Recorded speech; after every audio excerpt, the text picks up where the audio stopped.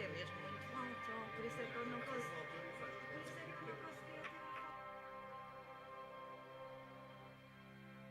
Quase que.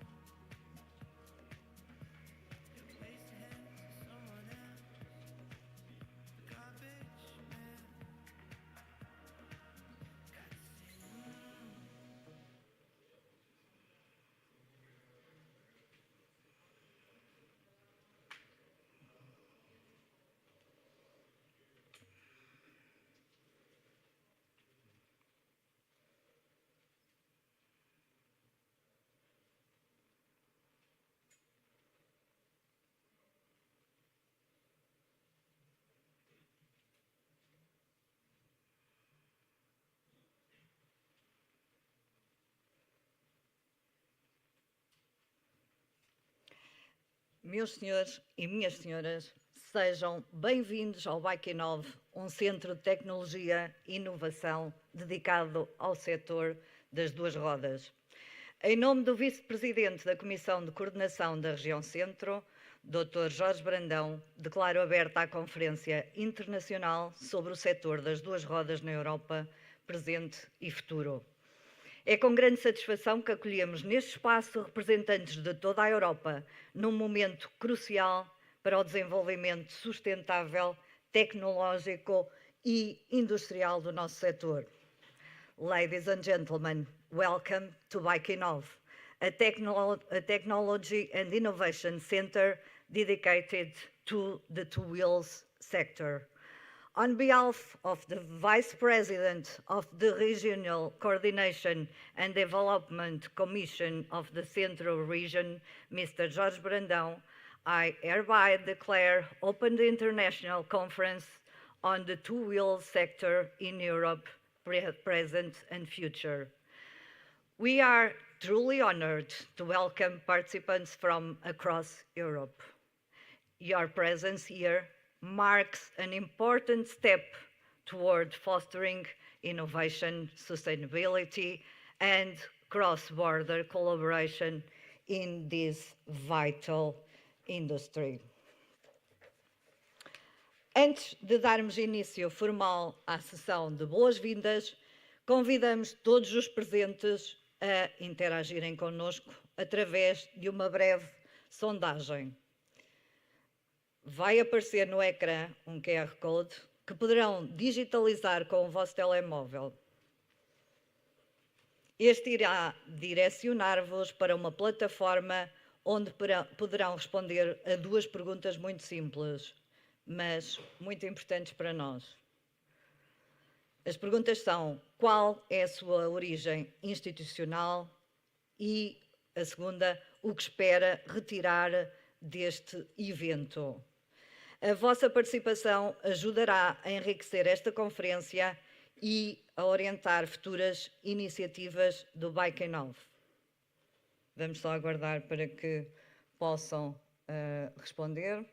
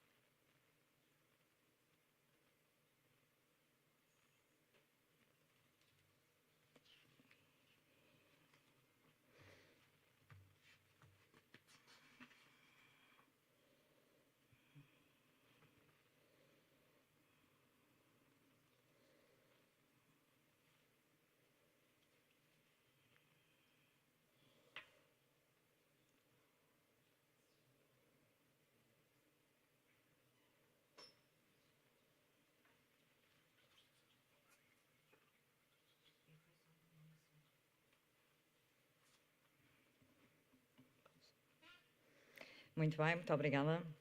Senhoras e senhores, damos agora início à sessão de abertura desta conferência internacional. E é com grande honra que convido o primeiro orador a usar da palavra. Chamo então Vital Almeida, Presidente da Direção da ABIMOTA, uma entidade com um papel central no setor das duas rodas em Portugal.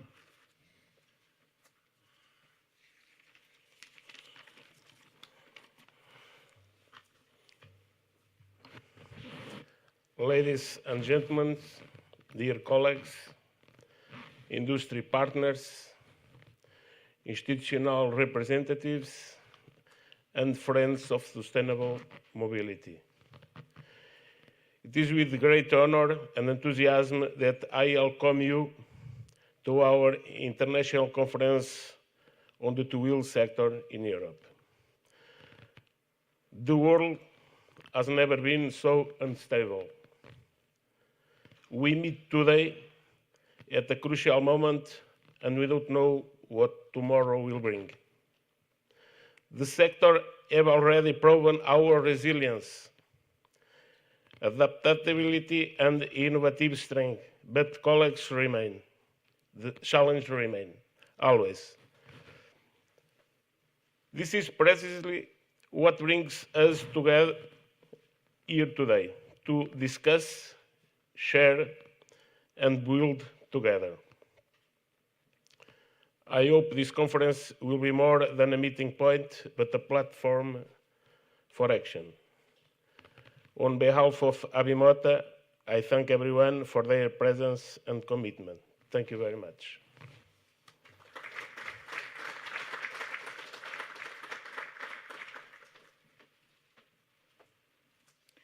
Chamo agora Gil Nadães, Diretor Executivo do BIKiNNOV e Secretário-Geral da ABIMOTA.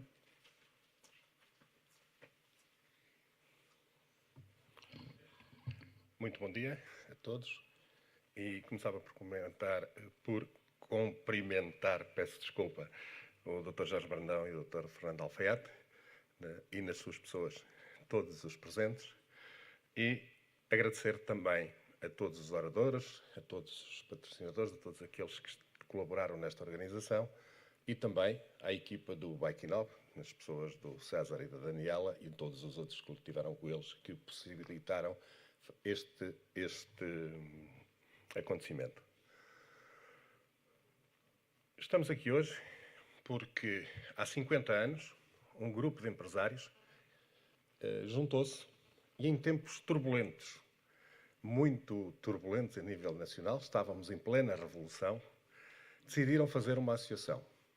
Decidiram fazer a ABIMOTA, a Associação Nacional da Indústria das Duas Rodas, que, na continuidade do seu trabalho, decidiu criar um laboratório.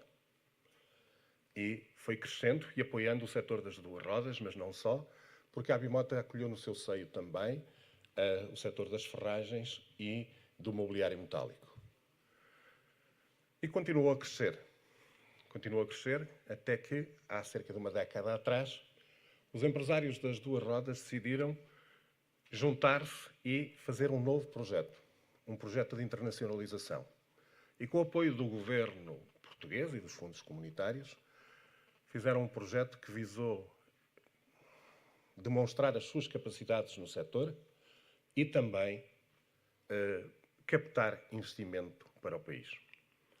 Este projeto, podemos dizê-lo, foi coroado de êxito e com um êxito muito grande. Este projeto permitiu que Portugal se tornasse o maior produtor europeu de bicicletas. E na sequência deste crescimento, as empresas portuguesas acharam que os tempos eram outros, eram diferentes. O laboratório da ABIMOTA, que fazia conformidade, tinha sido e era um grande apoio, mas era preciso ir mais longe. Porque a indústria nacional faz, sobretudo, ou fazia, do setor das duas rodas, trabalha sobre encomenda. E havia que ir mais longe e passar para um outro nível, para o desenvolvimento de produtos, para podermos nos afirmar também como um novo um novo destino de inovação na Europa.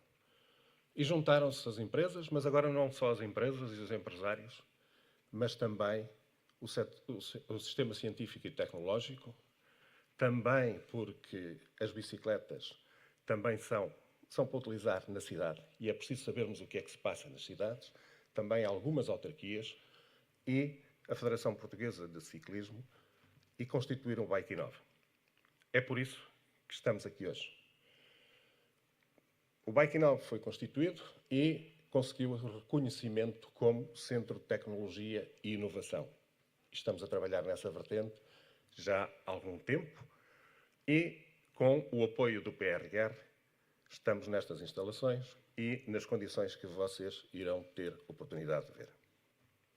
Eu não vou falar sobre as condições técnicas e aquilo que vai fazer o BIKiNNOV, ou muito em pormenor. Mas aquilo que nós queremos e almejamos para o BIKiNNOV, e é esse o projeto que está na base, é que ele se torne uma fonte de apoio para as empresas do setor, e não só, porque alguns equipamentos que temos aqui terão de estar estarão colocados ao serviço de Portugal inteiro e também do estrangeiro. Mas se o nosso foco principal são as empresas nacionais, nós queremos ter condições para acolher também entre nós os grandes players para poderem desenvolver connosco os seus projetos. Estamos a dotar um centro que eu estou convencido, e da experiência que tenho um pouco já de acompanhar a internacionalização da ABIMOTA, não há no mundo outro que preste uma resposta deste tipo ao setor das duas rodas. Nós estamos a investir num centro diferenciado e diferenciador que pode dar uma resposta global desde a concepção do produto, desde o seu desenvolvimento até à prototipagem do mesmo, com todos os testes que têm de ser feitos e desenvolvidos. Isto é, vamos dizer assim, one-stop shop e um local onde podem encontrar todas as respostas. Isto será, com certeza, uma grande mais-valia para o setor. Obviamente que houve a inspiração, e a inspiração foi a raiz disto tudo. Agora estamos na fase da transpiração. E, como terão oportunidade de ver, as instalações não estão completas, mas já estão bastante mais adiantadas. Até ontem já tivemos iluminação para poder ver melhor, porque estávamos com iluminação provisória, mas estamos a vencer os desafios. E os desafios são que dentro de um ano, no final do PRR, nós temos um centro a trabalhar, não a iniciar, a dar os primeiros passos, mas a desafiar já muitas entidades e muitos, não só os nacionais, mas estrangeiros, a poderem vir trabalhar connosco. Porque esta tem de ser a ambição, não só das empresas portuguesas, mas não só do centro, mas também das empresas portuguesas, trazer os seus clientes também para Portugal, para podermos juntos resistir às intempéries que correm um pouco por todo o mundo.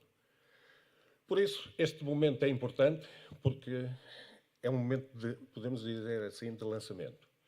E nós contamos com o vosso apoio, com o vosso interesse, com a vossa crítica, para nos ajudar a fazer mais e melhor e a constituir aqui um verdadeiro centro de saber e um verdadeiro centro de apoio, não, sobretudo ao setor das duas rodas, mas ao setor industrial. Contamos convosco todos, porque juntos somos mais fortes. Muito obrigado.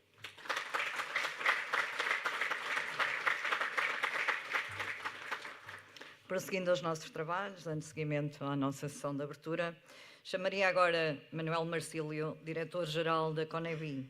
Mr. Manuel Marcílio, General Manager of CONEBI, bringing a European industry-wide perspective on current challenge and future directions.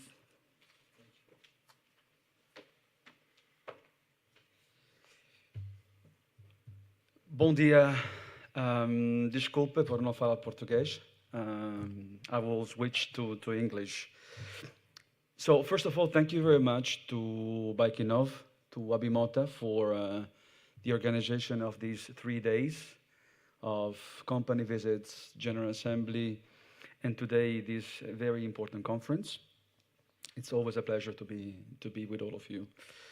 So, ladies and gentlemen, distinguished guests, colleagues, and I would say also friends, it is with great pleasure to join you today and to share some reflections on the present but also the future of the two-wheeler industry in Europe. A sector which is not just close to my heart, but also vital for Europe's transition towards a greener, healthier, and also more connected mobility. So today we look back with pride at the progress we have made. The European two-wheeler industry has shown remarkable resilience and growth over the past years. Even in the face of unprecedented challenges, just mentioned by the previous speakers, whether it's supply chain disruptions, global uncertainties, and also let's not forget the impact of COVID-19 pandemic. We have seen and we continue to see the e-bike revolution unfolding across Europe, transforming the way that people move, work, and also live. So with more than 5 million e-bikes sold annually, cycling is no longer just a leisure activity. It is a key part of our daily lives, contributing to cleaner air, reduced congestion, and healthier communities. But we know that success also brings new responsibilities. Our industry is committed to leading the way in sustainability, innovation, and fair global competition. We must address challenges such as the sustainability of supply chains, the development of circular economy practices, and the responsible use of critical raw materials.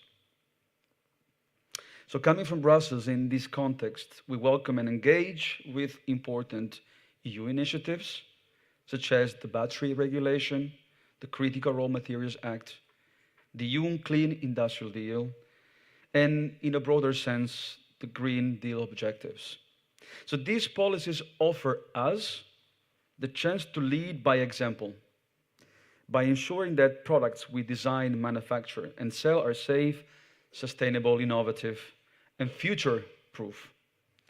So looking ahead, I see 3 priorities for our industry. First, sustainability. We must continue to innovate in the use of eco-friendly materials, energy-efficient production, and robust recycling systems. The future of the two-wheeler industry must be circular. Number 2, innovation. So from digitalization to connected mobility, from new business models to smart solutions for safety and comfort, we have an incredible opportunity to make two-wheelers even more attractive for all European citizens. And third, advocacy. And in this I jump in. We must continue working with policymakers at EU level, but also the national level, and all the local authorities to promote cycling as an essential part of Europe's transport ecosystem. This means ensuring fair access to funding, supporting infrastructure development, and defending the interests of our industry in a global scenario. So I do believe that together we can create a resilient, competitive, innovative, and future-oriented two-wheeler industry, which delivers on Europe's sustainability, but also competitive goals and improve the life of millions of people. I firmly believe that the future of the two-wheeler industry in Europe is bright, and I invite all of you to join us in this very bright future. Thank you very much for your attention.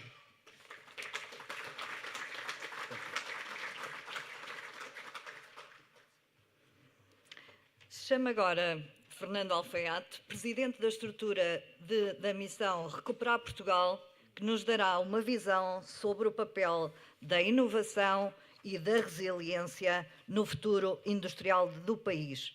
Recordamos que a AM2R, Agenda Mobilizadora da Indústria das Duas Rodas, é desenvolvida no âmbito do Programa de Recuperação e Resiliência e financiada pelos fundos europeus NextGeneration.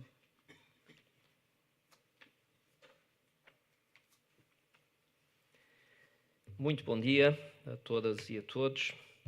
É um prazer estar aqui nesta conferência, agradecer o convite que nos foi dirigido portanto, cumprimentar em especial o Dr. Gil Nadais, que tem connosco sempre articulado todos estes projetos ligados ao PRR e com bastante, digamos que, interesse do nosso lado, sendo, obviamente, projetos com grande relevância para o setor e para o programa PRR. Gostaria de começar por prestar estes agradecimentos e também cumprimentar o meu colega da Comissão de Desenvolvimento Regional, Dr. Jorge Brandão, e, obviamente, também, do ponto de vista institucional, tudo aquilo que nós temos feito juntos sobre fundos comunitários, já de longa data, portanto, eu estou aqui a tentar entrar numa apresentação que eu não consigo, peço desculpa.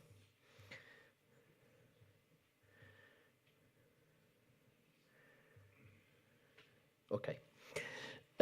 Portanto, dizia que o meu colega e amigo Jorge Brandão, que desde há longos anos me tem acompanhado também em toda a articulação, quer nos sistemas de incentivos do Portugal 2020, fundos da coesão, quer também no âmbito do PRR, e é com grande satisfação que esta articulação também é feita.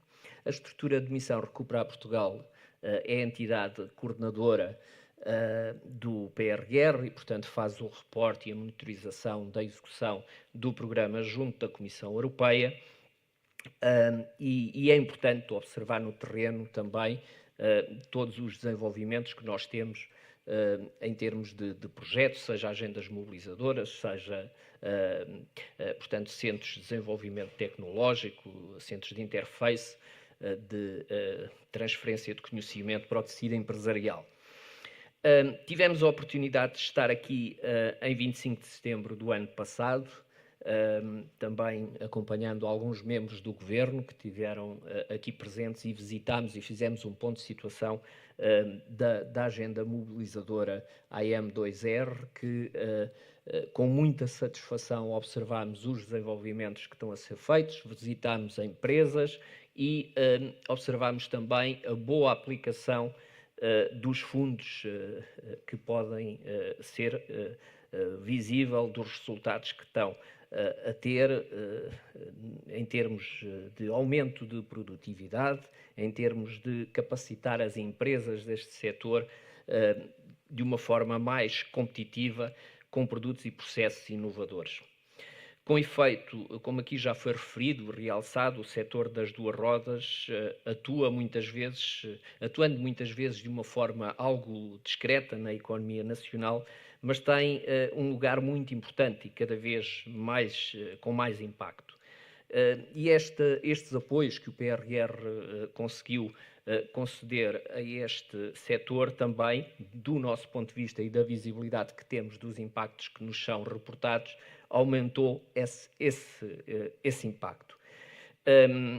É também interessante verificarmos hoje que vamos dar início aqui, portanto, digamos, com o lançamento de um espaço que é um espaço de inovação, um centro que pretende trabalhar para a modernização tecnológica e científica, uma estrutura transformadora que, por isso, apresenta valores semelhantes aos do PRR e, por isso, enquadrada também num projeto do PRR que pretende transformar o país e a economia através da aposta numa sociedade mais resiliente e fundamentada, também apostando na dupla transição. A dupla transição sempre uma prioridade relevante na estratégia de apoio que nós temos implementado a nível do PRR, que tem a ver com portanto, a transição digital e a transição climática. Esta é uma ambição e é esse o caminho que temos vindo a fazer. Um caminho que se alinha com o setor que aqui hoje se analisa nesta conferência, o setor das duas rodas, que se destaca pela inovação e competitividade em sintonia com sustentabilidade, investindo numa das áreas essenciais da sociedade, que é a mobilidade.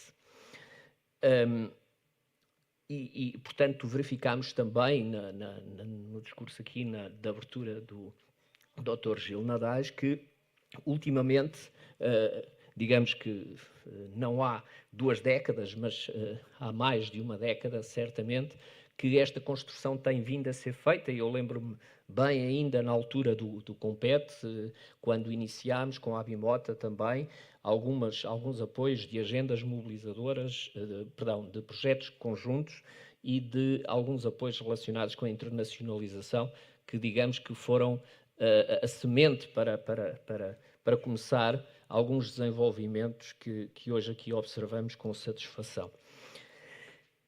Mas se o PRR aposta na mobilidade e no setor empresarial em geral, a verdade é que assumiu desde o primeiro momento um caráter diferenciador, com a promoção de projetos que visam ultrapassar fronteiras, juntando as empresas, a academia, os centros de inovação científica, entre outras entidades relevantes como as autarquias.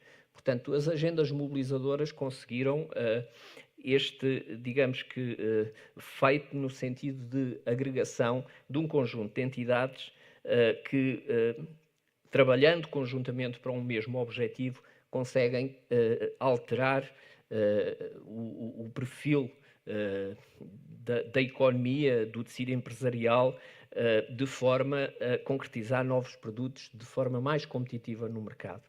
E o setor das duas rodas não ficou indiferente a este repto.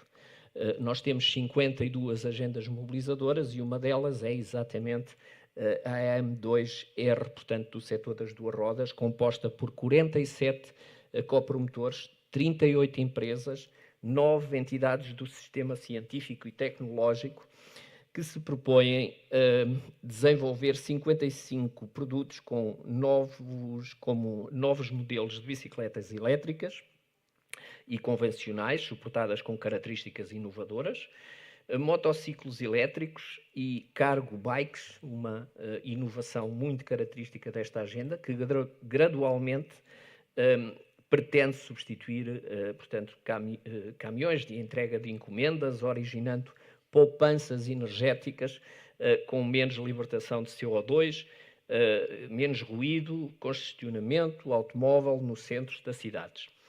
Pretende-se também, nesta agenda mobilizadora, dotar o setor nacional da capacidade técnica necessária à produção de todos os componentes para rodas, permitindo reduzir substancialmente a dependência europeia face ao mercado asiático, contribuindo de forma decisiva para Portugal se tornar dos poucos países no mundo a fabricar estes produtos de forma tão integrada. Permitam-me apenas mais um minuto para ritmo acelerado, como se pretende, digamos que no PRR, a questão temporal é sempre um desafio, deixar uma breve visão de como está, portanto, o plano de recuperação e resiliência. A esta data, nós continuamos a caminhar de forma sustentada para a meta, e a nossa meta é a concretização global do PRR. Tivemos agora, em meados de maio, portanto, a reprogramação aprovada pela Comissão Europeia.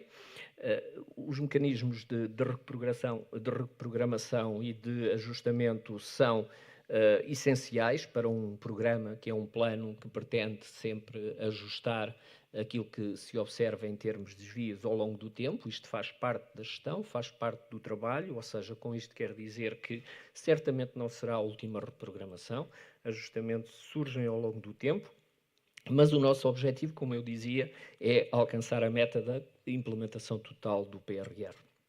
E, portanto, mantivemos a ambição de um plano de investimentos de cerca de mais de 22 bis, que estão a ser implementados, 127 investimentos, grandes investimentos que aqui estão divididos neste plano de investimentos, entre os quais o grande investimento das agendas mobilizadoras, 44 reformas, uma vez que o PRR não tem só investimentos, mas tem sempre associadas questões de legislação, de regulamentação, as chamadas reformas, que facilitam a implementação das políticas públicas, bem como 438 marcos e metas, que são os objetivos que temos que atingir do ponto de vista físico e do ponto de vista de concretização para comprovar a execução deste plano perante a Comissão Europeia.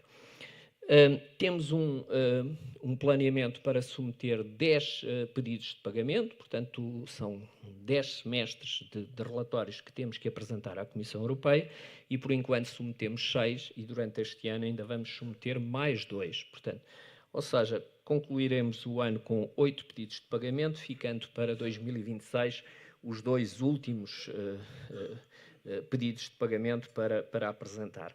Com isto temos 33% dos marcos e metas certificados pela Comissão Europeia e em fase de avaliação já com aprovação informal por esta entidade, cerca de 47% destes marcos e metas comprovados. Lançámos também, do ponto de vista da medida e do investimento das agendas mobilizadoras, em abril, em meados de abril, uma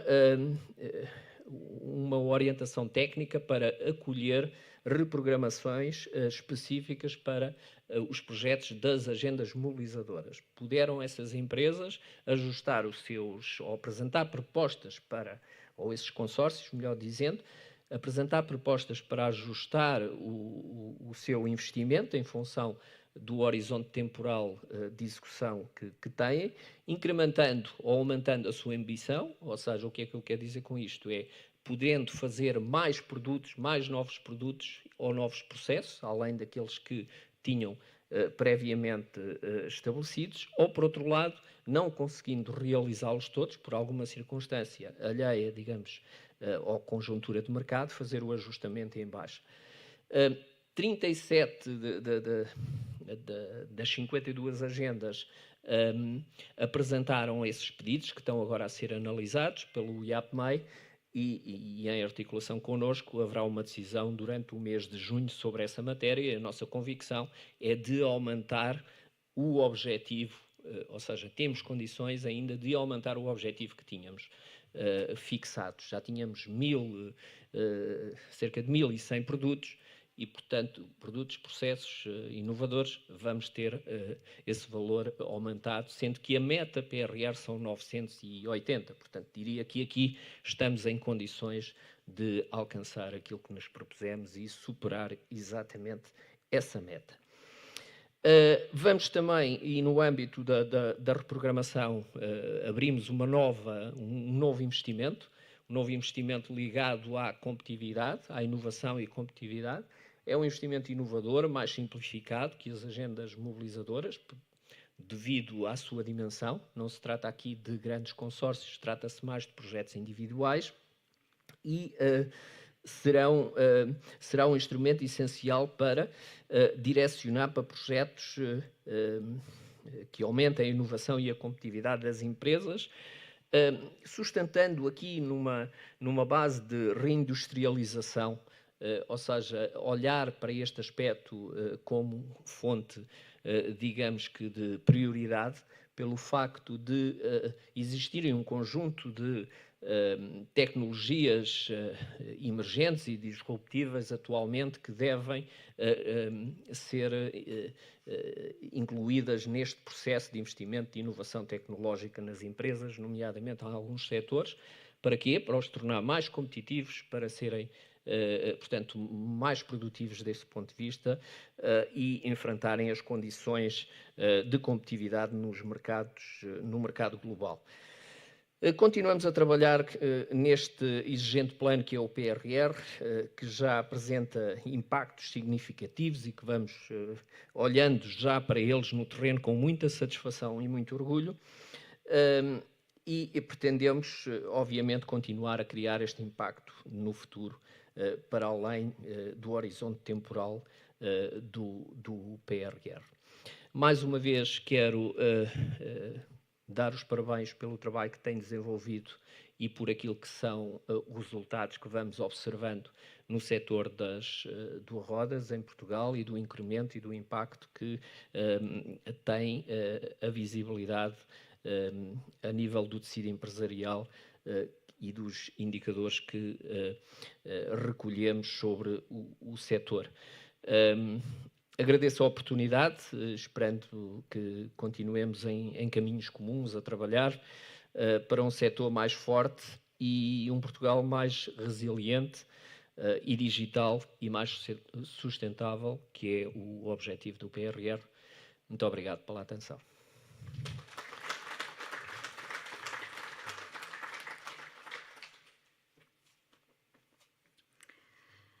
E para encerrar esta sessão de abertura, convido Jorge Brandão, Vice-Presidente da Comissão de Coordenação e Desenvolvimento Regional do Centro, CCDRC, que nos irá enquadrar o apoio à inovação e transferência de tecnologia na região Centro.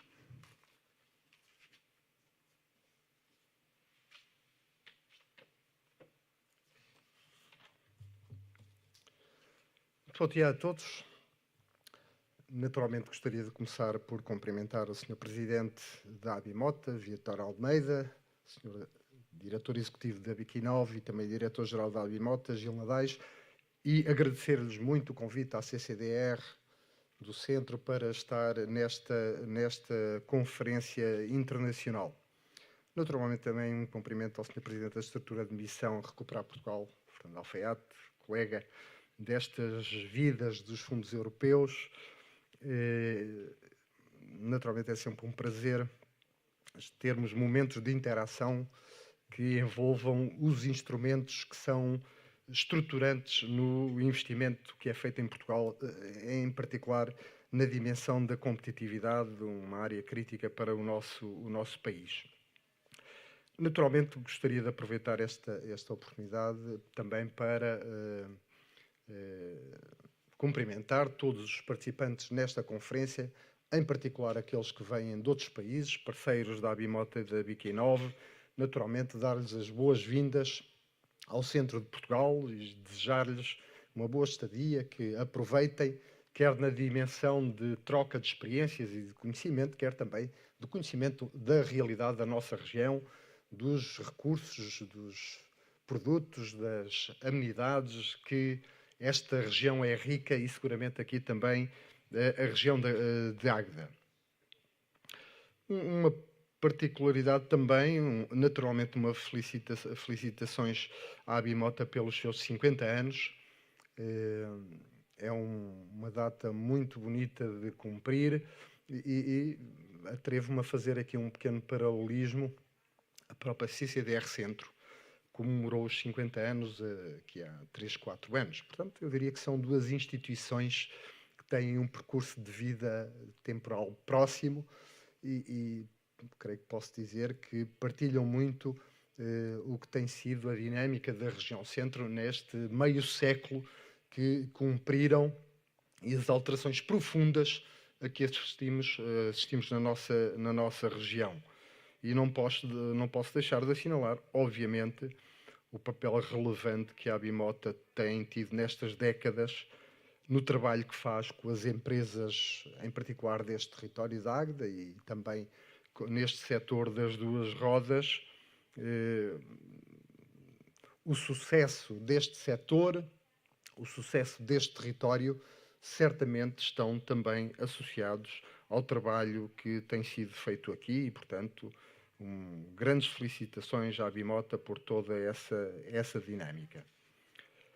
Não temos dúvidas nenhumas que este setor é um setor crítico para a região, da maior importância, pela sua expressão em termos de capacidade produtiva, capacidade de emprego, capacidade de exportação, de afirmação internacional da nossa economia regional e também deste território em particular da Águeda. De facto, é um território ímpar na nossa região pela densidade do seu tecido produtivo em diferentes setores industriais, pela sua capacidade de arrastamento da economia da região, da sua capacidade de afirmação internacional e, portanto, não há dúvida nenhuma que a região centro depende muito também do que este território consegue fazer em termos económicos, sem dúvida alguma. A sua capacidade, a sua dinâmica, naturalmente está também associada à sua capacidade de inovação e, naturalmente, para além do PRR, como aqui foi dito, é obviamente um instrumento de financiamento muito relevante no momento que atravessamos. O Portugal 2030 também, já o foi o Portugal 2020. O Portugal 2030, que está nesta altura também em concretização, obviamente também é um instrumento da maior importância para reforçar a capacidade produtiva da nossa economia e também a capacidade de inovação. Os instrumentos que dispomos são vários, são muito relevantes. Nos últimos anos temos aberto sucessivamente vários avisos de concurso para financiar empresas, para financiar entidades do sistema científico e tecnológico, para financiar parcerias entre estas duas tipologias de entidades e, portanto, é uma dinâmica que está a acontecer. Contudo, o que nós verificamos nos últimos tempos é que, para além de um número muito significativo de candidaturas que são submetidas, de projetos que são aprovados, está a haver alguma baixa dinâmica de concretização dos projetos. Isto é, percebemos que quer as empresas, quer as entidades do sistema científico e tecnológico não estão com uma dinâmica de concretização dos projetos como gostaríamos. Temos consciência de todas as dificuldades que se registram hoje, o nível de incerteza sobre o futuro próximo, seja na relação com os mercados de destino dos nossos produtos, seja na relação dos mercados que nos fornecem produtos, equipamentos, tecnologias. Temos consciência dessas preocupações e da forma como elas impactam na concretização dos projetos. Também por isso, a própria Comissão Europeia, tendo consciência de toda esta realidade que estamos a viver hoje, está a desafiar os Estados-membros a repensar um pouco também o futuro relacionado com a concretização dos atuais períodos de programação. Como sabemos, o atual período de programação tem execução entre 21 e 27. Recentemente concluímos a primeira metade, estamos agora na segunda metade deste período de programação e ainda assim estamos com taxas de execução muito baixas e, portanto, a Comissão Europeia, que estava já a preparar o próximo período de programação, portanto, o pós-2027, a desenhar prioridades, a desenhar o contexto estratégico para esse período de programação, onde, naturalmente, há uma nova realidade que a Europa e o mundo vive e que, naturalmente, influi nessas opções estratégicas para o futuro e, também por isso tudo, a própria Comissão Europeia quer antecipar o futuro, se posso sintetizar assim. Isto é, grandes prioridades que a Comissão Europeia quer concretizar, não quer esperar pelo próximo período de programação a iniciar em 2028. E então está já a desafiar os Estados-membros, ainda neste atual período de programação, rever a distribuição das dotações pelos diferentes instrumentos de programação para alocar uma parte dessas dotações a novas prioridades. E quais são essas prioridades? Claramente, a dimensão da competitividade, isso não há dúvida nenhuma, é claramente a primeira prioridade. Portanto, a Comissão Europeia desafia-nos a colocarmos ainda mais recursos nesta dimensão da competitividade. E para isso lançou uma iniciativa, porventura muitos de vós já ouviram, a iniciativa STEP, Plataforma para as Tecnologias Estratégicas Europeias, onde identificou 3 grandes áreas prioritárias onde o reforço desta dimensão da competitividade deve focar-se. Estamos a falar de tecnologias críticas, tecnologias na área digital, tecnologias associadas às energias limpas e biotecnologia. E, portanto, um grande desafio é encontrarmos novos caminhos, novas prioridades relacionadas com estas dimensões. Mas as prioridades europeias não se ficam por aqui. Claramente, o tema da defesa passou a ser um tema a colocar na agenda. E, portanto, mais uma vez, os Estados-membros são abordados para identificarem oportunidades de colocar investimentos da política de coesão também neste setor. Obviamente estamos a falar numa ótica industrial, isto é, apoiar empresas, apoiar dinâmicas que promovam, seja na ótica de produto, seja na ótica de serviço, a reforçar a capacidade também de investimento e de produção industrial da Europa na área da defesa. Um terceiro tema, óbvio que não é uma prioridade propriamente nova, mas que vem também merecer uma nova ideia de reforço, é a capacidade de resiliência relacionada com o recurso água. Todos sabemos os últimos anos o quanto têm sido críticos neste tema, em particular no sul da Europa, mas não só, também países do norte da Europa, e, portanto, o tema da água é também um tema, uma nova prioridade. Outra prioridade, descarbonização, que já o era, verdadeiramente, nos instrumentos de financiamento que temos no 2020-2030, já é naturalmente uma prioridade, mas ainda assim a Comissão Europeia vem desafiar os Estados-membros a darem ainda maior atenção. E uma nova área muito relevante, que é uma área crítica muito falada no nosso país, mas que verdadeiramente é uma questão crítica a nível europeu, tem a ver com o setor da habitação. E, portanto, estamos a falar de 5 novas prioridades: competitividade, defesa, água, descarbonização, habitação, e, portanto, a Comissão Europeia vem desafiar os Estados-membros ainda este ano, 2025, reverem as suas programações e identificarem novas dotações que sejam alocadas a estas prioridades. É isso que está a acontecer a nível nacional. Os organismos responsáveis pela gestão do Portugal 2030 estão já a trabalhar, a revisitar os seus planos estratégicos, a sua distribuição de dotações pelas diferentes áreas temáticas e perceber de que forma é que podem ainda mobilizar novas dotações para estas áreas. E, portanto, é importante que tenhamos consciência desta revisão das prioridades, porque, de facto, isto vai ter impacto sobre todas as áreas, desde logo porque, seguramente, vai sobrar menos dotação para outras áreas. E, portanto, isto tem impacto sobre todas estas dimensões. Obviamente temos que olhar para estas dimensões também numa perspectiva positiva e perceber de que forma é que estas novas prioridades podem ser para nós também uma oportunidade, de facto, de apoiar investimento, de apoiar nova dinâmica económica, de apoiar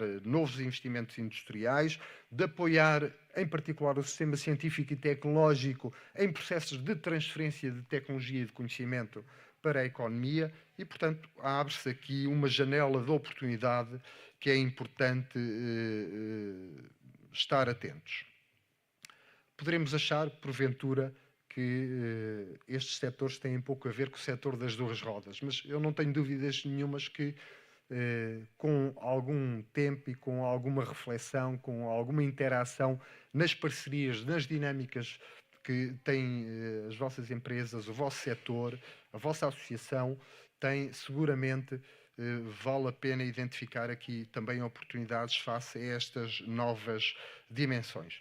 Obviamente, nós não temos dúvidas nenhumas que, em particular nesta dimensão da competitividade, os outros setores que temos na região deixam de ser importantes. Não, claro que não.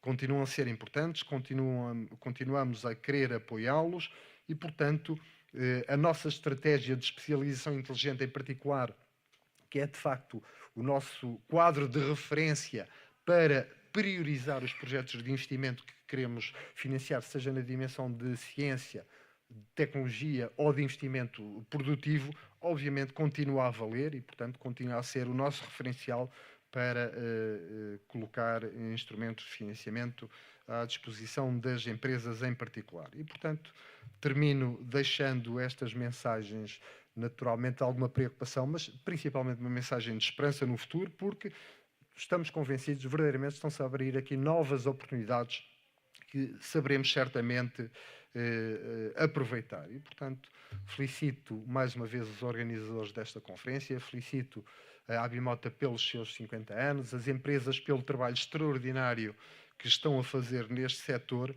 e seguramente o futuro será promissor para todos. Muito obrigado pela vossa atenção.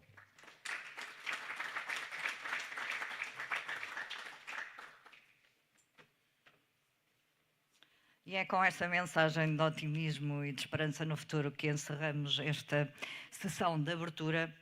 Cumpre-me agora informar que na entrada do BIKiNNOV está um showroom com alguns protótipos do projeto da AM2R que poderão visitar livremente durante a pausa que se segue. Além disso, temos também o nosso coffee break para que possam relaxar um bocadinho e fazer networking. Lembramos que o painel terá início às 10h45 em ponto, pelo que pedimos que regressem ao auditório a essa hora, pontualmente. Até já.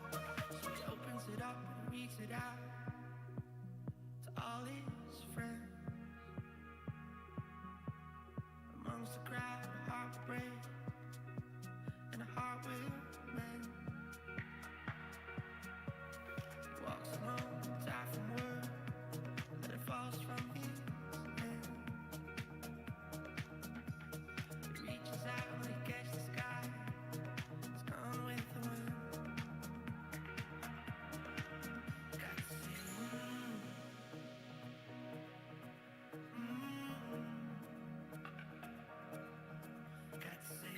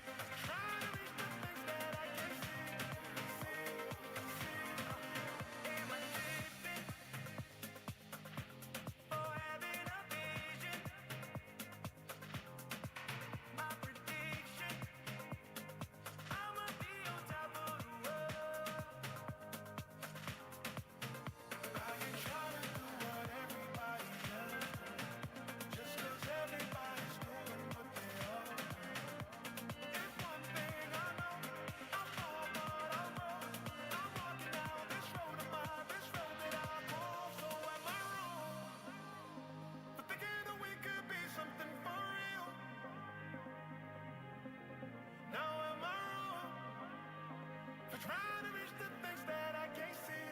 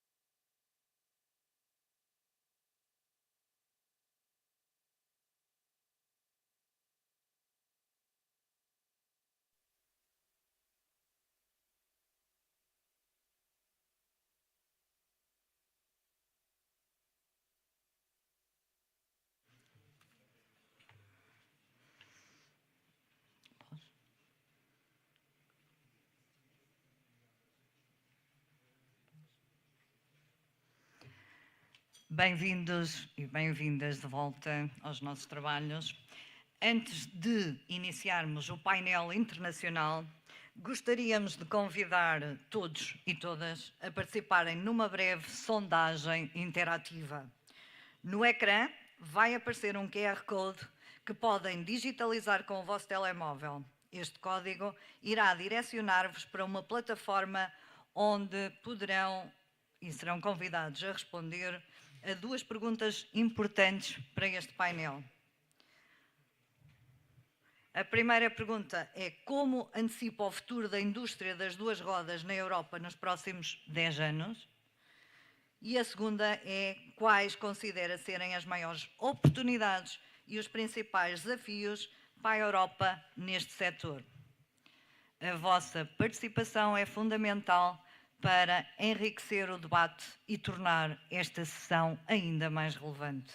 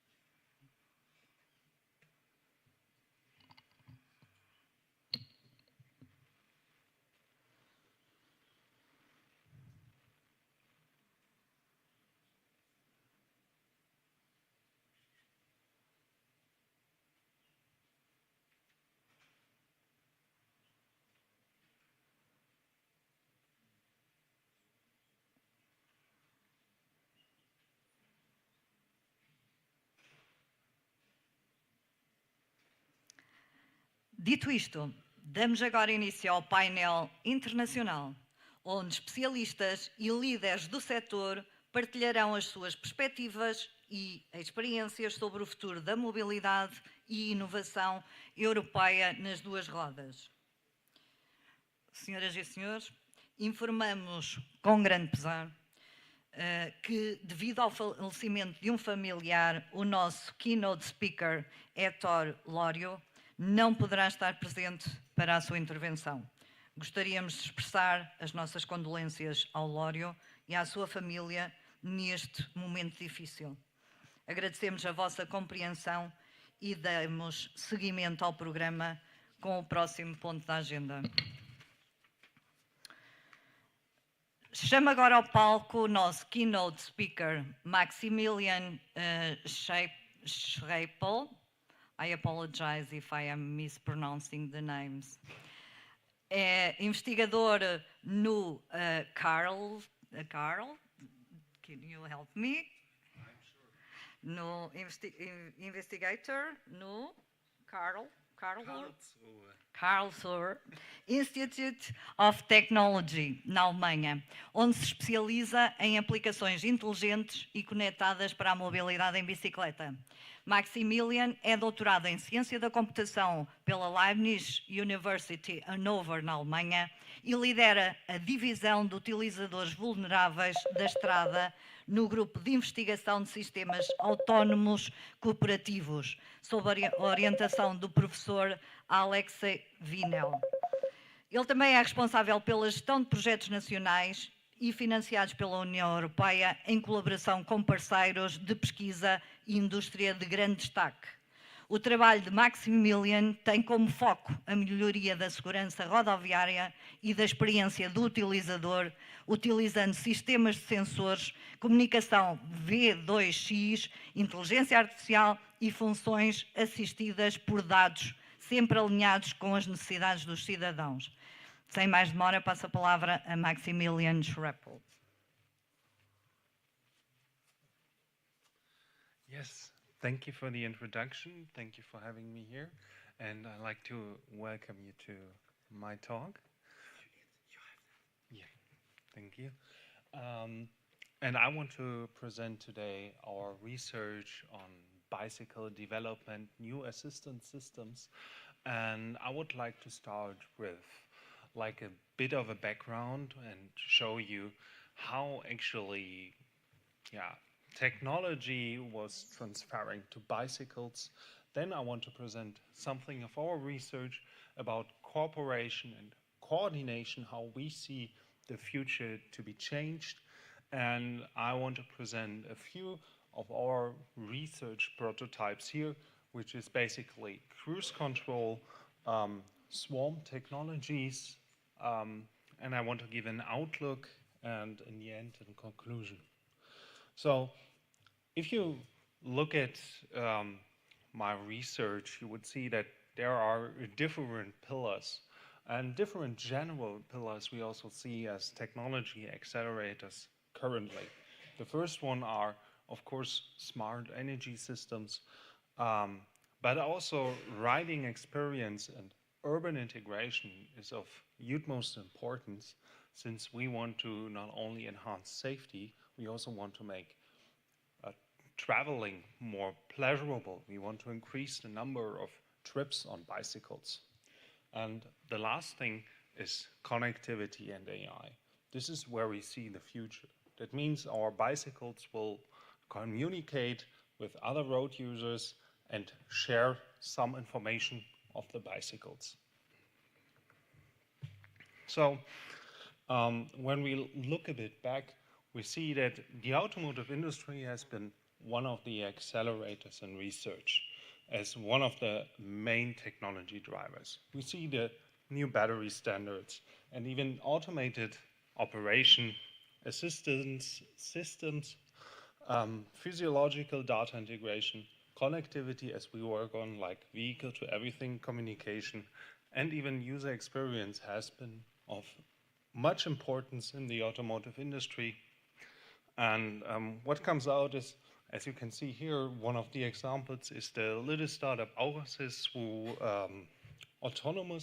who autonomize cargo bikes, like not for like having automated cycling, more like that these vehicles can follow the rider in order to deliver the parcel right to the door. But there's a shift in automotive research.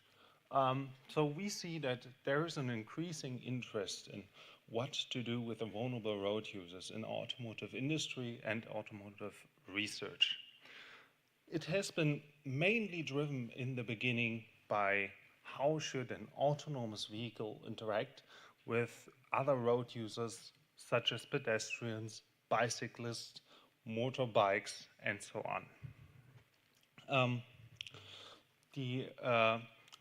What the car does is it tries to sense in the context some behavior of a road user and forecast some trajectory in order to adapt its own driving behavior.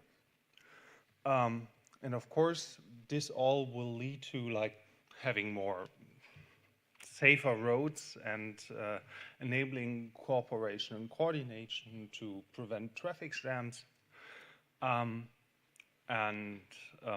This is where it started. And when researchers looked into that, they found that these road users have their own perspectives. They have their own incentives of taking those vehicles on the street. So it turned out that bicycles are an own research field, which is now actively pursued by many institutions. And this brings me to the cooperation and coordination we have on bicycles. So generally speaking, road users, what they share is a location and a trajectory.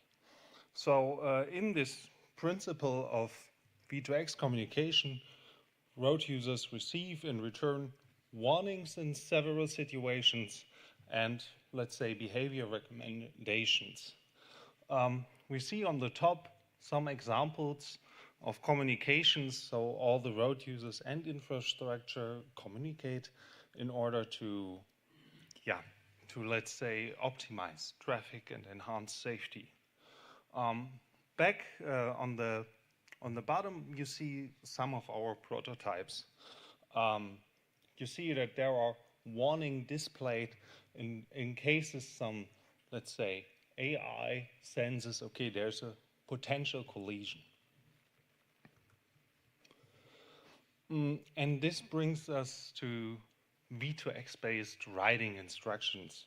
So as we heard, the aim is to enhance safety and traffic flow, and vehicle to everything communication can be a very, very rich source for contextual information.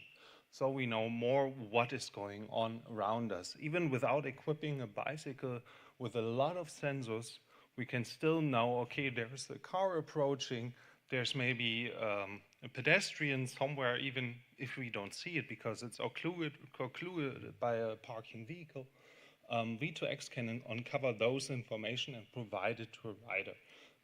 Additionally, and this is also one of the projects we're working on together with local companies, is you can give riding instructions like traffic signal phases. So you can always catch the green with your bike when you use some app, and with V2X communication, you can even enhance that principle by also taking the infrastructure more into the app.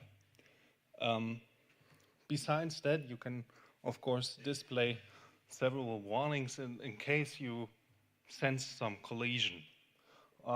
Here you see one of our prototypes we have, which I have built.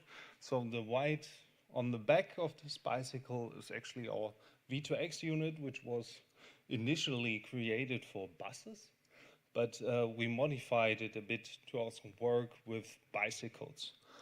These are, of course, research prototypes, and they can be miniaturized. So we cannot only test those things on the street, we have to first simulate those things in a digital twin. And the way we do it in research is twofold. So we test the technical limitations, but as well as the user behavior. And we bring both factors together in order to make like a full system that can really enhance safety. So in order to test challenging or dangerous situations, we use digital twins, and we even bring users into these situations. One of those you can see here on the bottom. This was mainly a dashcam video, which was transformed into a digital twin, and now we can review the situation from different perspectives and even bring riders into the situations, and in this way test our collision scenarios. Besides that, we also look from the technical perspective, how does the communication work? What are delays? So what if a message comes a bit delayed or is somehow deleted on the message channel? And this can be simulated, and we can see the results right in the digital twin. Next thing is, of course, we need to integrate user feedback as early as possible. To give you one example project where we're in is Cultural Road, and here we try to define some star rating system which we can later use before we want to really bring technologies to the streets. And this helps us to really say how useful a certain technology for a certain area is.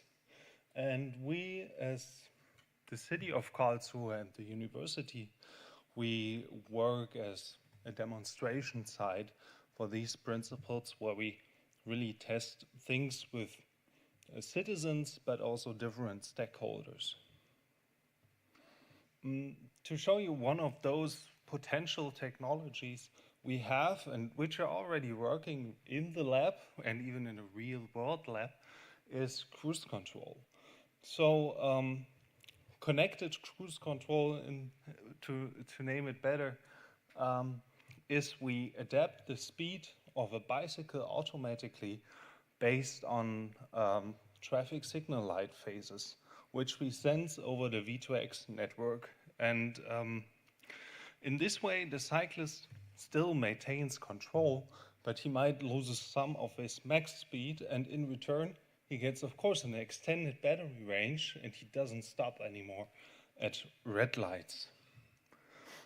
So, to give you some of the results, so we tested this in our real-world lab with 15 cyclists, and what we found out is that cyclists can maintain a speed, even if it's totally unknown to them, automatically just by motor shutdowns. That means we simply shut down this electrical support once we reach a desired speed, and in this way, of course, the cyclist tends to reduce the speed, and when he's below our desired speed limit, the motor is again turned on, and in this way we can still control the way the cyclist is performing his cycling. So why is that important to know? Because if we have this information, we can say we can use that for traffic controllers to optimize how we should really adapt the speed in order to catch the green all the time. Next one is swarm cycling. This we do together in a collaboration with the University of Illinois at the Urbana-Champaign campus. And here we performed some of the experiments on swarm cycling, where people had to move on predefined routes, and they had to follow a virtual traveling spot, which we call attractors. Once somebody submits to an attractor, he is part of a swarm, and this swarm increases your visibility in traffic. And in particular in the US, where this has been tested, this is a main concern that cyclists are often overseen, and there are lots of cyclists who die every year just because they're overseen by pickups, for example. How we control the position of the cyclist here, so we tested different modalities, visual and acoustic cues, but also our automated technology. To give you some first insights into what we found in our data is that cyclists actually have also in swarms prepared positions, and they negotiate somehow that they are mostly traveling in their preferred position. And here you can see some cyclists travel more on the front, others more on the back or in the middle. So these preferences lead to our conclusion here for this project that those swarm systems should adapt to specific preferences.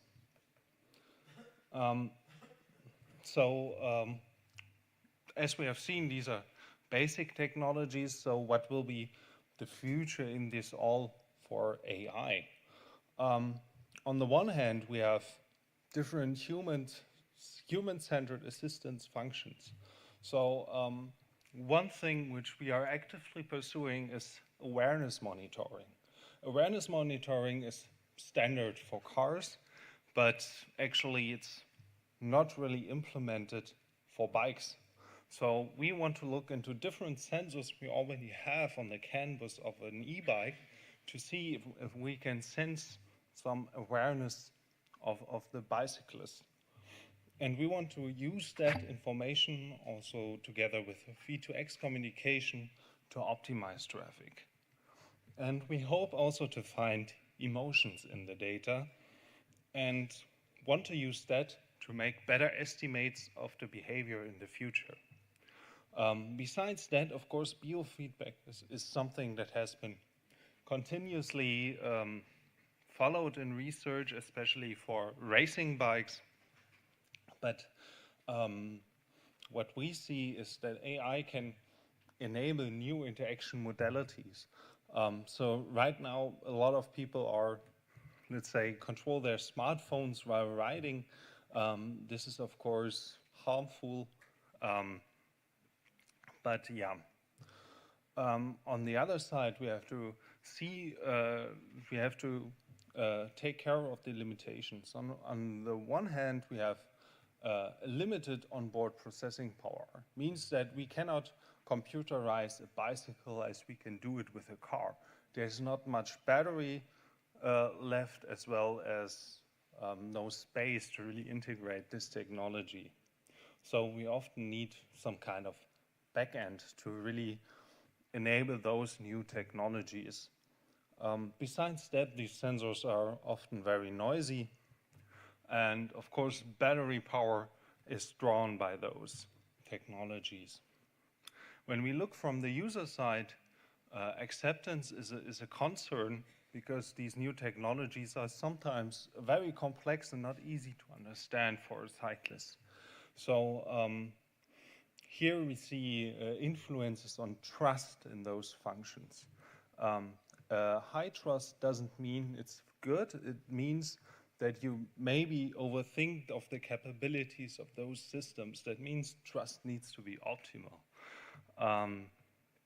Privacy is, of course, another concern, so we share different things with the network.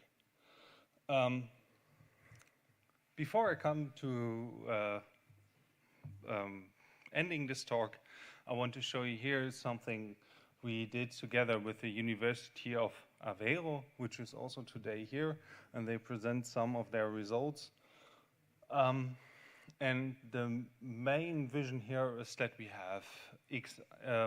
have extended realities in bicycle helmets, for example, and we can even use X-ray vision to display to a cyclist if there's an approaching car coming from around the corner. So coming to my conclusion, from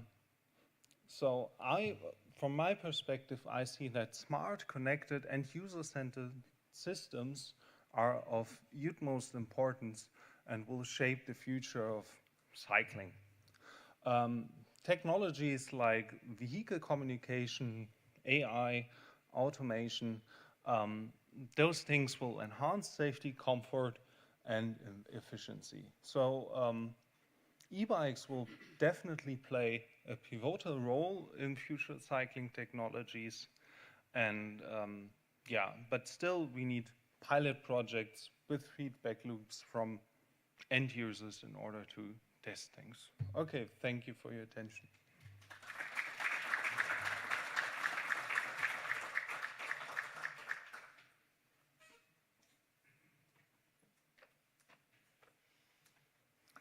Thank you very much, Maximilian, for your presentation.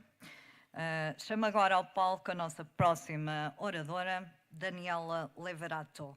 Daniela é uma especialista reconhecida em regulação global e políticas nos setores da tecnologia e da mobilidade, com mais de 15 anos de experiência em algumas das indústrias mais reguladas do mundo.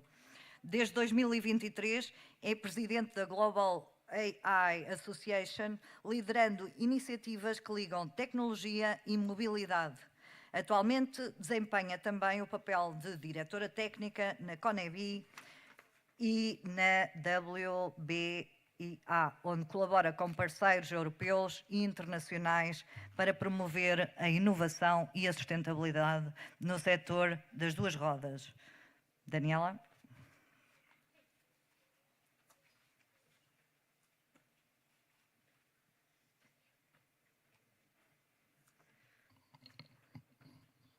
Bom dia, thank you everybody. Quero agradecer a toda a equipa de BIKiNNOV e ABIMOTA pelo convite. So, Thank you very much for the invitation, and I am Daniela Leveratto, CONEBI Technical Director, and today I would like to give you a short introduction on our main activities in Brussels, and not going too much into details, but giving a short overview of all the activities which are related to bicycles. And first of all, let me please give you a short introduction. I followed with a lot of interest the presentation of research, because I also come from that field, and I was really interested in my life to understand how good research, how good data can be leveraged to have good regulations. That's not that obvious, and especially making the connection from the field, from the ground to up to the political level is a difficult process to have this message going up and especially being received in the proper form. That's an area in which I try to help, in which I've developed my competence, and I try to help. Because I think every time, especially the decision makers, hear about some new technologies, new technology approaches, possibilities, they have always, well, there is always the part of interest, but also of the reluctancy towards something new, which of course which sometimes may be difficult to be understood. So my role is very much linked into making this, in transposing this communication in a simpler way, and making sure that okay, our advocacy activity are very much based on facts, data, and making sure that this is properly understood. So inside CONEBI, in order to be able to deal with all the regulatory issues which concerns bicycle, we have thought useful to divide our work in some groups, or if you want, we can call them even pillars of activities, because, well, I come from the automotive sector, automotive, motorcycle, bicycle sector, so I'm very much linked also to this. I could see some similarities in several of the industry I visited this year here in the Bike Valleys, which started actually to work for motorcycle industry. So the bicycle looks like a simple product, but we have to be aware that at least we have 3 types of bicycles which are very different and belong through different packages of regulations. So we have the traditional bicycle, the muscular ones, muscular propelled ones. We have the e-bikes, non-type approved. And then there are type approved e-bikes, and they all belong, these 3 belong to different, I would say, packages of regulation. And of course, there are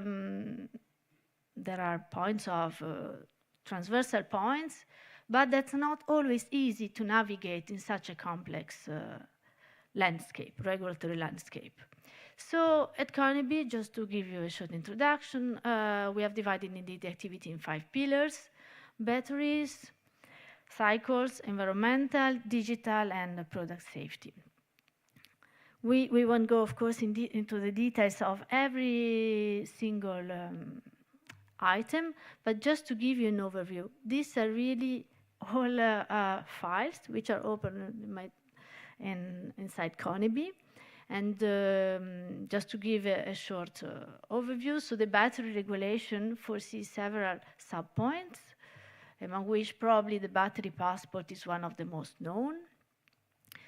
And cycles, for the cycle, as said, there are at least 3 types of cycles, making so already different the approach that we have from the general product safety, first the directive, now regulation, to the machinery directive, now regulation, and also the type approved regulation. Then there is all the environmental parts with eco-design and also chemicals. And digital policy, quite related to some of the issues seen in the presentation before, like cybersecurity, cyber resilience, and more. Product safety is again a transversal issue, which we cover also in the larger sense of ensuring circular economy. And just for information, the color code means that for the gray, we are not actively following that. We are following up to see if there is any emerging issues, but where we are active at CONEBI are the blue indicated activities. I would like to give some information regarding the battery regulation. And here are some of, let's say, our most recent key points. First of all, the common charger for LMT means light means of transport vehicles. You can read e-bikes, but on that I have some more specific charts afterwards. Let me first start with a more general introduction for the person who are less familiar with the battery regulation. The battery regulation was conceived by the European regulators to cover the entire life cycle of the battery, from the natural resourcing into the mining and processing, battery manufacturing, primary use in EVs, in electric vehicles, and end of life until disposal. This was a very comprehensive approach, which created a lot of challenges and a lot of intermediate steps. So when the battery regulation was published in July 2023 and entered into force in August, then this started a process of application of different subtopics, which you can see here on the screen, like in 24, study the restriction on substances, then application on performance and durability requirements, then labeling, collection of waste, carbon footprint declaration, new targets for recovery of material, and so on. And all these activities are followed by the European Commission under the framework of the set under the battery regulation. Since more content had to be defined, where the European Commission has started developing the secondary legislation, including specific guidelines in specific working groups. And that's where CONEBI starts being active, because CONEBI is invited to join these working groups and to present the voice of the industry. So the voice also of people from here working daily on these issues.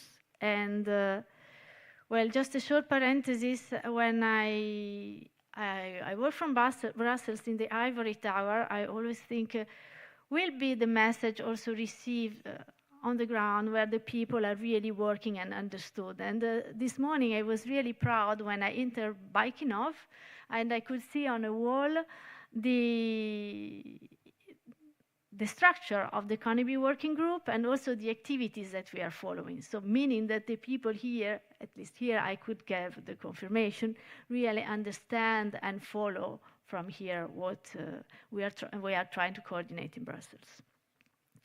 So I said, we are active in the groups, and one of the issues which are, where we bring most of our efforts is in the battery regulation, the famous Article 11 on removability and replaceability for different types of batteries. But the key points which are relevant for us, there are basically two types of batteries that are relevant for us, the portable ones and the light means of transport. For the portable batteries, it was decided that they should be easily removable and replaceable by end users.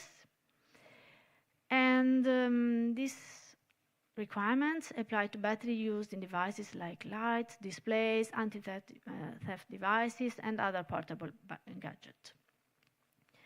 But where we got more concern is on the next application, or for light means of transport vehicles.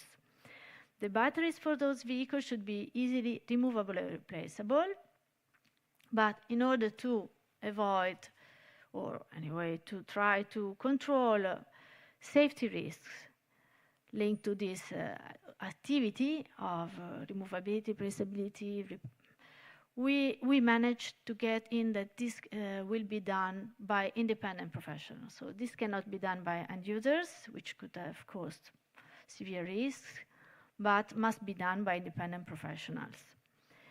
And this is an important point, which was what are these independent professionals? This was not defined in the regulation. So once the regulation was published, our activities, advocacy activity, continued in trying to have the regulatory bodies defining what are these independent professionals, among others, and to clarify in several parts of this article. And this led to new guidelines published early this year in January. These guidelines are differently from the regulation, not binding on member states, but are very useful to provide indeed some direction. However, and these guidelines, I've already could answer some of our questions, but still industry, so we as an industry, we still have concern on some part, especially on the interpretation of spare part availability. And we have tried to, as in our group, CONEBI groups, we have tried to interpret what the guidelines would like to say, want to say, and we are trying to get some clarity from the decision makers for that. But above all, we have concern about the consequences of this of Article 11, because mandating the removability and replaceability of batteries at cell level could compromise the battery safety and increase the likelihood of battery fire accidents. So in order to try to resolve some problems, or at least get some interpretations, with a delegation of industry experts, we are going to meet the European Commission offices in mid-June. And we would like to ask, among others, whether it's possible to have longer implementation time, and also whether it's possible to get some regulatory simplification and reduction of burden for the industry, linking our requests also to the omnibus packages of simplification measures, which has recently been foreseen by the Commission. This will be a key discussion, the one we are going to have mid-June. One of the, I think, most appealing new consequences of this regulation will be the battery passport. The battery passport will be the first digital product passport. And you have to know that the digital product passport is actually defined in another regulation. It's defined in the ESPR. And the problem, one of the first problem that we face is that the timeline of the SPR is in delay compared to the battery regulation. So the digital product passport should be ready by September 2027, while the battery passport should be ready already in February, so 7 months before. That's already quite a challenging timeline. And we are, as CONEBI, we have started being in close contact with the European Commission on the battery passport, and in particular, recently the Commission appointed some consultants to run interviews with experts from the industry and actually from all stakeholders involved in the battery ecosystem. running interviews and collecting written input. So at CONEBI, we have invited experts to engage in these interviews, which enable the Commission indeed to collect concerns and information from the field. And also we have invited them to provide input so that we could possibly prepare a CONEBI position on the battery passport. Another issue which was very important last year and was related to the LMT common charger, so the light means of transport common charger, because in the wish of the initial idea of the European Commission was to create a common charger for all LMTs, sort of the same that you have on your smartphone, one charger for all. Well, when this proposal, the Commission again appointed some consultants, and when the consultants published their study, CONEBI prepared a reaction paper, which were sent. And but also we managed to create last year, from summertime until the winter time, a more general position on the common charging framework conditions. And the CONEBI has published these two papers on our webpage. So if you are interested in, I would invite you to check our webpage to indeed get more in depth with these two publications. So apart from batteries, as we have seen in the beginning, one of the other major activities is on the micromobility, or anyway, on the cycles. And we have been very impacted recently from a study on micromobility or personal mobility devices. But first of all, we have to remember that our e-bikes are 99% on the market, non-type approved vehicles, and we would like to keep these vehicles non-type approved also in future regulation. And also possibly out of any future regulation on personal mobility devices, because APAC is already under a regulation which works very well, and this was also recognized by the consultant. So in this moment, we would like to ensure that APAC has its own identity and is seen as much as possible as a traditional bicycle. So for just to give some more details, on personal mobility devices, the Commission started working on this issue years in the past, and already in 2021, the consultant of the European Commission published a study, which is, whose hyperlink is can be found also in our presentation. But more recently, so it was published November 2024. There was a new study of the European Commission consultant, and this study are evaluating APAC, but also speedy APAC, including carrier cycle, stand-up and seated kick scooters, also self-balancing vehicles, including overboards, electric unicycles, or electric skateboards. As you can see, these vehicles are very different from each other, and therefore CONEBI is of the opinion that the e-bike should be seen differently from this type of vehicles, and especially because we are already under an important regulatory framework which works, and over the years proved it's working. And therefore, to follow up on this study, CONEBI is proceeding with several steps.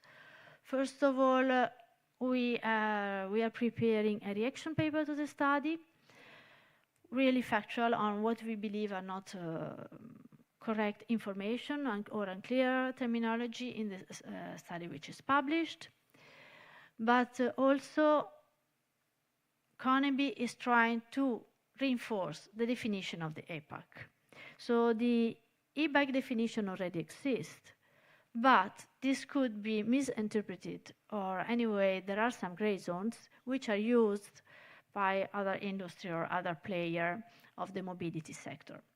And therefore, CONEBI is very much engaged in trying to have a clear understanding of what are the boundaries of the e-bikes, with adding some technical and some parameters to the definition already existing. This is one of our major work, or has been for the last years. And we have discussed it even yesterday here in Portugal. We have a quite concrete proposal on how to go on, and the proposal which was decided by the CONEBI working group cycle is here on the screen. The working group believe that we should define a maximum assistance ratio, as well as we have for the speedy EPAC, but also so that it is more clearly defined or underlined that the rider has to pedal to get assistance. So if you don't pedal, or if you pretend to pedal, the bicycle should actually not move forward. This is a very important point, and also we would like to underline more where, or define better, where is the limit between active and passive mobility, so that throttles are not used to propel what is called an e-bike. So work is very important on this field. And, but there are, of course, more points to be discussed, like discussion about the torque sensor, or where should be measured the power, if at the drive wheel or the front wheel, etc. So, of course, we are aware there are more discussion to be done. Now, one point which I would like to make, and is quite relevant for the industry. Recently, under the machinery, let's say, framework, we have managed to get digital instruction, so business to consumer instruction in digital form. And for the machinery directive, this is by virtue of a recently published guide, but also it will be possible in the future for the machinery regulation, which is only, and we have to know that only the B2C safety information will still have to be delivered in paper form. This was quite a welcome result by the industry, because this will streamline activity, avoid paper use, and really simplify the processes in the industry and in the logistics. Just two more points to finish this presentation.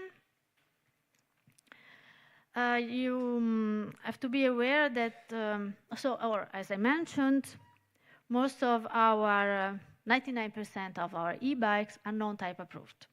And they follow usually some regulation, like for example, for the end of life, they follow the VE, which is a waste, electronic and electric equipment. And there are risks in this moment that for the type approved e-bikes, which are only marginally 1% of all e-bikes, there is a risk that they have to follow another regulation, the ELV. So CONEBI is strongly advocating for all e-bikes to be treated in the same way, no matter if approved or not type approved, because in terms of end of life, they are the same product, and so they should be treated in terms of end of life under the same perspective.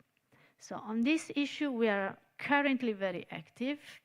So even to this morning, I had contact with some assistants at the Parliament who are drafting the document which will be voted at the Parliament next week on the 2nd of June.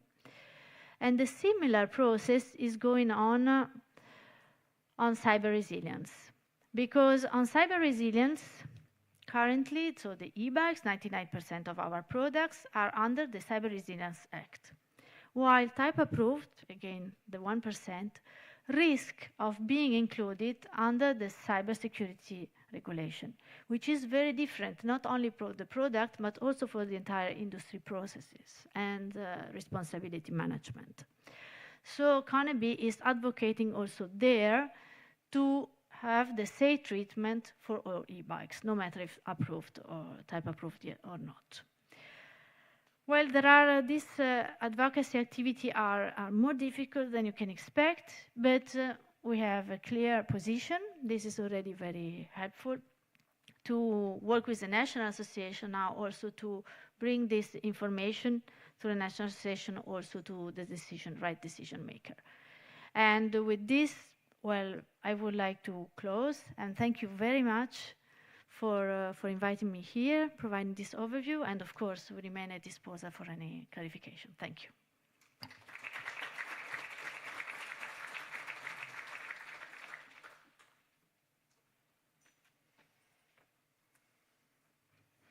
Thank you very much, Daniela. Passamos agora à apresentação dos representantes de cada país, começando pelo Reino Unido. Chamo ao palco o Sr. Philip Darnton. Philip desenvolveu grande parte da sua carreira na Unilever, multinacional anglo-holandesa, onde ocupou cargos de marketing e gestão geral, tendo sido, entre outras funções, Manager Director das operações da Unilever no Brasil e conselheiro do Conselho de Administração da Unilever para a estratégia global. Philip tem uma ligação profunda ao mundo da bicicleta, tendo sido Chairman e CEO da Raleigh, membro do National Cycling Strategy Board do governo britânico e Chair da Cycling England. Atualmente é Chair da Bicycle Association, líder do Cycle Rail Working Group do Department for Transport, membro da Walking and Cycling Alliance and do Stakeholder Advisory Group para a Cycling and Walking Investment Strategy. É também patrono da BIKability Trust, uma instituição financiada pelo governo que oferece formação básica de ciclismo a 500 mil crianças por ano. Em reconhecimento pelo seu contributo ao ciclismo, Philip foi agraciado pela Rainha com a Ordem do Império Britânico. Philip?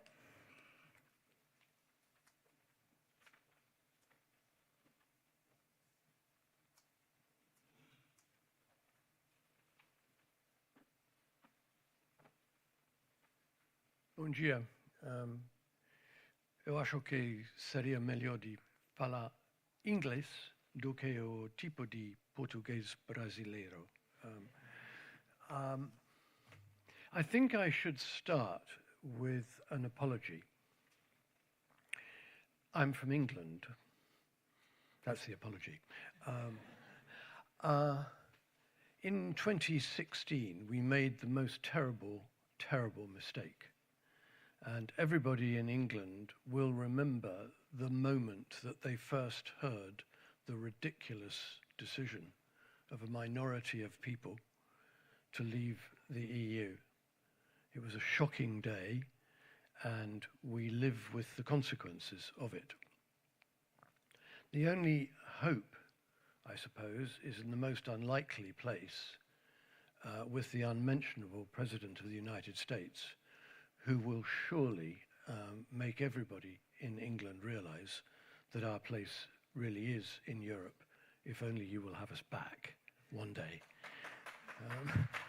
Well, we'll see.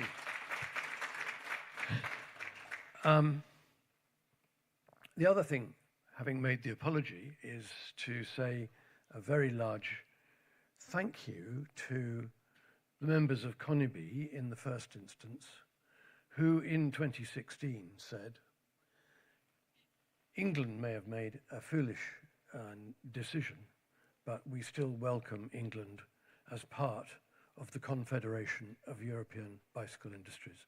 And I'm honestly extremely proud that you have considered to keep us as part of that wonderful organization and appreciate it enormously. Listening to what people have said so far and what we've seen, I also wonder how I got an invitation to come at all, because the situation in England is, in cycling, somewhat less optimistic, I think, than everything that we've heard so far today. I'm really impressed. I'm hugely impressed by the enthusiasm, the sense of purpose, the sense of direction, the commitment, outstandingly clearly here in Portugal, but in other European countries too, to the future of cycling. And I'm not quite sure, therefore, how it was that I got invited to tell you what it feels like to be involved in cycling in the UK. However, here it is. I'm going to tell you. I've tried to set it out in, I suppose, 3 sections. First of all, a bit about the Bicycle Association and its work and its relationship with government. Secondly, the overview of the current UK cycling market, and maybe a word or two about future perspectives. I have got a few slides, but it seems to me that people who come to conferences almost die when a huge collection of slides then appear on the screen, and they sit for ages having the slides read to them, which they can perfectly well read for themselves. But I have got a few, and they really are very, they're more like pictures than numbers. But start with the Bicycle Association. It's a trade association for the UK industry. It has about 130 members, big, medium, small. Manufacturers, for those of you who can't believe that we make any bikes at all in the UK, we actually do make some.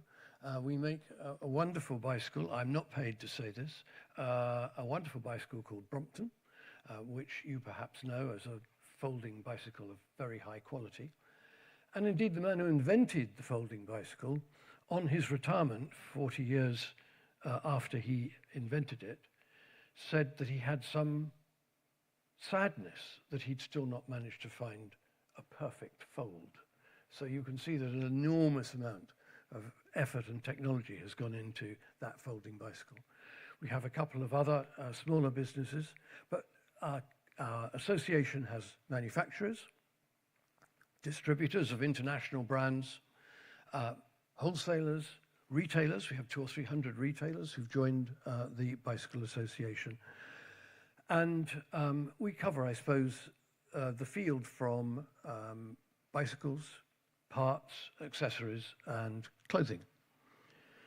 The aim of the Bicycle Association really is to try and secure the future of cycling in the UK, to safeguard and strengthen it, to try and impress on government the opportunity that cycling provides in terms of growth, in terms of jobs, in terms of the bicycle as transport, not just as sport or leisure. We don't have any sponsors. We depend entirely on our members' subscription. We don't campaign. We aren't known to the public. If you asked anybody, they'd probably never have heard of us unless they were in the industry. We are for the industry. We have no commercial interest whatsoever, and we stress that point in all our dealings with government. We're not making a special case for a particular company or a particular manufacturer or distributor. Indeed, everything we do is based on being the trusted advisor of government, that when we meet, as we frequently do with officials and less frequently with ministers, although ministers change more frequently than I have, we actually really try to give them as objective a position for the whole industry as we possibly can. And I think the value to our members, probably initially, as people think, shall I join, is very much about technical stuff. It's almost like an insurance policy. I think I'd better join. I'll meet people who know the answers to all sorts of technical questions and about policy. I think that members realize that influencing government, not lobbying, not campaigning, but really influencing government is something which almost no individual business or company can do. And indeed, government are quite suspicious when even the biggest of our members think that they will go and talk to the government. Of course, the minister will say, welcome, come in. And he listens very politely and then says, I wonder what he was trying to sell me. That's not the position that we take.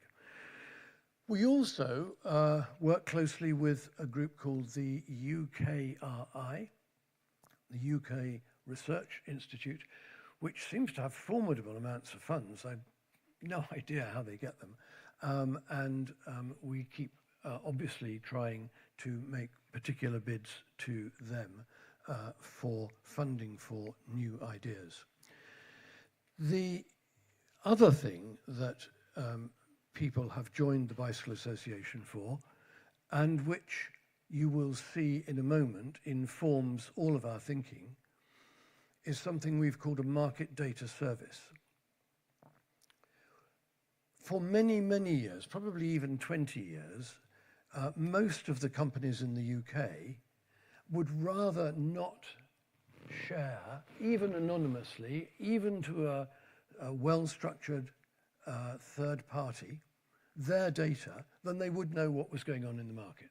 It's quite extraordinary, and it doesn't happen anywhere in any other market I've ever worked. But people just said, no, I don't want to play, I don't want to share.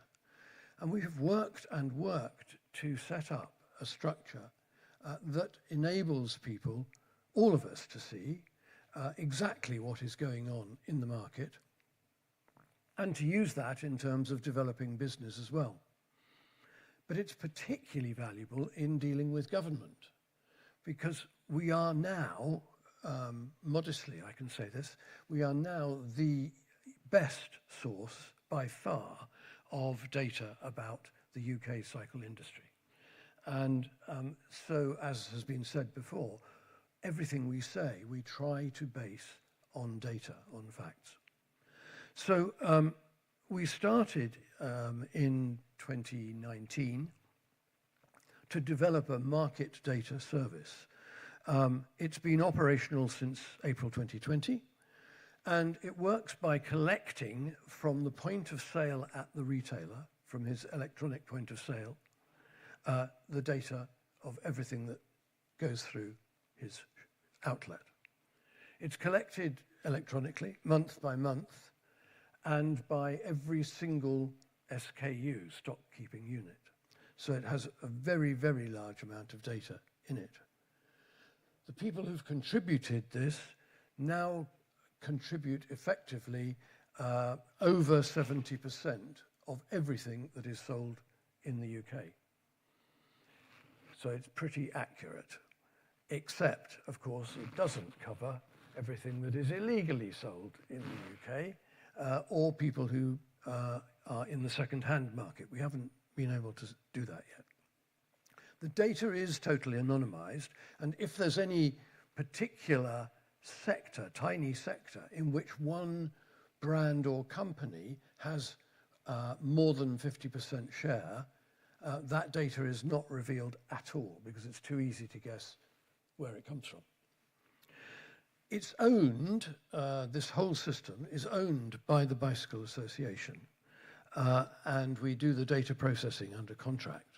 It's been developed by our colleagues in the association, and all the income we get from the people who purchase it, the members, goes straight back into making it better and stronger and supporting the industry. There are no third parties involved, and we own the data. We don't let anybody else near it. And as I've said, I think it has provided us with a remarkable suite of data which makes us trusted and encourages more people to join. So it grows all the time. The reason I'm mentioning this, before I show you the charts, which you will, I promise, will be quite short and you won't have time to go to sleep over, is that we now would like to offer that under license to other trade associations, not companies. Each association will manage its own data, its recruitment, its pricing, its revenue, And if it doesn't work, it's a low-risk model. You can always withdraw from it. But if we can get more countries, more trade associations to join in, then of course all of the fixed costs and all of the underlying structural costs come down, and we learn from one another in terms of how better to manage retailers and subscribers. I say this by way of introduction because I know that Burkhard, who will speak later from Germany, is very, very actively involved in picking up this for the German market. And I'm going to leave him to talk about that. So here we go. What's going on in the UK? A long time ago, the UK fell in love with cars. And I think that this is probably quite deeply rooted in the class system. I was the first person in our street to have a car. And that quickly turned into, what sort of car was that? And so the brands started to come in. And you said, well, I've got a Ford. Oh, only a Ford. I'm thinking of buying a BMW. Oh, I thought only drug dealers in England bought BMWs. I'm going to have a Mercedes, and so on, and so on. And so the car became an enormous symbol. It sat outside your house or your flat, and it said, look, I can afford this, it's me. Because we've never managed to shake off this ridiculous sort of class consciousness, it's gone on and on. And in consequence, of course, it means that people who own cars actually have quite a big say in what happens in the world, because they vote. And it doesn't matter whether you're from the left or the right or the middle or the up or the down, the motorist's vote counts. And unfortunately, it counts rather a lot. And so governments, whether they've been to the left or the right, have been very cautious about things they do to upset the motorist. The moment that there's a suggestion that maybe you should have what we called low traffic neighborhood. Oh my goodness me, oh no. That's all, I don't mind my street being a low traffic neighborhood, but I absolutely want to be able to get the shortest way to wherever I want to go. So I go, this sort of nonsense led to the Secretary of State for Transport, whom I still remember in his first speech, it is now 10 years ago, announcing in Parliament that as the new Secretary of State for Transport, he was delighted to say that the war on the motorist was over. And all of us looked around and thought, we didn't know there was a war on the motorist. The war on the motorist is over. Phew. And this has led, of course, to extraordinarily acute tribalism.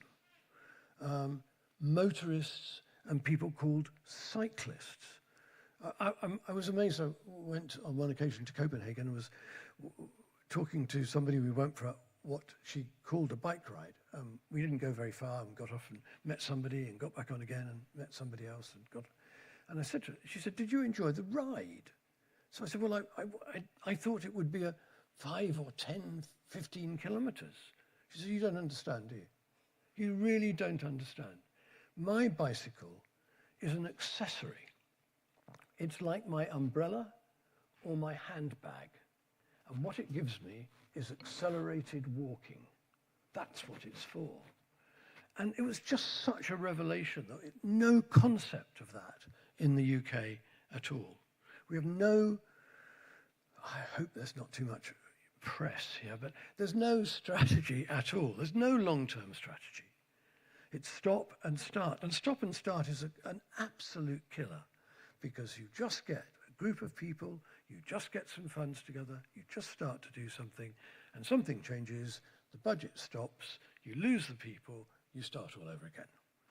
And so continuity and consistency are absolutely central and key, in my view. It doesn't matter how much money. It's the sure knowledge that money will be there, that there will be consistency. It's not a party political issue of any kind at all. And yet, we just seem not to be able to escape from this idea that somehow or other it's one sort of transport against another. And it's clearly not, is it? It's a continuum. I walk, I cycle, I have an electric bicycle, I have a small motorbike, I have a big motorbike, I have a bus, I have a train, I have a taxi, I have a car. Of course I have a car, because I need to get to places that none of those get to. It's not either or, it's what is appropriate for the journey. You know that better than I do. Anyway, all of this has meant that it has been very, very difficult to make the transport cycling idea catch hold. I'm going to try this, see if it works. It does. Oh, there you are. That's us. Here we go. Charts. You don't need to look at the numbers, really. The blue one is pedal cycles, and the bottom one is e-bikes. And this is since 2019. And you may notice that the blue line, pedal cycles, which started at about 2 million units sold a year from our market data service, we're quite sure, went up for a moment in the pandemic, and there were no cars on the road. And everybody said, oh, I'll go and get a bike. Well, the trouble was, of course, we hadn't got any bikes, we hadn't got the right sort of bikes. So we went and ordered lots and lots of bikes, lots and lots and lots of bikes. But by the time we got the bikes, actually the pandemic was over, and everybody was left with a lot of bikes and no more cycling. And look what's happened. Cycling has gone down every single year in the sales of bicycles. I think that pattern is probably mirrored to some extent, maybe not so extreme, in a number of European countries of the decline of the sale of pedal cycles. But what you have done, as I observe, is you have actually introduced the electrically assisted pedal cycle, and it has grown and grown, and we heard the numbers. It's astonishing. Look what's happened in the UK. Nothing at all. In fact, sales are only 140,000 and going backwards.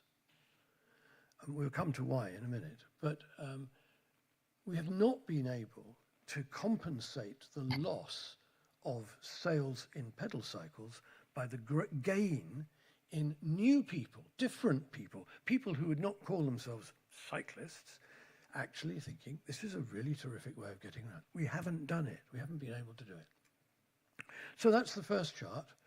The second one says that actually, if you look at the percentage of bicycles, then in e-bikes, they've actually started to fall.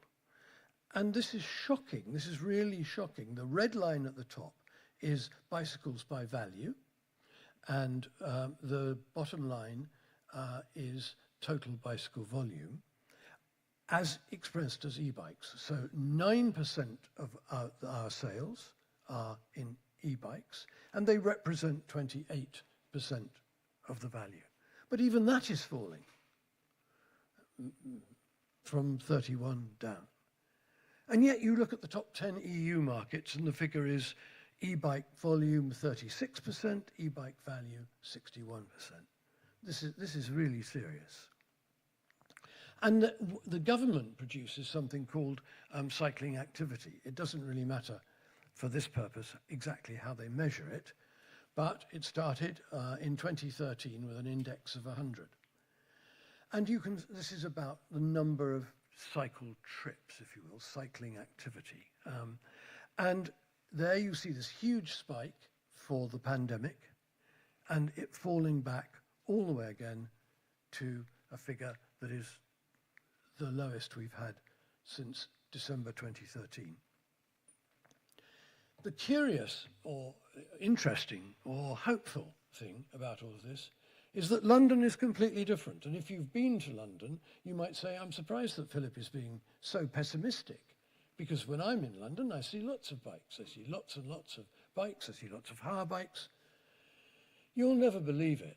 But this is because the Mayor of London took a very bold decision in 2008, 9, 10, and decided that he would install what he called cycle superhighways. And these were absolutely, totally protected from the traffic lanes that ran all the way along the Thames and north-south from the North King's Cross station down across the Thames and others. They were extremely expensive to install. He also funded 4 what he called mini Hollands. This was a gesture to the Netherlands of taking 4 towns and putting in all the infrastructure that would make cycling easy in them. And would you believe it worked? The only trouble about my telling you this story is that that mayor was Boris Johnson, who also was the same person who's taken us out of the EU. So you do not seem to be able to win on this one. But London is quite different, and it's different because people have invested. It's as simple as that. They've invested consistently. London government is separate in its funding from national government, and it has invested in cycling, principally cycling infrastructure. This is the one that makes me lie awake at night. It truly does. Children are absolutely the future of the cycle industry. I'm not sure whether it's true in Europe, but for us, I suppose cycling is a bit like swimming. If you don't learn to swim when you're 8, 9 or 10, maybe you never swim. And you certainly don't encourage your children because you don't do it, you don't go there, you don't get to see. In the UK, bicycles are just like that. If your parents don't cycle, if they don't encourage you to cycle, if you don't get cycle lessons, if you don't train, then you're actually probably never going to get on a bike. So if we sell less and less bikes, less and less people must be using them.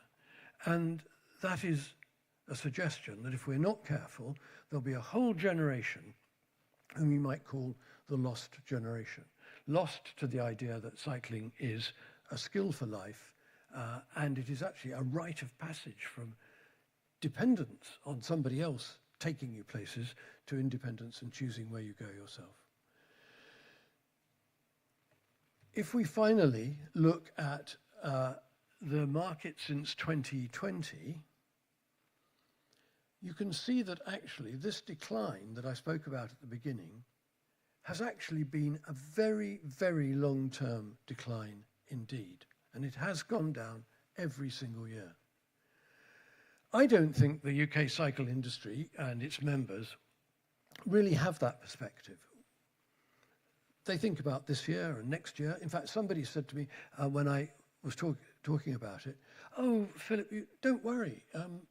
We did very well in March. And actually, the sun was out in April, and we sold a lot in April too."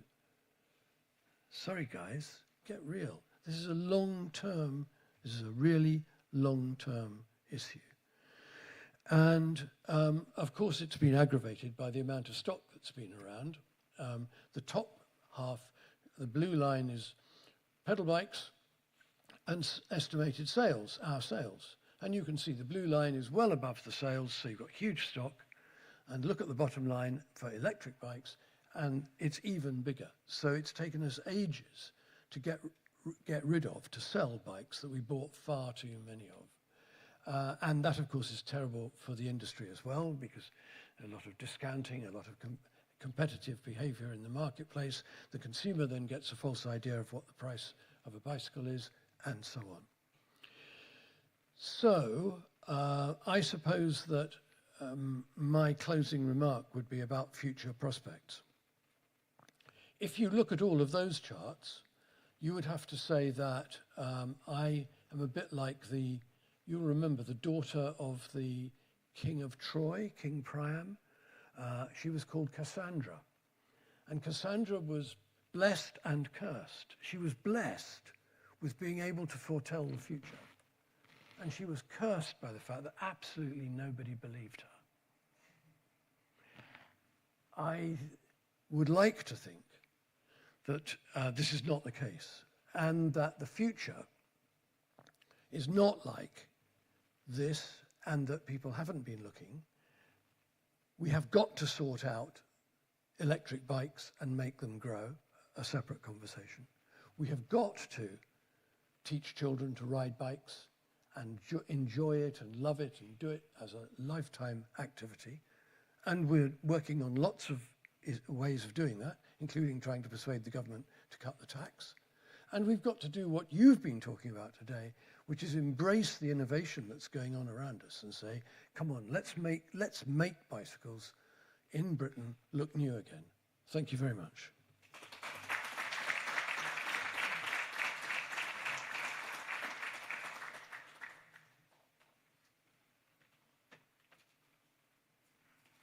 Thank you very much, Philip. Seguimos agora com a apresentação do representante de Espanha. Chamo ao palco o Sr. Jesus Freire Valderrama, secretário-geral da Associação da Indústria da Bicicleta de Espanha, AMB. A AMB é a voz do setor do ciclismo e a entidade que representa as empresas do setor em Espanha. Jesus tem quase 15 anos de experiência no advocacy do ciclismo, colaborando com organizações locais, nacionais e internacionais, bem como entidades públicas para apoiar o crescimento do ciclismo em Espanha e na Europa. Antes de integrar a AMB, em 2021, Jesus trabalhou na Federação Europeia de Ciclistas como diretor de desenvolvimento. Chama ao palco Jesus.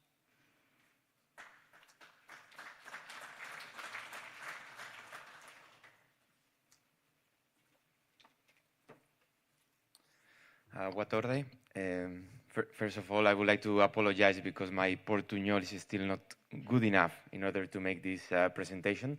It's actually my first time here visiting you in Águeda, visiting the Portuguese cycling industry, which for us in Spain is a source of inspiration. I hope I can repeat the visit many times, and I get to get better at Portuguese, and I can make this presentation in the future in the local language. So thank you very much again, obrigado.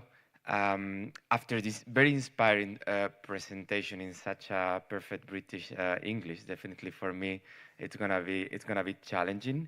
But actually it gave me a lot of ideas of this about this shared identity. You know, I have told to many of you, I feel an Iberist. I was born in the border between Spain and Portugal, and when I was thinking about the presentation of our colleague Philip, and the fact that in Madrid I use a British-made bike, so I don't have to say the name, but that when I enjoy the Ecovia do Algarve, I'm riding on a local Portuguese bike, and I'm born in Spain. I'm working for the Spanish cycling industry. I can see when it comes to cycling, the borders get blurry, no? And I think that we are here today, an example of different countries sharing experience. CONEBI as the house of all these associations that we are working together for more and better cycling. So in order to start today, I will give you a really brief presentation. I wanted to talk about AMBE. We are the ABIMOTA in Spain. We are the voice of the cycling sector in Spain. The organization is a non-profit organization. Our members are companies that produce, import, and distribute bicycle parts and accessories in the Spanish market.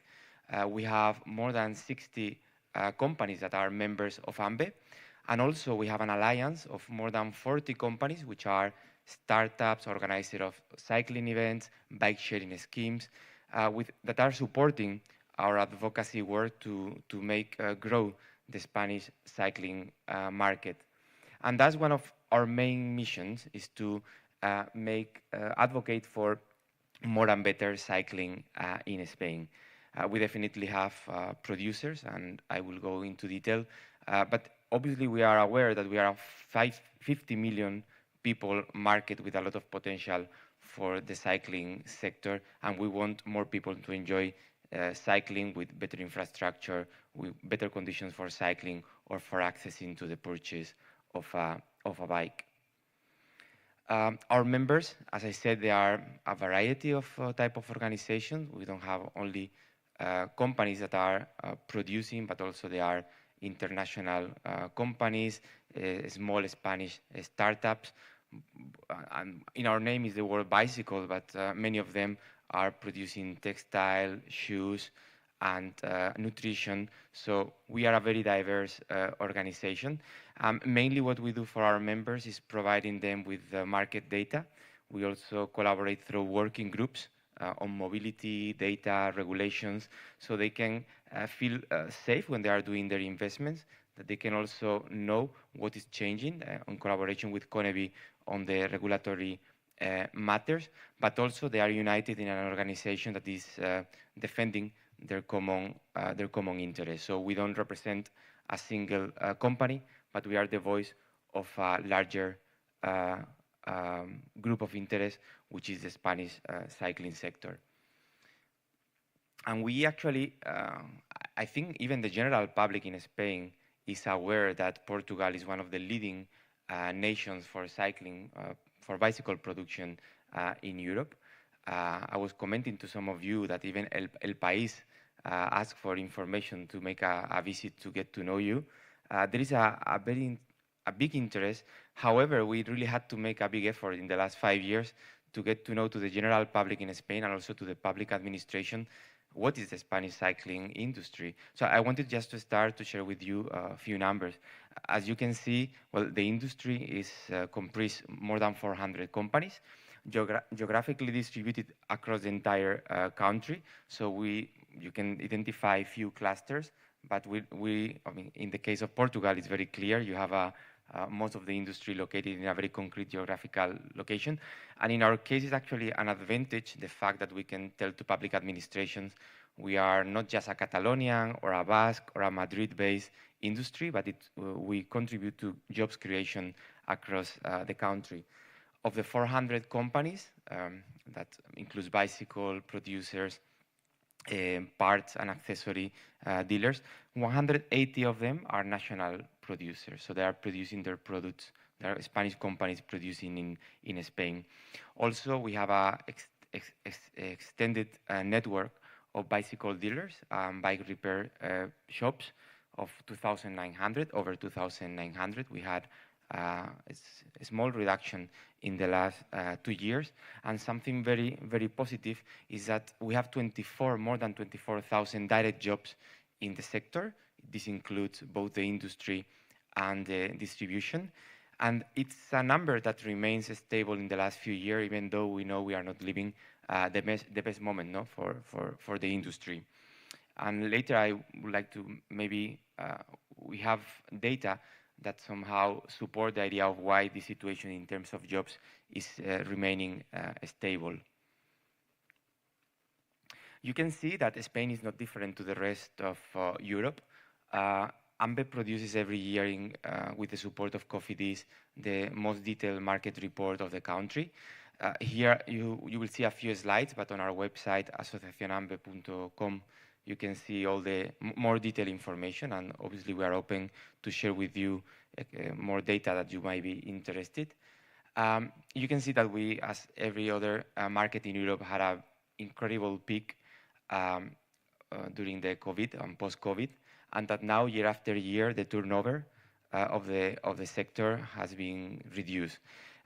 We see that between 2022 and 2023, that was a correction of almost 9%, and in the last year, 2023 to 2024, it was a smaller correction of 6.50%.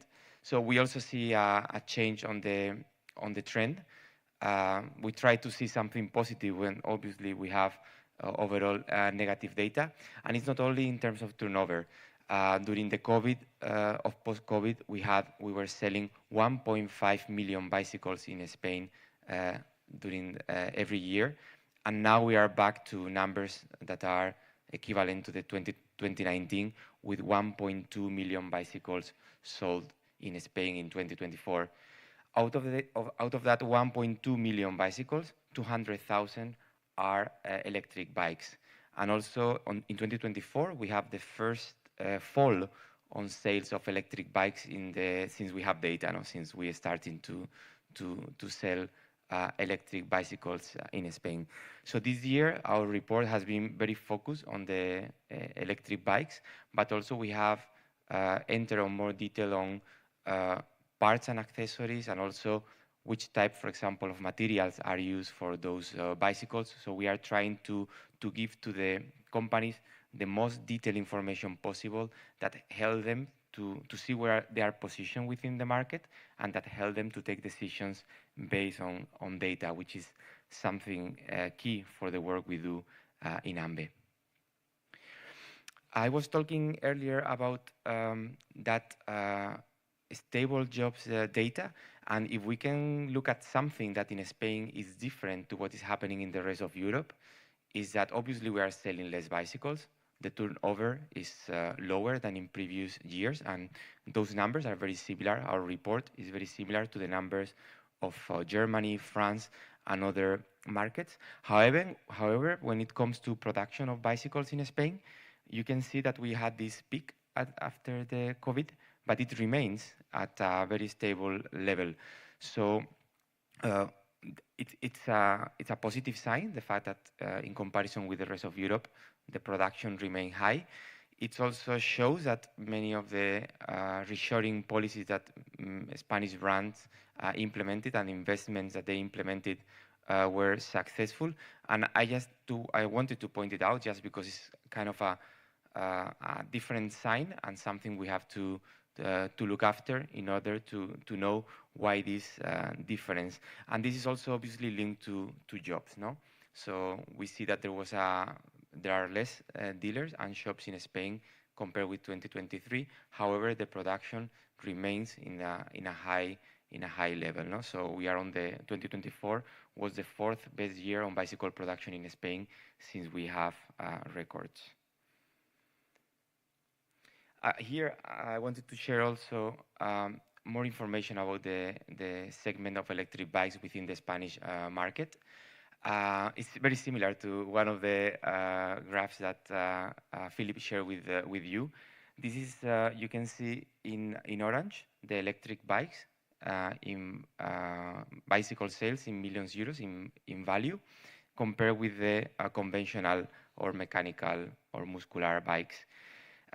You can see that since 2014, when we start to collect data on the sales of electric bikes, the share of the cake in terms of bicycle sales in volume has been increasing, and the difference between conventional and electric bikes, were still not at the level of some other European countries where most of the bicycle sales in millions of euros is the electric bike, but you can see how this has contributed significantly to the growth of the bicycle market in our country. And you can also see this drop in 2024, in which we increased the turnover on sales of conventional bikes, but for the first time, we also had a reduction on the sales in units, not in volume, of electric bikes.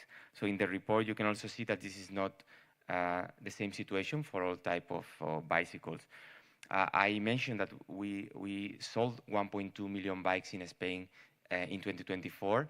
We see categories such as mountain biking or electric bikes or urban bikes that were coming from a very high peak where the correction was very, very strong, 2-digit correction, but also we see areas such as gravel with over a 25% increase, or cargo bikes, or also road bikes, in which we register a significant growth in sales. So we always, out of this gray or dark numbers, we try to also identify signs that are positive and that can be showing a change of trend in the Spanish market.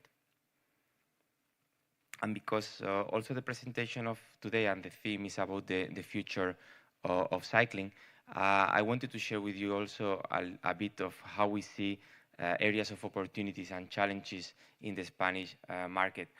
Obviously, if you compare the numbers of Spain with countries with similar or slightly higher population, you can see that the market is significantly big. We are a premium cycling market for leisure and sport. Urban cycling only represents less than 10% of the turnover of the sector. However, we see the potential, and for us is key in order to develop. We are a market of 50 million people with a growing population, a growing urban cycling, and also a premium cycling tourism destination. Thinking about this idea of no borders, I was thinking that together with Portugal, actually, we are the most visited place on earth. So I think France has right now the title, is the #1 tourism destination in the world. Spain is the second, but together with Portugal, the Iberian Peninsula and our islands are the most visited place in the world.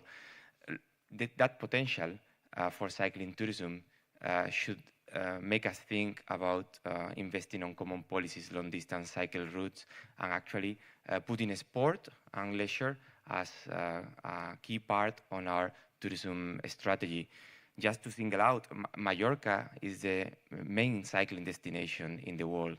And I think we have to take advantage of those examples in order to replicate, improve in other parts of our country. In Spain, we also have a big area of opportunity, which is in terms of national policy. For the first time in history, we have a national cycling strategy. It was established in 2021. Now we are in the revision of it. AMBE was promoter. Now it's under the Ministry of Transport. A difference with the UK is that we still didn't have a change of government, so we don't know if the next government is going to stop these policies. But we believe it's something that has a provide of a common understanding for different political parties. Cycling is popular in Spain, either for urban cycling or for sport. And when we now discuss with the people at national level, politicians, members of parliament, in general, all of them have a very positive experience with cycling. We have a history of a stable bicycle production, strong brands. And also, we have a great advantage over the last few years. We have established an organization that represents the interests of everyone, and we act like a united voice. So when the government needs data in order to support a policy, when they need ideas in order how to increase cycling tourism, urban cycling, how to develop infrastructure, what to do with mountain bike on natural areas, they pick the phone, they reach to us. So having one voice is for us something that has really changed the game. But of course, not everything is about opportunities, and my speech might sound more positive than the actual reality is, for example, for urban cycling in Madrid. But we also have those positive experiences. I mentioned Mallorca, but I can also mention Barcelona, Valladolid, Sevilla, or Valencia, cities where when they built bicycle infrastructure, a network of segregated cycling infrastructure, people just go to the street, took their very old bicycles that they got on their communions or that they had in the balconies. That is the main place for storage of bicycles in Spain are balconies. I don't know if you share that with us in Portugal. And people start to cycle, and then they get a better bike. And we got a huge part of the population in contact with cycling thanks to these policies of infrastructure, but also of bike sharing. So we know what works, and we want to do more of that. Something that has also been mentioned in the previous presentation by my colleague is that we need more and better data, not only on our market intelligence report, where we are putting most of our investment in order that the companies have the best data to take decisions, also for that data to be used for us at advocacy level with the government, showing how many companies, how many jobs, what is the potential of development of cycling in our country. More and better data also in other areas. We are about to publish a report on the World Bicycle Day. We will publish a report on fiscal incentives. We will use Portugal as an example for the VAT reduction. We will use Germany as an example for fiscal incentives on bike to work. So we also provide to the government the ideas and the actual data they need in order to implement those policies, to justify those policies that we want them to implement. Another point that is challenging in Spain is infrastructure. We need more and better infrastructure, not only for urban cycling, but also for cyclogistic, for long-distance cycle routes. To protect mountain biking is one of our priorities, that people can keep enjoying nature in a respectful way across a country with a lot of rural areas where cycling actually is an opportunity for business and an opportunity for places that are off the beaten track when it comes to tourism. We need better cycling policies. We are about to get, for the first time in history, national subsidies for the purchase of e-bikes. So any resident in Spain will get up to 1,700 euros for the purchase of a urban e-bike, or up to 4,000 euros for the purchase of a cargo bike. Fiscal incentives, the social climate fund, this is another area in which we are working with the government on getting more bike sharing, more infrastructure, subsidies for bicycles, and better parking solutions, thanks to the social climate fund. And something that maybe in many countries is, probably you got it already in Portugal, we don't have vocational training for cycling mechanics. So in Spain, to become a bicycle mechanic, or to work on a cycling factory, well, they train you, or it's out of that you are very good at bikes, but there was never a formal education or a vocational training for bike mechanics. So for the first time in history, very soon, in a matter of months, we are going to have in the official national journal published the first vocational training for bicycle mechanics.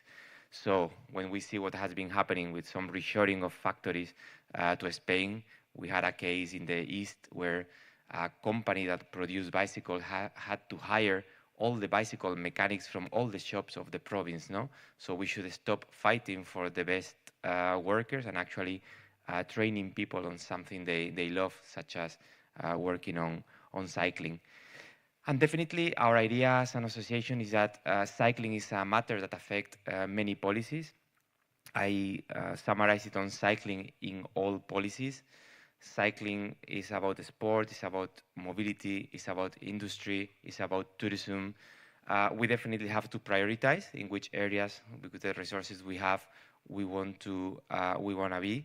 But now the difference with the past is that cycling is taken more seriously in Spain, and that we as an organization has the resources and we are united in order to achieve all those common goals. So we are neighbors, we are very close. I think we can learn a lot from each other. Every time I talk to ABIMOTA, I see the potential of things that they do here and we could do in Spain. We are definitely open to stronger cooperations. You are all welcome to come to Madrid to visit us, and for me it will be a pleasure to come back again with more time to learn from you. So if you need any more information about the Spanish cycling industry, I remain available for you. Obrigado.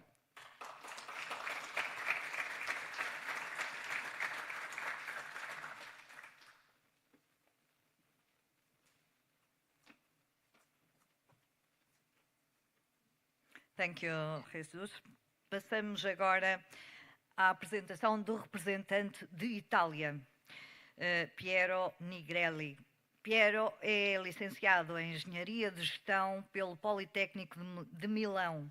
Tem um mestrado em Gestão da Qualidade para Processos Industriais e um mestrado como Expert Promoter of Cycle Mobility pela Universidade de Verona. Iniciou a sua carreira em empresas industriais, consultoras e organismos de certificação, focando-se em produção, sistemas de qualidade e controle de processos industriais. Nos últimos 24 anos, tem desempenhado funções na Associação Italiana do Setor das Duas Rodas, onde é diretor do setor Ciclo. Piero dedica-se a atividades de advocacy, dados, questões aduaneiras de importação e exportação, regulamentação, código da estrada, vendas, garantias europeias e tudo o que possa ser útil para promover e defender as empresas associadas. Chama assim Piero ao palco.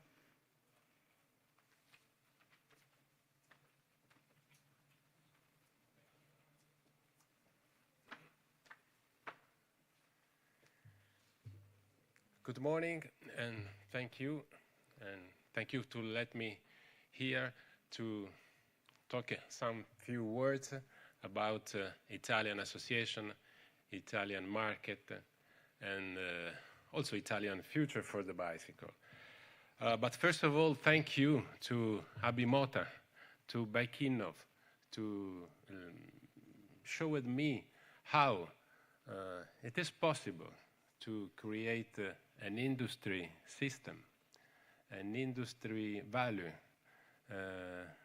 done by or made by innovative companies, laboratories, Innovation Center. This is an industrial, in my point of view, also from my experience, a good industry system. I know that Gilles told me that this is quite difficult. It's not always so easy to reach, but believe me, Gilles, ABIMOTA, BIKiNNOV did a very, very, very real great job.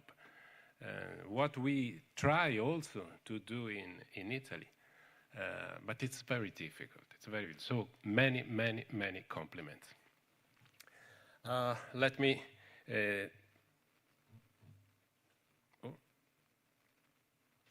some few words about Italian market data. On last year, ANCMA is the Italian Association for Two-Wheel Industry. So that means that we represent both the industry of the bicycle and the industry of the motorcycles. So what is common in these two industries is to have two wheels, and is probably one of the ancient, oldest association in Europe, because ANCMA started in 1920, so more than 100 years ago. And in these 100 years, we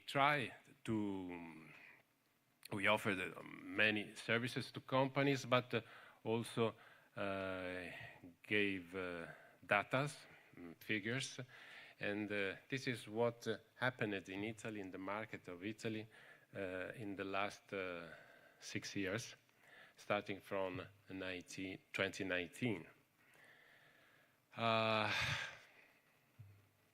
Figures are similar to other countries in terms of peak of sales in 2020. It is important to remember that in Italy in that year we had a strong incentive by the government, 220 million euros the government gave to the bicycle sector. So it was a very pushed, a very strong booster to the market, and that caused, and this was the reason why we had a good season in 2020 and a good season in 2021, and 2 years, probably more than 2 years of good sales of bicycles. But in the other side, incentives to purchase, to buy a bicycle didn't go parallel to incentive to use the bicycle. So many Italians bought the bicycle and they leave it in the garage, and they are still new bicycle. We have a lot of still new bicycle in the garage. When you bought a new bicycle and more, you still remain it in the garage. You don't buy a new one, and so you can see clearly in the figures of the, above all, traditional bicycles, a very decreasing of sales. What is remaining stable is the sales of electric bicycle, for many reasons, and what is remained stable in the last 2 years is the total turnover, 2.6 billion euros, that means sales of bicycle components, accessories, and services, appearance, and what all interesting the bicycle sector. A little bit increasing of e-bikes in comparison with the 2020 to 2023. Thanks to the efforts, thanks to the companies. Companies had a lot of stock and pushed, thanks to discounts, many sales on the market. So in this game, the public, the final customer, gained a lot because he bought a fantastic bicycle at a good prices. Dealers had a good game because they sales with discount. We sold bicycles with discounts, but also they bought bicycles with a good discount from the company. The company lost some money in this, but we have to reduce the stock, and we try to maintain a market at a good level. You can see that the total bicycle turnover is increasing if we see all these 6 years of business. Oh, sorry.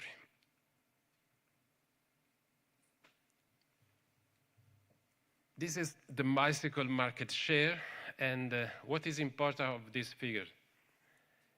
What is important is we have only 20% of e-bikes sold on the total bicycle market. And if we consider the share of some segments of the bicycle, we can say that, and we continue to say that Italy, unfortunately, is still a car country. We have 64 cars each 100 inhabitants. I think it's the second place in Europe after Luxembourg. In Rome, there are 20% more of plates than driving license.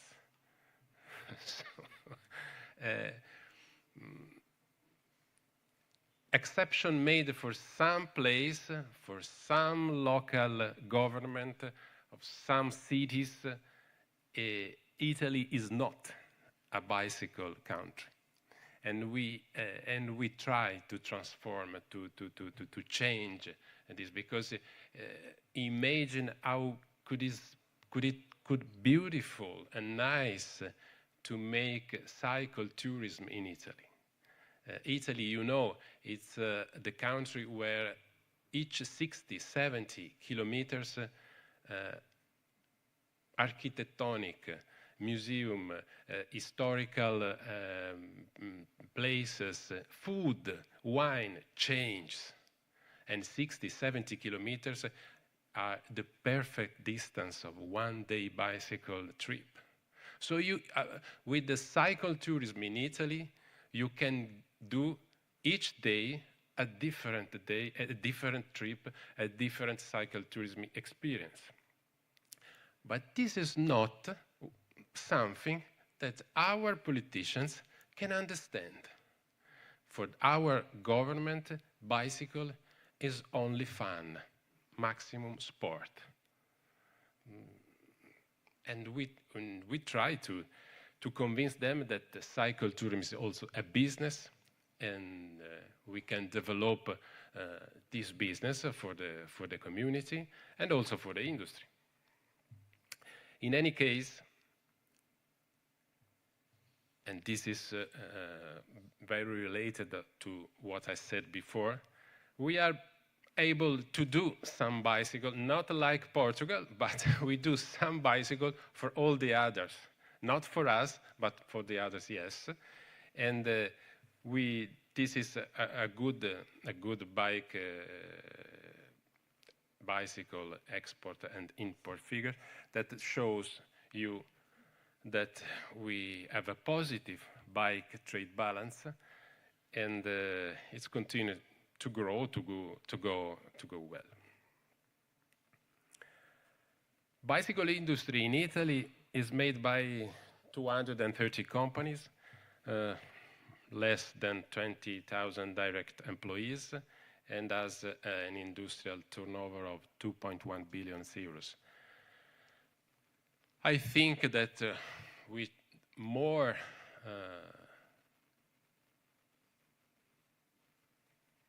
consciousness about what system is, what an industry system is, what an industry lobby is, this value can become greater and can increase. Italians are not the best people to do system, to do a team, unfortunately, but we try to do it in any case. This is our lobby work of every day. So, thank you very much. Again, compliment Gilles for what ABIMOTA and BIKiNNOV did. It's my personal compliment, and hope to have an European system, because we need to consider us as European, as together, as a unique team, as a unique industry, because the risk come from other sides, and we have to protect us. Thank you very much.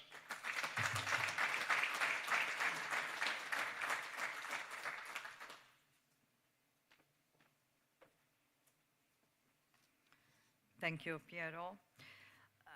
E depois da perspectiva italiana, vamos passar à perspectiva e ao representante da Alemanha, com Burkhard Stork, sorry, the mispronunciation, CEO da ZIV, Associação da Indústria da Bicicleta Alemã. A ZIV é uma associação industrial que reúne e representa os interesses de cerca de 130 empresas membros junto dos legisladores na União Europeia e na Alemanha, bem como perante governos, autoridades, meios de comunicação, instituições e outras organizações. Em 2024, 90% das bicicletas e e-bikes produzidas na Alemanha vieram de empresas associadas à ZIV, que exportam cerca de 1,4 milhões de veículos anualmente, além das vendas no mercado interno. Burkhard é teólogo católico e foi anteriormente diretor federal da Associação Alemã de Ciclistas e diretor de uma grande organização sem fins lucrativos. Burkhard?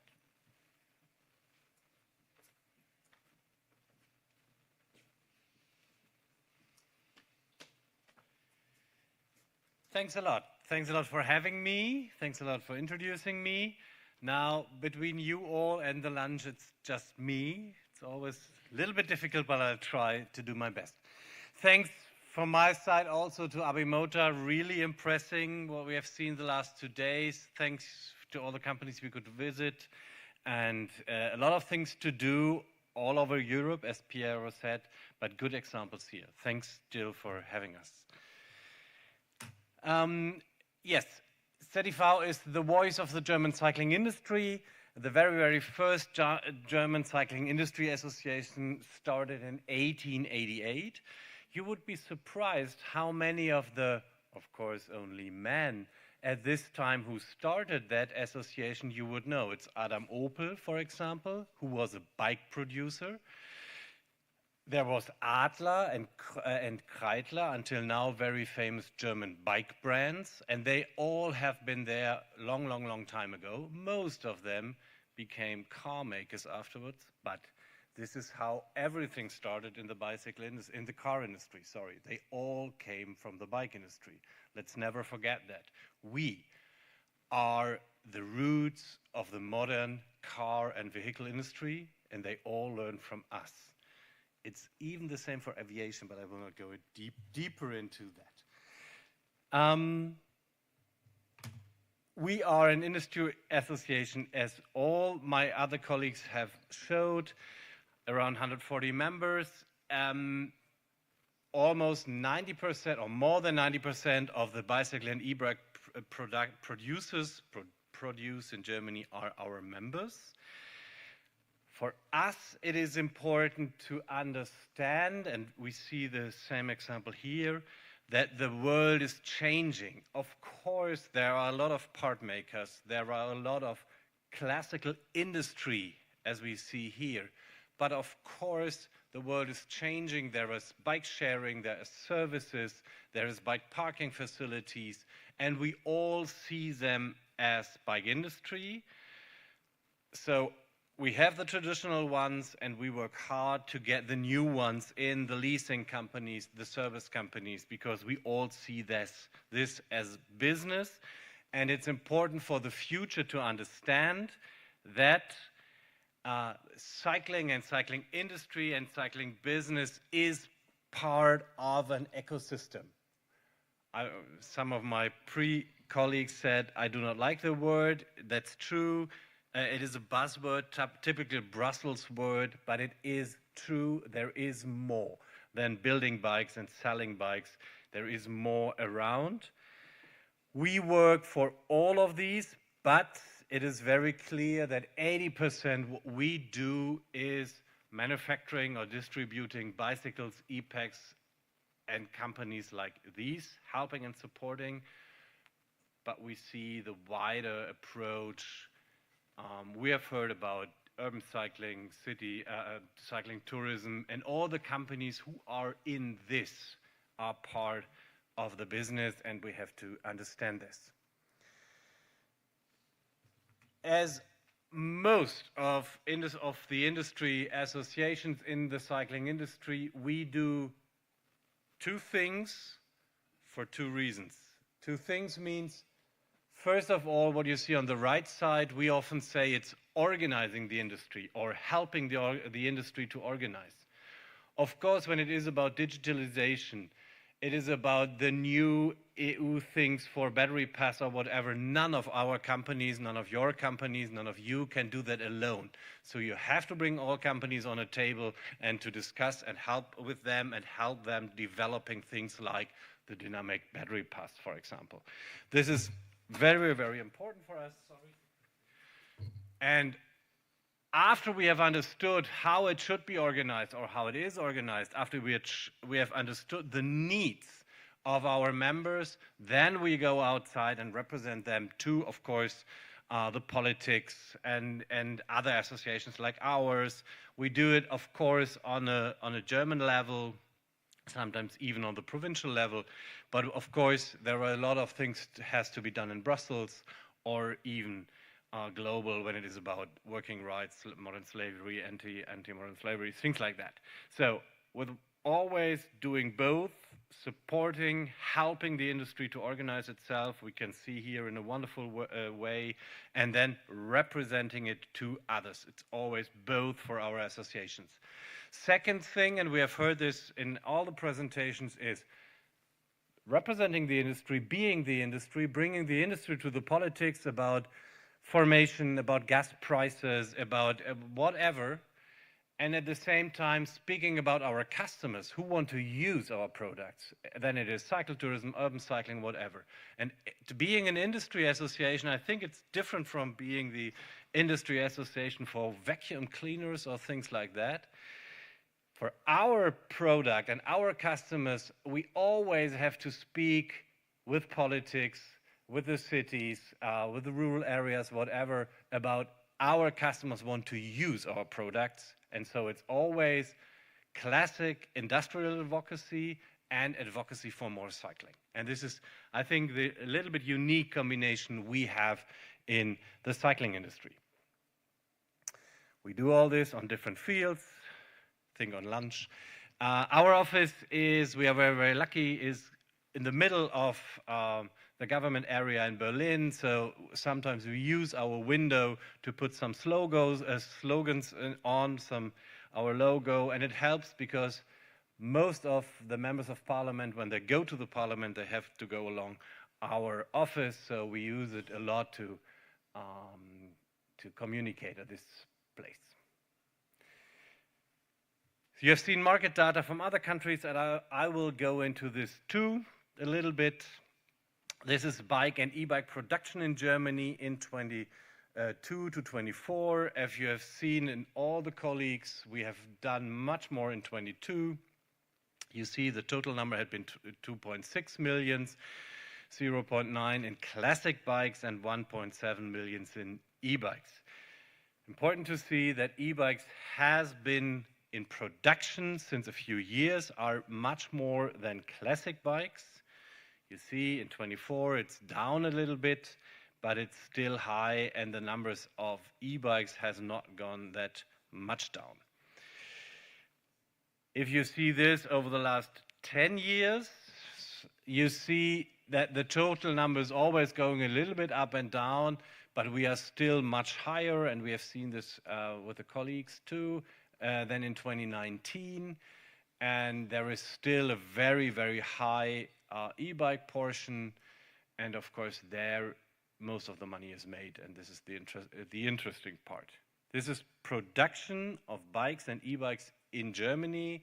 It's not parts, it's not value, it's in numbers here. Of course, some of our member companies have production lines in other countries, sometimes just you can see it from the border, sometimes deep in other countries. There is around another 500,000 bikes which are made in German companies but outside of Germany, in German plants outside of Germany.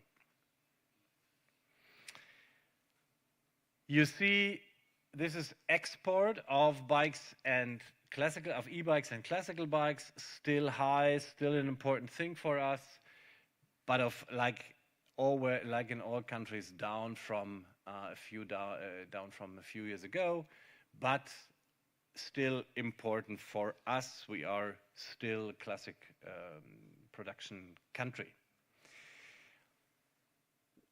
When we see what we have produced, what we have exported, and what we have imported, then everything together we call the domestic supply of bicycles and e-bikes. So what is delivered to the retailers, and there you see it was very, very high in 2020. It went even up in 21 and 22, and it is down a little bit in 24 up to its normal. I think 3.16 is under the normal. Around 3.5 or 4 is the normal. We all have heard stock, and it was very strong stock in retail. We've seen that all over Europe. So now we have seen what we are producing and what we deliver to the retailers. Of course, the next interesting thing is what is sold by the retailers. First of all, let me give you an overview how many bikes are there. Germany has around 83 million inhabitants, so there are more bikes than people in the country. For years we strive to get that because this is the big thing of the Netherlands, much more bikes than people. Now we have it too. We like it very, very much, and it helped us a little bit avoiding bad news in the last weeks or in the last month when we were talking about numbers to say we are there where the Dutch are, we have more bikes than people. The question is, Piero, are they used? I don't think they are used very much. There could be much more, but this is another issue. 88.7, so more than people. That is, of course, a lot of bikes, and of course it is hard to sell into this fleet new bikes. Many of these bikes are very, very old. A few years ago, we don't have new numbers, the German bike on average was used for 300 kilometers per year. So it's, as a real cyclist, you would say it's almost nothing. But you can imagine it is a lot of very old bikes just standing around in the garage, not used. But we all know if people do not use their bike, they are not willing to buy a new one. So the big number in the fleet is a little of hinder to buy new bikes, but at the same time, many of them are old. This is the number of e-bikes. This is the e-bikes fleet.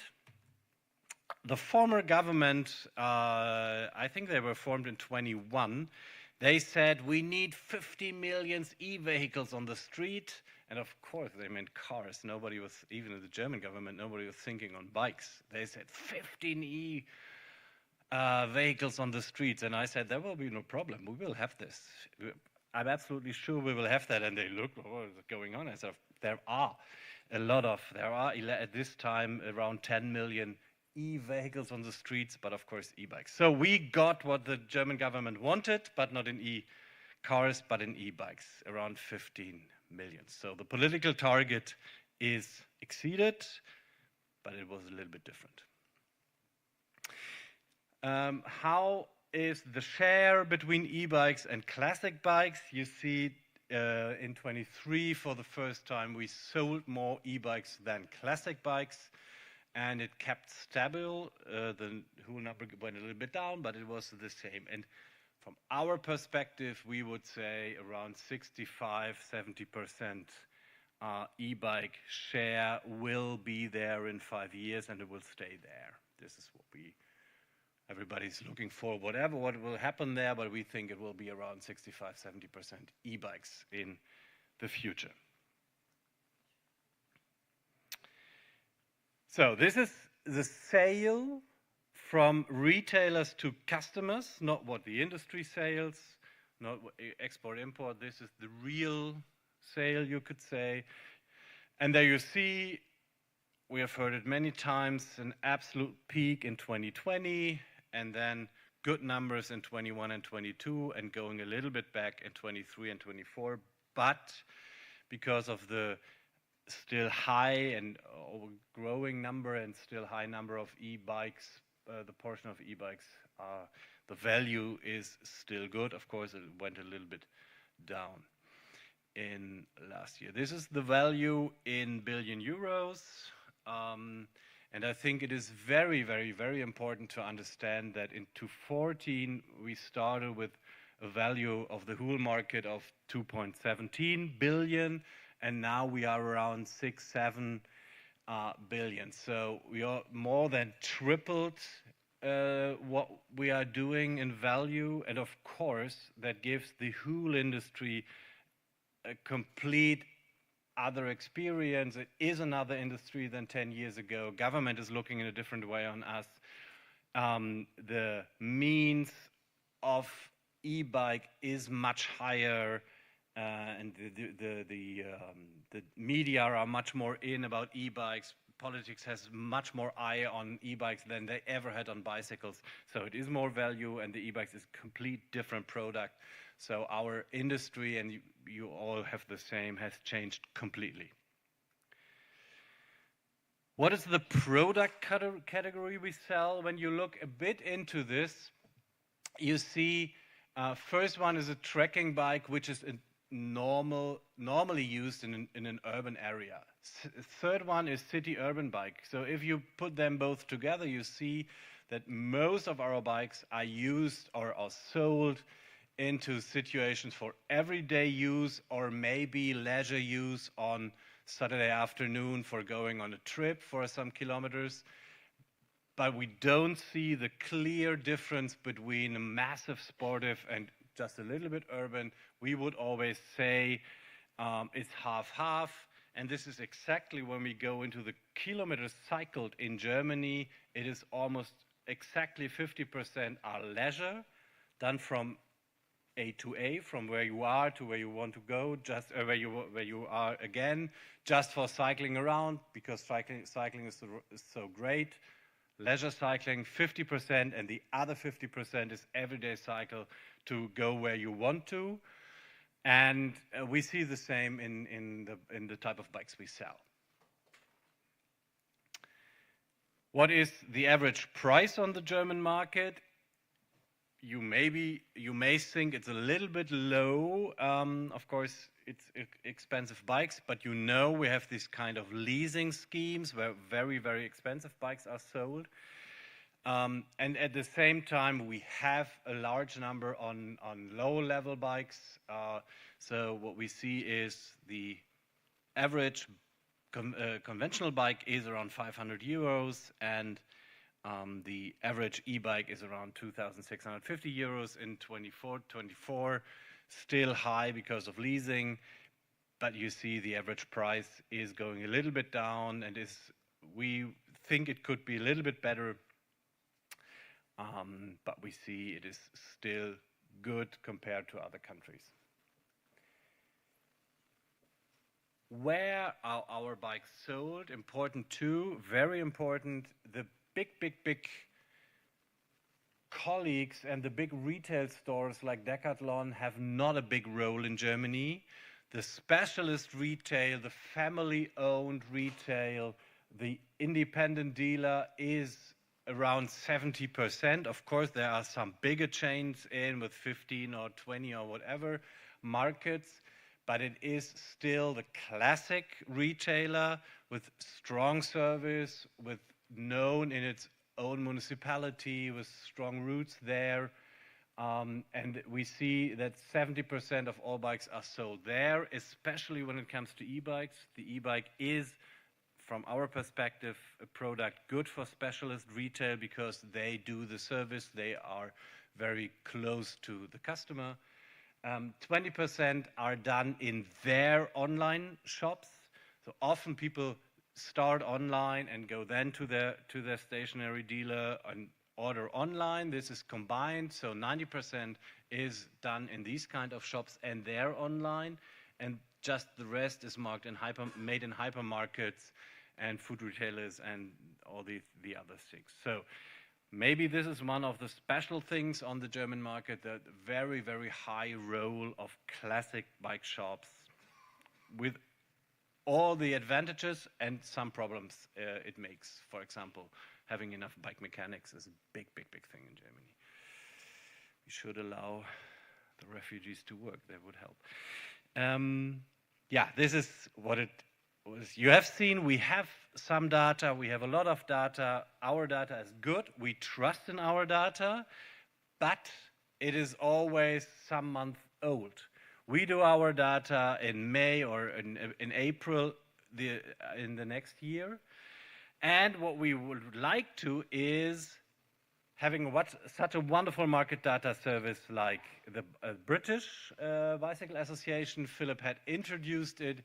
It is great. We really, really want to have the same. The Brits made a wonderful thing out of being independent from other companies, owning everything, as Philip said. So they made a really great thing of it. Don't read everything. You can see afterwards when the slides are delivered. What they do is owning everything, as Philip said, bringing anything together so everybody can use it, but it is anonymous, and we really like it. So we will bring it into the German market this year.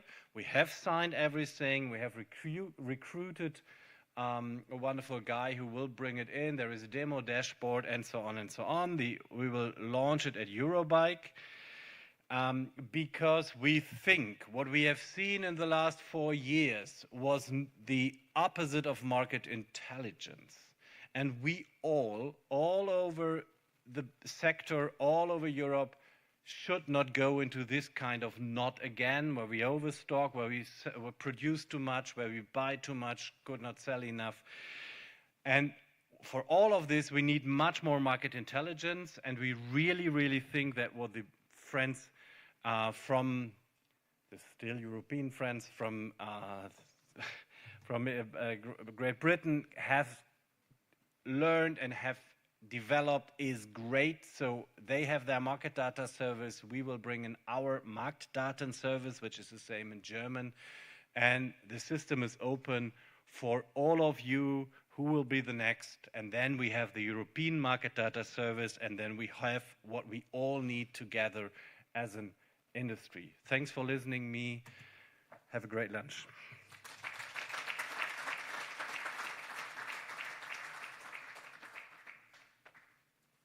Só mais uns segundos para informar que há um almoço volante disponível para todos os participantes na entrada do laboratório e pedimos que, por questões de segurança e confidencialidade das marcas, não tirem fotografias no interior do laboratório. Voltamos aos trabalhos às 14 horas. Até já e bom almoço.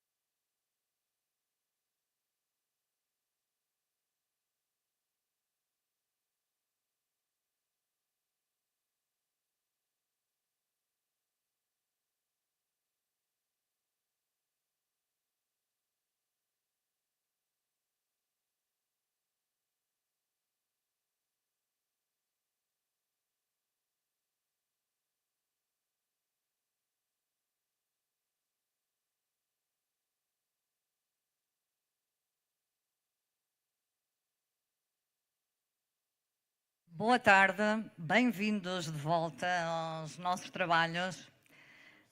Espero que a pausa tenha feito bem, que tenham apreciado o almoço.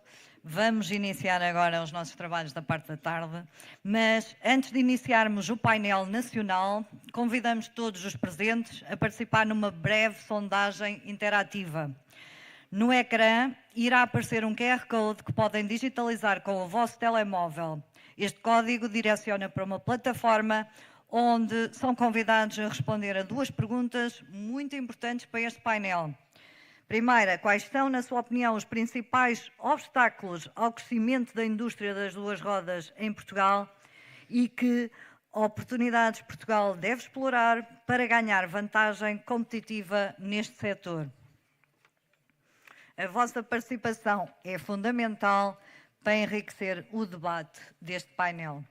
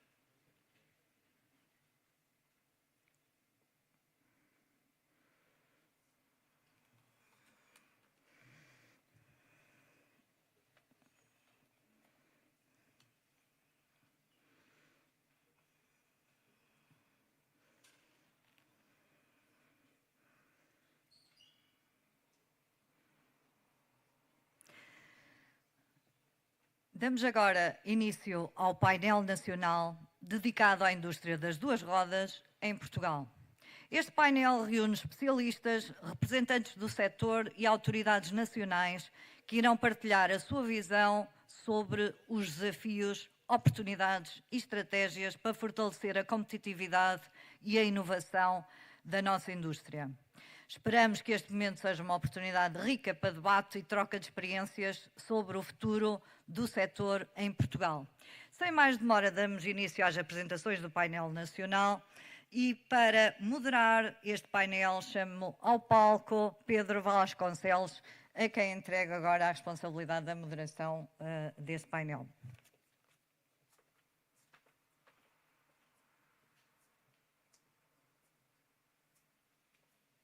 Muito obrigado e muito obrigado a todos também pela vossa presença e, de facto, ao longo dos próximos minutos desta Conferência Internacional sobre o setor das 2 rodas na Europa, presente e futuro, eu atrevo-me a dizer que temos talvez um dos melhores painéis possíveis para, nos próximos momentos, ficarmos a conhecer um pouco melhor e mesmo a discutir qual é o atual panorama das 2 rodas.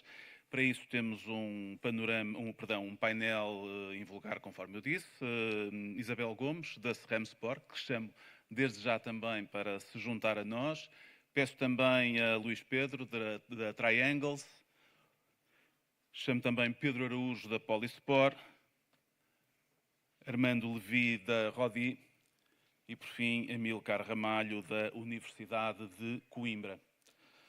Estamos todos, senhoras primeiro, Isabel Gomes, vou-lhe passar a palavra para a apresentação da SRAM.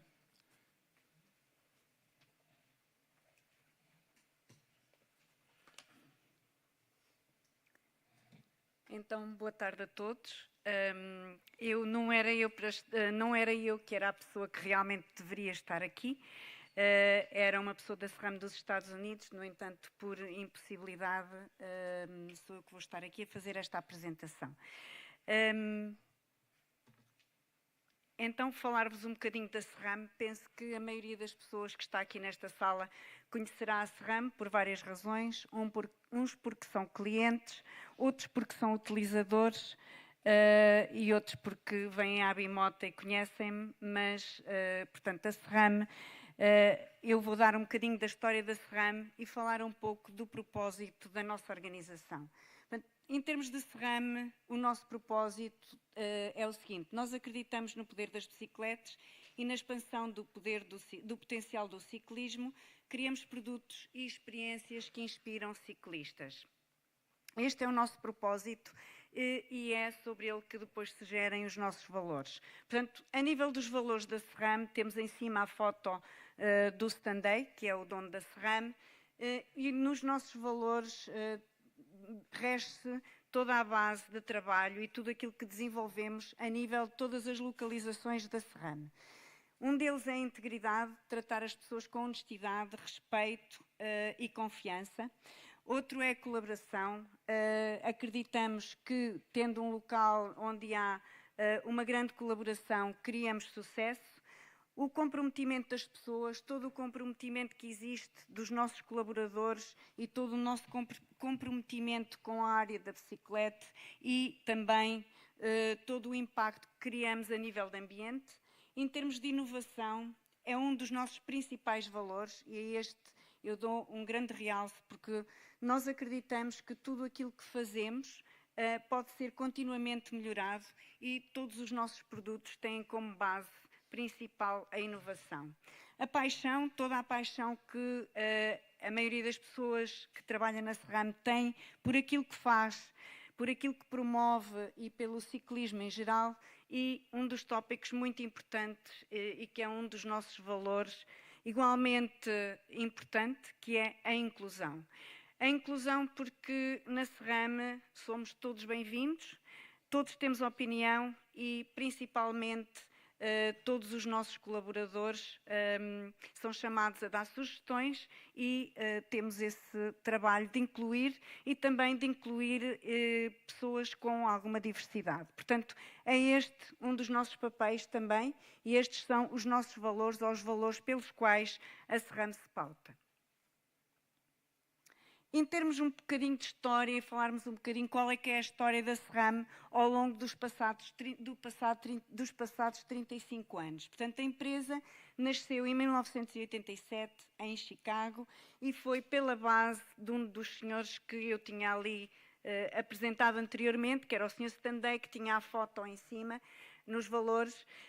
Portanto, e nasceu um grupo de amigos que acharam o que é que nós podemos fazer para melhorar a forma como andamos de bicicleta e por isso desenvolveram numa pequena garagem, 5 pessoas, 5 amigos, desenvolveram uma empresa que hoje em dia fatura milhões e que é a SRAM. O primeiro produto foi o Grip Shift, portanto quem anda de bicicleta sabe o que é que eu estou a falar e a simplificação que o Grip Shift veio trazer para quem anda de bicicleta. E tudo a partir daí se foi gerando por aquisições também de empresas que foram feitas. Uma delas, o Grupo Sachs, que foi adquirido em 1997, do qual a empresa cá de Portugal, que se chamava Transmeca, vou dizer isso depois a seguir, mas do qual a Transmeca também fazia parte. Portanto, foi em 1997 que a empresa começou a ganhar corpo e a ganhar algum poder de industrialização e, digamos, práticas de desenvolvimento de produto muito mais sustentáveis e sólidas em termos de mercado. Depois foi crescendo, todas estas marcas fazem parte do universo da SRAM, RockShox, a Trovati, a Zip, a Quark, a Avid, portanto todas elas foram sendo adquiridas até às últimas que temos ali, nomeadamente a Time, Velocio, Armared e, mais recentemente, a Ambrio, na área do desenvolvimento dos motores elétricos. Portanto, temos aqui uma grande panóplia de marcas e empresas que realmente a SRAM representa e, ao longo destes 35 anos, tem efetuado um grande crescimento muito à conta disto. Em termos de marcas, como podemos ver aqui, ou de produtos, basicamente a SRAM produz praticamente todos os produtos que fazem parte de uma bicicleta, exceto o quadro. O quadro não é todo o nosso core, o nosso foco, e nunca a SRAM vai desenvolver quadros, visto que o quadro é pertença do nosso cliente e, portanto, estaríamos a fazer concorrência ao nosso cliente. Portanto, a posição da SRAM em termos de mercado, estamos em termos do top 3, digamos, ou top 3 em termos de performance branding. Portanto, a SRAM pauta-se por ter marcas que são normalmente topo de gama nas bicicletas. Portanto, é o mercado em que nós nos posicionamos. Em termos de presença global, o sítio maior de produção é em Taiwan, como podemos ver ali, é a bola maior, portanto, os sítios maiores estão representados por bolas maiores e, portanto, o sítio maior é Taiwan, é onde produzimos, até ao momento, a maioria dos componentes que vendemos. Depois, em termos de sítios de produção, temos Portugal e temos Indianápolis. Todos os outros centros que vêm marcados no mundo, quer na Europa, quer nos Estados Unidos, são centros de desenvolvimento ou de venda, customer service ou finanças, em termos de grupo. Depois, a verde, temos uma associação humanitária que é o World Bicycle Relief, do qual a SRAM também é um dos principais criadores e fomentadores da distribuição de bicicletas por locais mais carenciados, mas focando-me na área do que é produção. Portanto, neste momento, como eu disse, o foco e o maior sítio de produção é em Taiwan,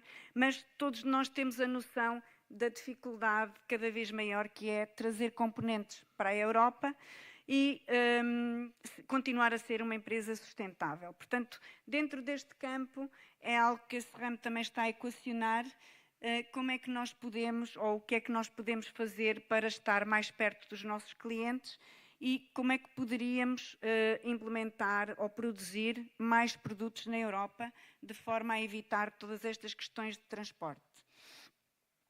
Falando aqui na nossa unidade de Coimbra. A nossa unidade de Coimbra é conhecida pela produção de correntes de bicicleta, portanto foi assim que esta unidade nasceu. Foi uma empresa que nasceu em 1968, fundada por um senhor português em parceria com a Peugeot. Foi evoluindo ao longo do tempo, tendo várias aquisições. Foi adquirida pelo Grupo Sachs em 1997, pelo Grupo SRAM em 1997, que foi o que eu vos disse anteriormente, ou seja, antes pertencia ao Grupo Sachs. E no ano 2022, tal como a maioria das empresas que estará aqui, foi o nosso ano recorde de produção e faturação, em que produzimos quase 10 milhões de metros de corrente de bicicleta que exportamos para o mundo inteiro.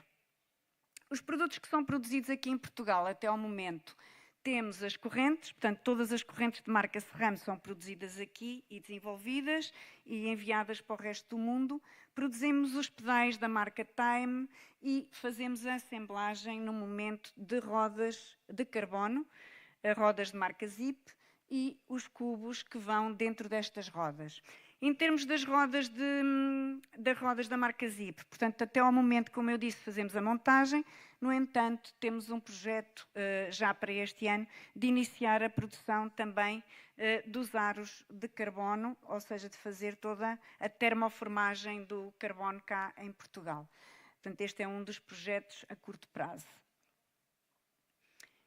Só para vos dar uma ideia, neste momento dentro de casa temos todos os processos de transformação para poder fazer uma corrente de bicicleta e diariamente, com a nossa capacidade máxima de 42 mil metros de corrente diária, podemos ter que produzir 13 milhões e 300 mil peças, só para vos dar uma ideia da quantidade de peças pequeninas que são produzidas aqui em Portugal e que realmente compõem uma corrente de bicicleta. Portanto, uma corrente é constituída por aqueles componentes todos e todos eles, desde a primeira operação até à última, são produzidos na fábrica em Coimbra. Portanto, tendo vários processos como estampagem, conformação, temos polimento, temos tratamento térmico, nicolagem, depois a montagem da corrente e também toda a parte de montagem de rodas e montagem de cubos e pedais, que é feita também em Coimbra. Peço desculpa, andei um slide a mais.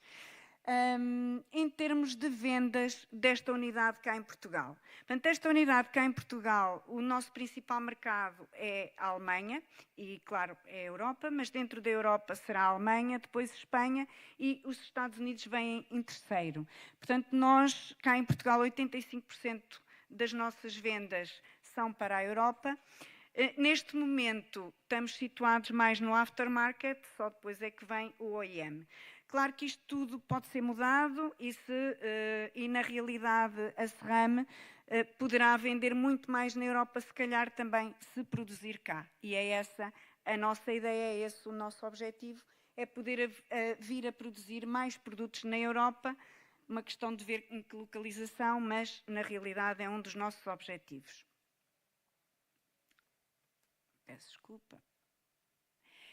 Um tópico muito importante, e uma vez que eu já falei em toda a questão também da sustentabilidade, nós estamos conscientes da nossa responsabilidade, estamos conscientes de que realmente os nossos principais clientes estão na Europa e por isso mesmo a nossa estratégia de pensar para o futuro na possibilidade de localizar mais produtos na Europa e na possibilidade de reduzir as nossas emissões e pensando sempre em toda a questão do que é mais amigo do ambiente e o que é que podemos fazer para realmente melhorar a nossa performance.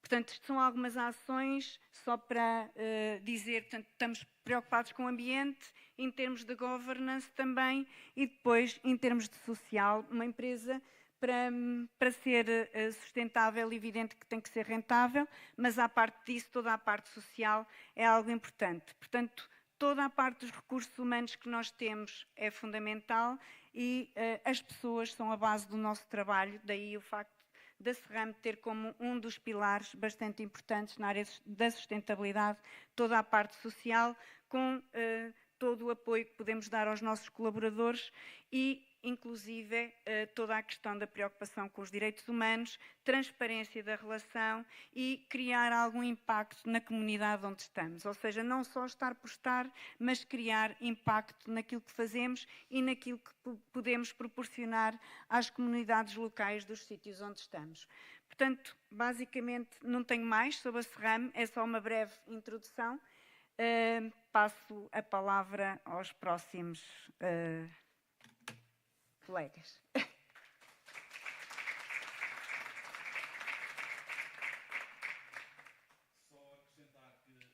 Ficou por dizer que Isabel Gomes é licenciada em Química Industrial pela Universidade de Coimbra, pós-graduação em Administração e Gestão pela Porto Business School e ocupou vários cargos na qualidade e na gestão. Atualmente é diretora da SRAM em Portugal desde 2016. Na sua apresentação, houve aqui uma questão que me chamou a atenção. Quando falavam de inovação, diziam que, portanto, na SRAM, acreditam que tudo o que fazem pode ser continuamente melhorado. Eu quase que me atrevo a dizer que isto é um projeto ou é algo que pode andar de mãos dadas com o BIKiNNOV. No fundo, o que é que há de comum no futuro das duas instituições? É só assim? Ok. Muita tecnologia.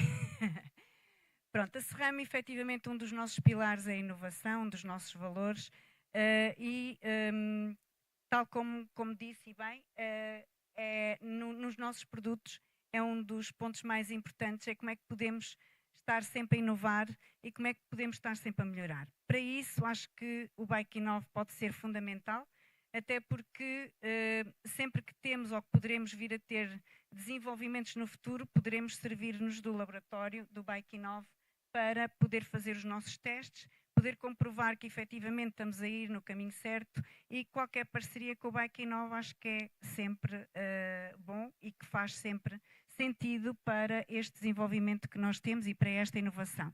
Em termos dos nossos processos, como também estava a dizer, a melhoria contínua é algo que está presente e que nós tentamos fazer sempre o nosso melhor.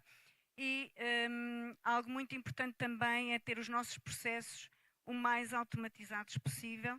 Sabemos o quanto é difícil hoje em dia ser atrativos mesmo para o mercado de trabalho. As pessoas estão muito mais habituadas a trabalhar com coisas tecnológicas do que propriamente com máquinas manuais. Portanto, tentamos sempre inovar também em termos com melhoria contínua, precisamente nesse sentido da inovação em termos de processos e automatização também dos nossos processos o mais possível.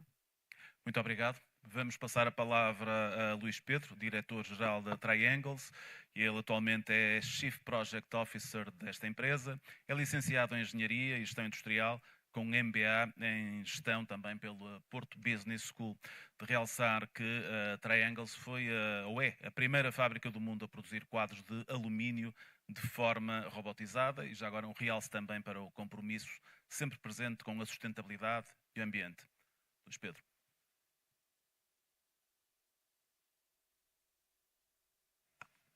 Boa tarde a todos. Vou pegar aqui um bocadinho nas palavras, agora aqui da Isabel, em que disse que a Serram produz todos os componentes da bicicleta, à exceção do quadro. A Triangles é exatamente o contrário. Produz apenas o quadro e não produz mais nenhum dos componentes. A Triangles é uma empresa que tem 10 anos de história, é uma empresa portuguesa.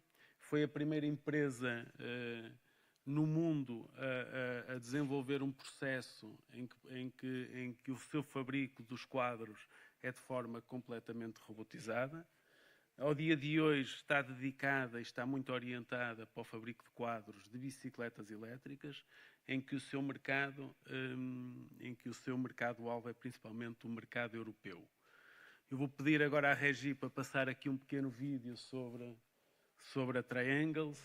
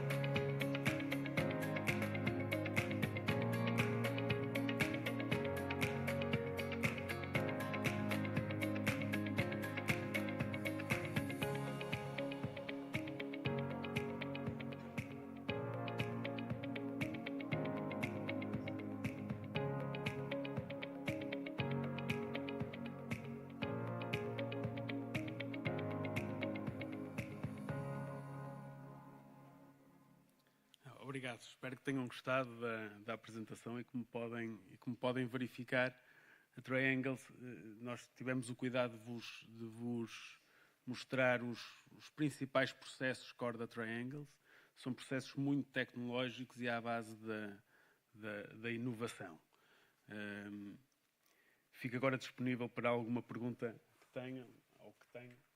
Sim, de facto. Agora sim, sim. Sim, de facto, a questão da inovação é premente em todo este processo e parece-me que um outro também serão as parcerias que se podem estabelecer. O BIKiNNOV poderá ser um parceiro vosso? Claro que sim. Claro que sim. Como eu dizia, está na gênese da Triangles a inovação. Praticamente todos os processos industriais que temos na Triangles ao dia de hoje foram processos inovadores, principalmente para a indústria da bicicleta. A BIKiNNOV, como um parceiro tecnológico e um parceiro português e muito próximo da Triangles, obviamente é um parceiro temos o privilégio de nos podermos apoiar no dia a dia. E obviamente que a BIKiNNOV, tendo em conta a sua capacidade tecnológica da BIKiNNOV, vai ser um parceiro, ou será e já é um parceiro da Triangles, em que nós nos apoiamos de uma forma quase diária. Muito obrigado. Passamos a Pedro Araújo, CEO do grupo Polispor, membro do Conselho Diretivo da CONEBI, vice-presidente da ABIMOTA, membro do Conselho do PIET, membro do Conselho Geral da COTEC e também membro do Conselho do BIKiNNOV. Só de realçar o desempenho do grupo Polispor e das marcas que tem, marcas líderes mundiais, atrevo-me a dizer, no desenvolvimento de componentes que integram, logicamente, alta tecnologia. Preocupações também ambientais e sociais por parte do grupo Polispor, que Pedro Araújo vai apresentar de seguida.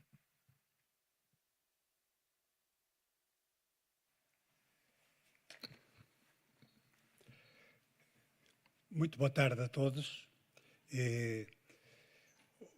Neste momento eu gostaria muito mais do que, além de vos explicar o que é a Polispor, o que é que a Polispor faz, eu gostaria de vos contar um pouco da história, como é que ela foi criada, como é que ela apareceu, portanto, no meio das duas rodas. Portanto, apareceu de uma forma, portanto, devido, portanto, à minha paixão pelos veículos de duas rodas, nomeadamente pelas bicicletas e pelas motos. Portanto, o princípio começa muito cedo e começa com, vou-vos contar a história exatamente, a gênese exata, porque é que ela apareceu. Apareceu porque quando eu tinha 10 anos e os meus pais me ofereceram a primeira bicicleta, a partir desse momento, criou em mim uma paixão enorme pelas bicicletas e pelas motas. Portanto, isso foi, portanto, um momento que realmente marcante na minha vida e que permitiu descobrir todo o meu relacionamento que tinha com os veículos de duas rodas e com as bicicletas. Portanto, os anos, comecei a andar de bicicleta, conforme eu disse, isso despertou em mim realmente uma atração enorme por este tipo de veículos e chegando, portanto, passou posteriormente pelas motas, portanto, e quando eu tinha exatamente 19 anos e estava a estudar, estava em Direito, portanto, decidi realmente criar a Polispor. E isto porquê? Porque percebi que no mercado, na altura, em Portugal, no setor das duas rodas, havia uma série de lacunas de determinados produtos que eu, como utilizador, sentia essa falta e não existiam no mercado português. Portanto, com uma dificuldade muito grande, porque na altura eu não tinha qualquer não tinha qualquer ligação ao mundo empresarial, portanto, a minha família nunca esteve ligada a qualquer, portanto, a qualquer indústria ou a qualquer tipo de atividade empresarial, portanto, e eu decidi realmente lançar, portanto, essa empresa, conforme eu disse, com alguma dificuldade, porque o desconhecimento era muito. Eu partia realmente do zero, eu não tinha qualquer saber. A única coisa, o que eu sabia realmente e que era decisivo e que foi decisivo para a criação da empresa era o conhecimento do que é que os utilizadores necessitavam e o que é que fazia e o que é que o mercado pretendia. Portanto, a partir daí, portanto, decidimos, portanto, eu e o meu irmão gêmeo, portanto, tenho um irmão gêmeo, portanto, decidimos avançar com a criação da empresa e começamos a produzir peças que na altura não eram produzidas cá em Portugal. Portanto, peças em plástico, portanto, na altura começamos a produzir peças para motos, portanto, na altura, guarda-lamas em plástico, manetes, portanto, e outras peças que estavam relacionadas com as motas, na altura, que eram peças essas que eram utilizadas nas motorizadas dos fabricantes nacionais que na altura existiam. Portanto, estamos a falar de produtos que nós fabricamos para serem aplicados nos fabricantes nacionais como Famel, portanto, SAS, Casal, e a partir daí começamos a desenvolver o mercado, portanto, a desenvolver a nossa gama e portanto, realmente vimos que o mercado nacional seria algo exíguo, a sua dimensão, para o crescimento que pretendíamos. Portanto, e aí iniciou-se uma fase completamente diferente de internacionalização. O primeiro país para onde exportamos foi Espanha, portanto, isto era normal e natural devido à proximidade e realmente começarmos pelo mercado espanhol. Portanto, houve uma segunda fase em que nós percebemos que, além das peças para motos, seria também importante alargarmos a gama aos produtos de bicicleta, portanto, e aí dá-se o início da fabricação, passado poucos anos, dos porta-bebés, área em que atualmente somos líderes mundiais. Portanto, os anos foram passando, portanto, nós começamos, avançamos também para outros mercados, portanto, na Europa, portanto, posteriormente, a Polispor, portanto, entra numa fase seguinte em que realmente, para conseguirmos aumentar a nossa dimensão e conseguirmos ter, digamos, um desenvolvimento, desenvolver a área dos porta-bebés, decidimos, portanto, apareceu-nos a oportunidade de aquisição na Holanda, portanto, de adquirirmos um concorrente nosso. E nessa fase, portanto, isto foi um processo ainda longo e algo complicado, que resultou na aquisição da BIKiNNOV.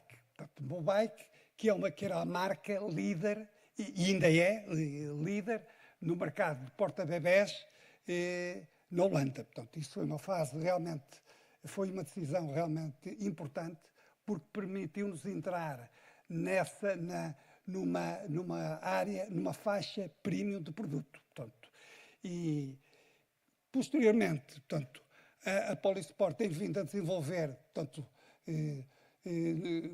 decidimos também, passado 3 anos, passado desde a compra da BIKiNNOV, avançar também para o mercado brasileiro, portanto, e aí criamos em parceria com uma firma brasileira, a Polystar. A Polystar, que é detida a 50% pelo grupo Polispor e pela Starplast, que é uma firma brasileira também que atua no setor de capacetes para motas. Portanto, a partir daí, há realmente outros aspectos relevantes que eu gostava também de vos dar a conhecer. Portanto, a Polisport tem tido também, tem dado sempre uma importância muito grande a dois vetores. À inovação, portanto, e aos recursos. Portanto, aos recursos humanos, as pessoas são um fator decisivo e fundamental para a nossa organização. Portanto, e neste momento nós temos, além do Brasil, temos também a Polispor USA, portanto, que não é produtiva, portanto, que faz a distribuição dos produtos Polispor nos Estados Unidos e que tem realmente contribuído também de uma forma importante para podermos controlar o mercado norte-americano de off-road, que é o maior mercado mundial. Portanto, e aí, essa nossa presença direta no mercado tem possibilitado realmente um crescimento muito forte nesse mercado. Portanto, neste momento, é lógico que com toda a situação de tarifas que todos nós sabemos que não temos ainda realmente essas tarifas ativas, mas que podem vir a aparecer, isso é uma situação que nos tem preocupado. Portanto, não porque possamos ter qualquer tipo de concorrente nos Estados Unidos, não me acredito de forma alguma que isso possa existir, porque a tipologia de produtos que vendemos no mercado norte-americano, não acredito que realmente que haja alguma firma americana que passe a produzir. Nós, da nossa parte, também não pensamos, acho que não tem qualquer lógica, devido à tipologia de negócio, de produzir nos Estados Unidos. Agora, realmente preocupa-nos pelo problema que pode trazer em termos da redução do consumo e do aumento do custo que esses produtos podem ter para o consumidor norte-americano. Ora bem, mas eu estou aqui essencialmente para falar de situações positivas e neste momento nós estamos e queremos continuamos a dar, queremos que a mobilidade para nós é muito importante e todos os nossos equipamentos que temos, todos os nossos produtos que temos ligados com mobilidade, como os porta-bebés, que eu aqui já referi, que somos líderes mundiais neste setor. Portanto, temos vindo a desenvolver, aliás, estão aqui presentes ali do outro lado, no laboratório, alguns exemplos de produtos, de novidades e de produtos que temos vindo a desenvolver para o mercado da mobilidade. Portanto, nomeadamente também os trailers, e que são produtos que, com esta tipologia de produtos, queremos cada vez mais apostar na mobilidade, porque com as limitações que têm aparecido nos últimos anos a nível da entrada de veículos automóveis nos centros das grandes cidades, nós pensamos que o setor vai crescer. Portanto, embora neste momento possa haver realmente uma retração no mercado devido ao excesso de estoque que foi criado no pós-Covid, nós acreditamos que o setor vai continuar a crescer e a mobilidade cada vez mais vai ter uma importância fundamental para conseguir realmente fazer com que as pessoas se consigam deslocar dentro das cidades e de uma forma evitando, digamos, problemas ambientais. Portanto, ora bem, o que é que vos posso dizer mais sobre a Polispor? Queremos, além do setor da mobilidade, temos também, portanto, a área das motos. Portanto, é uma parte também da nossa atividade, portanto, em que tentamos sempre ter uma diferenciação dos nossos produtos que apresentamos com processos completamente novos e produtos também inovadores. Portanto, temos também um terceiro setor que está ligado, portanto, ao setor automóvel, mais propriamente a produtos que fazemos cadeiras de automóvel, portanto, não cadeiras de automóvel que, neste caso, não vendemos, são produtos que fabricamos para terceiros. Portanto, outro aspecto que eu gostaria de salientar e de vos aqui é que a Polispor tem uma aposta muito forte na marca. Nós achamos que os nossos produtos, para poderem realmente ter sucesso, além de terem de ser inovadores e diferenciadores, têm de ter marca. Porque os produtos, a inovação, para um produto ser bem aceito no mercado, além de ser inovador, ele tem também de ter uma marca forte. E daí nós temos dado sempre, ao longo, desde o início da fundação da Polispor, temos dado uma importância muito grande à marca. A marca para nós é um tema fundamental. Portanto, e isto também ligado com outro aspecto que cada vez mais, portanto, em todos os mercados, é e vai passar a ser cada vez mais importante, que são as vendas online. As vendas online, todos, como sabem, neste momento, todas as marcas estão a tentar encurtar os canais de distribuição, portanto, irem de uma forma mais direta possível, portanto, ao cliente final, e aí realmente é este conjunto de inovação, marca, portanto, e vendas online, para nós, tem realmente uma importância muito grande. Portanto, e é mais ou menos isto que eu vos quero dizer. Portanto, é uma apresentação muito rápida, mas portanto, a Polispor, portanto, está sempre e sempre foi a paixão que tanto eu e todas as pessoas e todos os colaboradores da organização têm pelo setor das rodas, portanto, tem sido um elemento importante para realmente o desenvolvimento da firma. E o meu muito obrigado a todos e termino.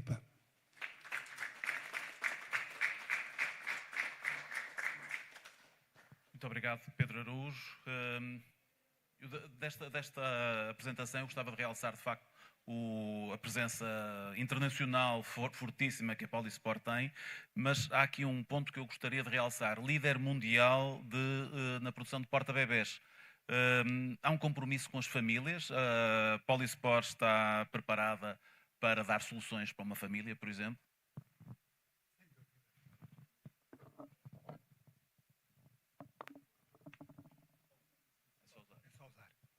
Então, sem dúvida que estamos preparados.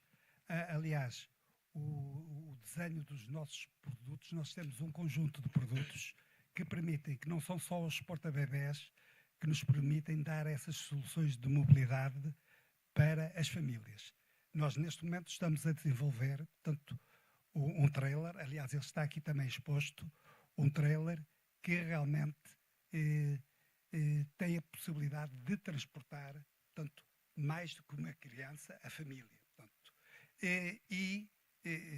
portanto, e desculpem agora o que... neste momento, os animais têm tido uma importância muito grande na vida, é quase...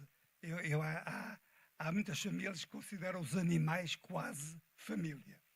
E dentro disso, a Polispor também desenvolveu e já está no mercado, um porta-bebés que permite transportar, um porta-cães, que não é porta-bebés, que permite transportar o cão na bicicleta. Isto já está no mercado, não é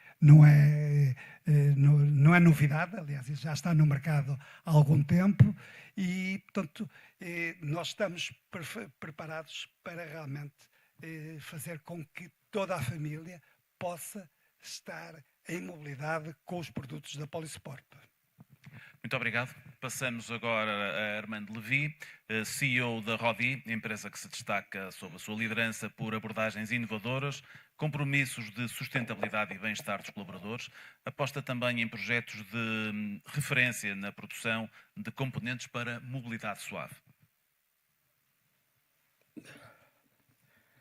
Boa tarde a todos. Falar-vos um bocadinho daquilo que tem sido a Rodi e a minha própria vida dedicada a este setor. Não comecei há muitos anos, mas talvez tenham passado rápido.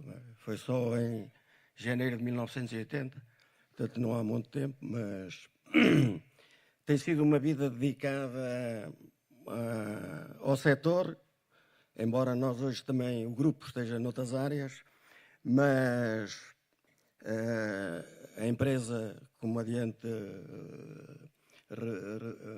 falarei, é uma empresa de 1952 que passou ao longo dos anos por muitas fases, muita evolução, fazendo muitas coisas diferentes. No seu início, muito dedicado aos ciclomotores, depois com a queda dos ciclomotores, a transformação para o ciclismo, para equilibrar as contas, ainda fizemos ali uns anos de comerciantes também, e depois dedicámos-nos neste setor à roda, aos aros e aos aros de bicicleta em alumínio, onde somos líderes da Europa e mais recentemente temos desenvolvido outros componentes como os raios. Hoje também fabricamos raios, nesta fase também ainda para consumo interno, mas brevemente também com equipamentos que já adquirimos para exportação, e estamos já a acabar 2 grandes investimentos, um na área de cubos, portanto vamos fazer cubos, vou fazer concorrência aqui à Isabel, ela não vai levar a mão, mas nós, enfim, ela não tem problemas, vende serrame, portanto tem o mercado facilita. Mas pronto, estamos a fazer um grande investimento também na área dos cubos, cerca de mais de 20 milhões de euros, e estamos a construir e vamos fazer vamos iniciar a mass production, diríamos assim, lá no próximo ano. Estamos a fazer uma fábrica completamente nova, de raiz, para fabricar aros de carbono, praticamente 100% em automático, numa parceria com uns sócios alemães.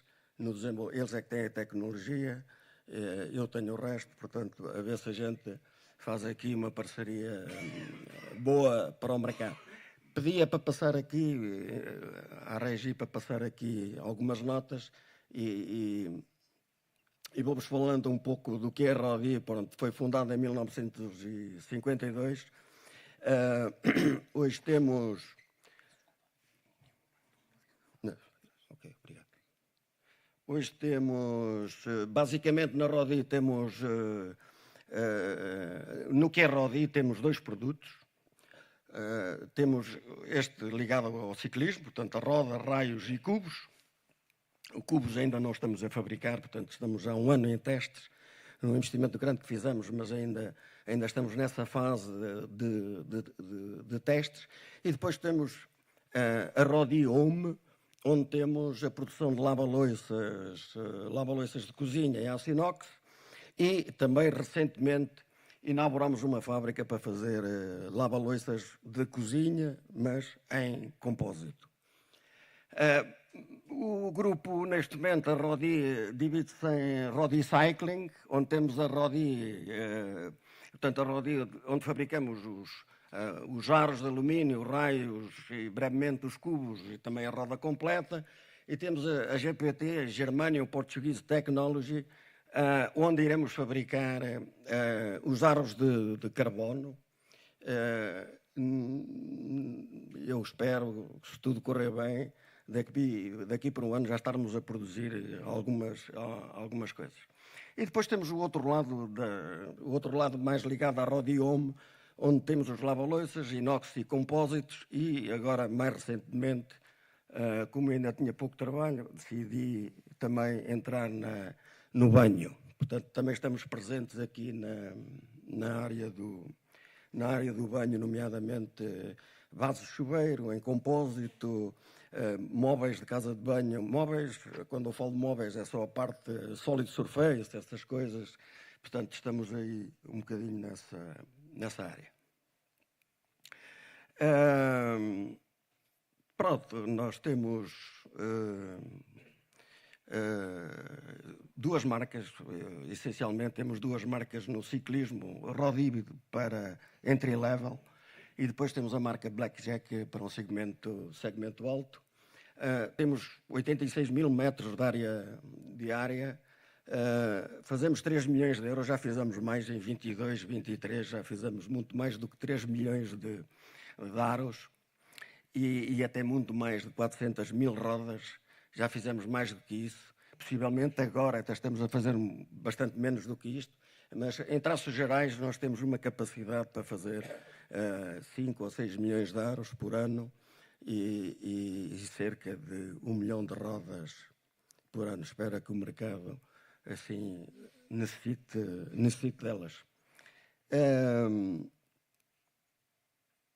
Pronto, basicamente 15 mil aros por dia, 2.800 rodas, 11 linhas de formação de aros, uma variedade de máquinas de furar, uma equipa de engenharia que nós temos hoje, cerca de 14 pessoas que temos hoje na área de desenvolvimento da Rodi, uma equipa grande reforçada nos últimos 2 anos, quando decidimos avançar para a produção de cubos, que é um produto muito técnico. Portanto, basicamente, hoje desenvolvemos a grande maioria dentro de portas.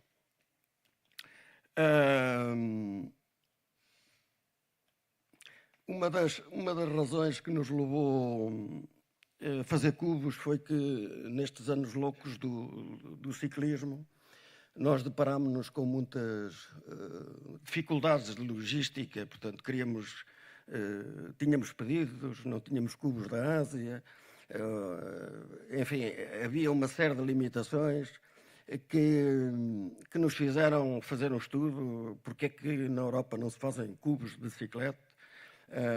E se é uma questão de preço, é uma questão de tecnologia, o porquê, e depois, enfim, de desenvolvermos esse estudo, concluímos que se fizermos o investimento certo, quer em pessoas, que é o fundamental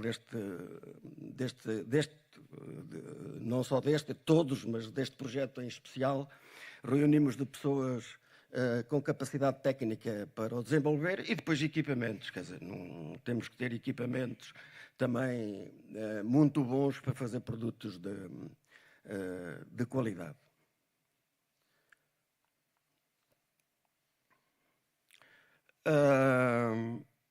Nós temos sido até agora, eu diria até há pouco tempo, mas pronto, diria até agora, um cliente muito dedicado ao OEM. Trabalhamos com os grandes montadores de bicicletas. Queremos agora diversificar um bocadinho, porque ao ter esta capacidade de produção da roda completa com os nossos componentes e não estar à espera que eles cheguem hoje, cheguem amanhã, ou não cheguem, ou não sei o quê, e hoje há uma diversidade tão grande de opções que nos vai permitir, com a produção in-house, de satisfazer e de atacar outros mercados como o aftermarket, online, etc, etc, etc.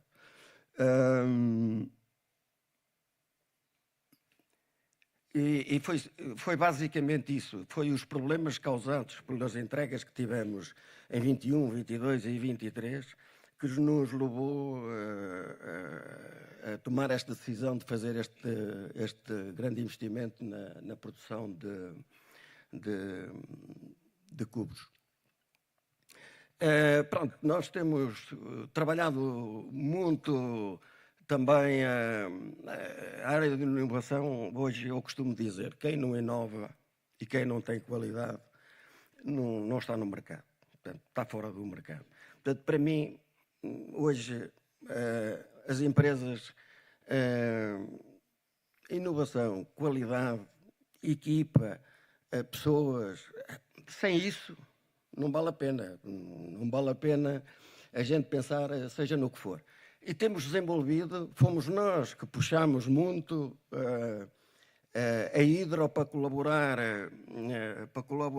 com a Rodi e com a Triangles também, do qual fui cofundador, no desenvolvimento de ligas amigas do ambiente, portanto, recicladas, etc, etc. E o nosso primeiro parceiro que desafiámos foi a Hidro, para desenvolver estas ligas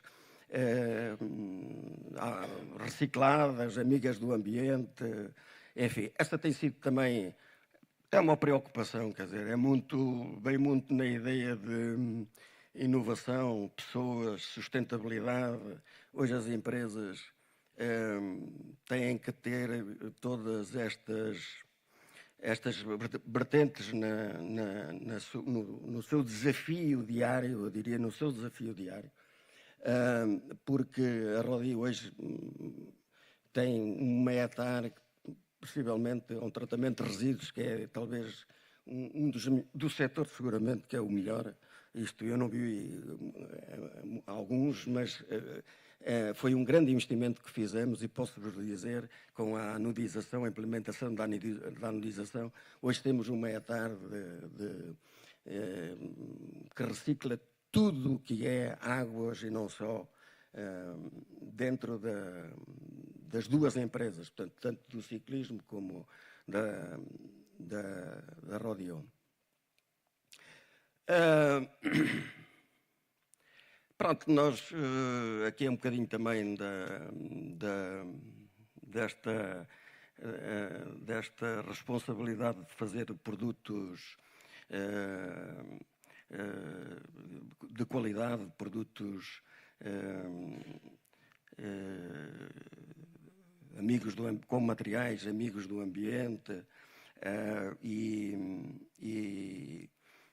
e no fundo ir atrás um bocadinho daquilo que os nossos clientes querem, ter essa flexibilidade para irmos ao encontro daquilo que os clientes querem, ouvi-los muito, dizer o que é que eles pensam e enfim, trabalhar muito perto com os clientes, que no fundo, havendo esta boa sincronização entre as partes, eu diria que é sempre meio caminho andado para o sucesso do negócio entre ambos. Peço perdão, acho que voltei aqui para trás. E pronto. No fundo, é isto. Dizer-vos que, numa nota final, que eu pessoalmente e outros sócios, o João Miranda, o Vital, nós temos feito a nossa parte para trazer muitos negócios de volta para a Europa. Começamos pela Triangles, estamos na Carbon Team, que é uma empresa dedicada a quadros de bicicleta em carbono. Estamos a trabalhar há pouco tempo, mas felizmente as coisas têm corrido bem, estamos a trabalhar com grandes marcas e, portanto, nós temos feito a nossa parte. Trouxemos os quadros de alumínio, trouxemos os quadros de carbono, Agora estou a trazer os cubos, estou a trazer os aros de carbono e estou também a tentar trazer os clientes para olharem para a Europa como a darem possibilidade aos fabricantes europeus, neste caso aos portugueses, de lhes darem a oportunidade de poderem fazer coisas. Enfim, esse tem sido um bocadinho o nosso trabalho. Nos últimos dias tenho aqui tido tanta gente de fora e claro que nestas alturas de crise as pessoas por 10 cêntimos trocam-nos. E às vezes é preciso lembrar as pessoas que quando eles precisaram de nós em 21, 22, 23, que não havia lá, nós estivemos aqui, trabalhámos sábados e domingos, fornecemos, e eles agora, como está de crise, às vezes por 10 cêntimos, ontem não, na segunda-feira tive que dizer a um cliente, talvez o maior cliente do ciclismo, para ele que o mundo vira muitas vezes, é o vai e vem, e portanto ele já se esqueceu naquilo de bom que nós lhe fizemos há 2, 3 anos atrás, e agora está a tentar tirar a pele, que é assim, que tirar a pele porque diz que na Ásia é mais barata, não sei o quê, não sei quanto. O certo é que, embora eles lá também tenham feito um grande progresso, é verdade, não é a China de há 30 anos, nem nada disso, eu estou a falar na China, mas já nem é problema, já nem é, não é a China, é outros países. Mas quando se combate com armas desiguais, é muito duro. E só gente com muita coragem mesmo, é que pode levar este negócio para a frente e a indústria em Portugal e em Águeda para a frente. Muito obrigado.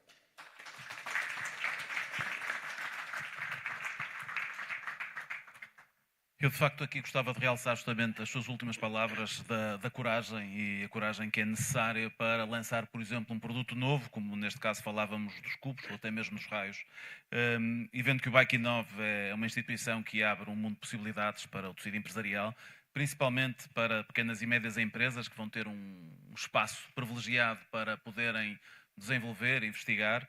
Como é que uma grande empresa como a Rodi vê este projeto? Será que vamos ter cubos de rodas e raios testados e desenvolvidos no BIKiNNOV pela Rodi? Eu espero que sim. Eu digo, e já me referi várias vezes ao Gil e à sua equipa, que há o antes e o depois do BIKiNNOV.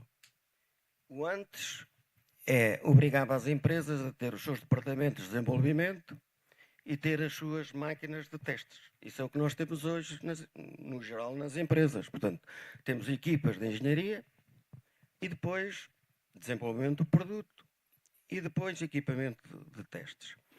E eu digo que isto é sempre um desperdício de dinheiro. Porque se todas as empresas investirem, muitas de nós investimos nas mesmas máquinas de testes, estamos a desperdiçar dinheiro. Acho que temos que continuar a desenvolver produtos dentro das empresas, mas temos que nos apoiar muito na BIKiNNOV no que trata também ao desenvolvimento e aos testes, porque isso vai ser fundamental. A BIKiNNOV vai precisar de algumas bandeiras. Eu, quando digo bandeiras, diria que a BIKiNNOV vai necessitar de se internacionalizar. E vai precisar de bandeiras como a Serrama, como a Bosch, que são empresas mundialmente conhecidas, ou outras, para terem realmente esta força no mercado europeu, porque, infelizmente, é assim, se a BIKiNNOV tiver aqui uma bandeira como a Bosch aqui dentro, ou a Serrama, ou a Shimano, se eles fazem para estes, também fazem para nós. E, portanto, mas isso é um trabalho já da equipa da BIKiNNOV.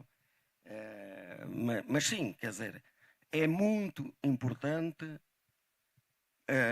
termos um centro de desenvolvimento, de inovação e de testes no nosso setor. Isso é de extrema importância. Muito obrigado.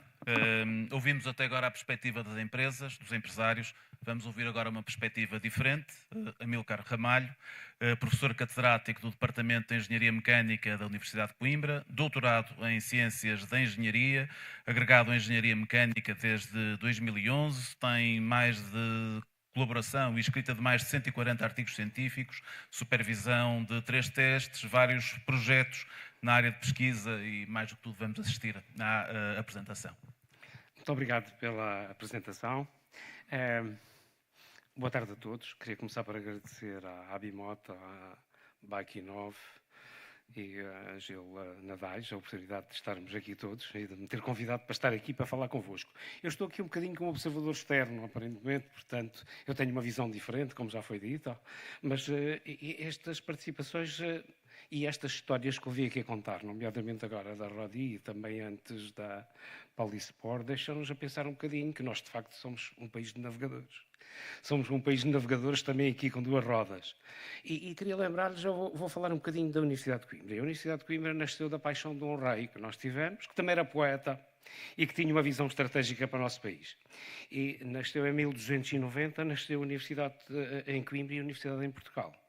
Eu vou-lhes só falar um bocadinho, porque o resto da história é conhecido, os números são mais ou menos conhecidos, e depois vou migrar um bocadinho para o que é que a Universidade de Coimbra e a Universidade, no geral, tem de fazer pela sociedade e também pela indústria de 2 rodas. Assim, aqui tem alguns números. A Universidade de Coimbra faz uma coisa que aqui já ficou bem patente. A Universidade de Coimbra capacita pessoas. Portanto, aqui já ficou bem patente que os recursos humanos são absolutamente estratégicos para o desenvolvimento de qualquer setor, nomeadamente o setor industrial. E nós capacitamos pessoas e nós criamos conhecimento. Portanto, aqui já ficou bem patente que provavelmente são os 2 fatores essenciais para o desenvolvimento dos produtos industriais. Aqui tem alguns números. A Universidade de Coimbra é uma universidade grande, à escala, especialmente à escala nacional, opera em todas as áreas de conhecimento, por isso é que é uma universidade. Uma universidade deve ser o sítio onde há um saber universal e que pode responder a várias valências. Nós temos 414 formações diferenciadas entre licenciaturas, mestrados e doutoramentos. Temos um número de alunos um bocadinho superior a 30 mil. E também queria mostrar-lhes, vocês aqui podem ver, que a outra faceta da universidade, além de capacitar pessoas, é disponibilizar conhecimento e inovação. E ela aparece normalmente na sociedade na forma de produção científica que está disponível em escritos. E, normalmente, uma das perguntas que podemos fazer muitas vezes é assim: quem é que é o cliente da investigação científica que fazem instituições de investigação científica e universidades? Podemos encarar isto de 2 formas. A nível TRL muito elevado, é desenvolvimento de produto. Isso normalmente cabe mais às indústrias e às associações industriais. Normalmente a universidade faz investigação mais de base, que está um bocadinho atrás disso. E normalmente se nos perguntávamos assim, quem é que é o cliente? O cliente é a sociedade no geral. Eu costumo dizer normalmente aos meus estudantes, quando acabam, por favor, não inventem a roda. A roda já inventou a Rodi, já inventou antes da Rodi. A roda está inventada há muito tempo. Portanto, por favor, quando tiverem algum assunto, vão ver o que é que está feito, o que é que está escrito e sirvam-se disso para fazer melhor, para identificar as lacunas, o que é que falta fazer, o que é que eu posso fazer melhor, como é que eu posso tornar isto mais atrativo para os utilizadores. E essa normalmente é a vantagem que nós temos. Nós disponibilizamos conhecimento. E disponibilizamos esse conhecimento a montante através de publicações, como vocês veem ali, mais de 22 mil publicações em 5 anos, desde 2019 a 2023, e também traduzindo esse conhecimento em patentes quando ele pode ser valorizado do ponto de vista industrial. E algumas dessas ideias podem ser desenvolvidas in-house, portanto, podem ser desenvolvidas criando spin-offs que vão dar origem a novos produtos. A partir dessas ideias vão criar novos produtos e disponibilizá-los no mercado. E essa é, portanto, uma das valências da Universidade de Coimbra, que tem uma história, uma cultura atrás e que, para isso, tem um campus que é relativamente conhecido. Neste momento, eu vou passar, tinha aqui um filme, mas não vamos passar este filme, só vamos demorar muito tempo, prefiro falar-lhes de outras coisas. A Universidade de Coimbra tem um saber, de facto, global.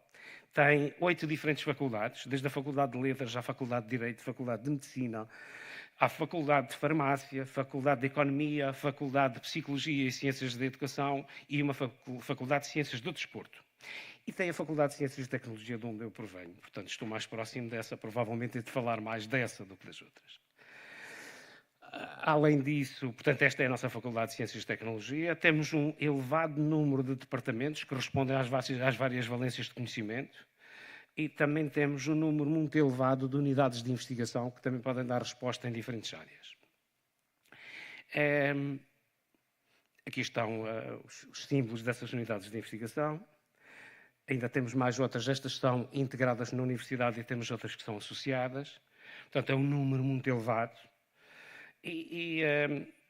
Temos só na faculdade um número elevado de estudantes.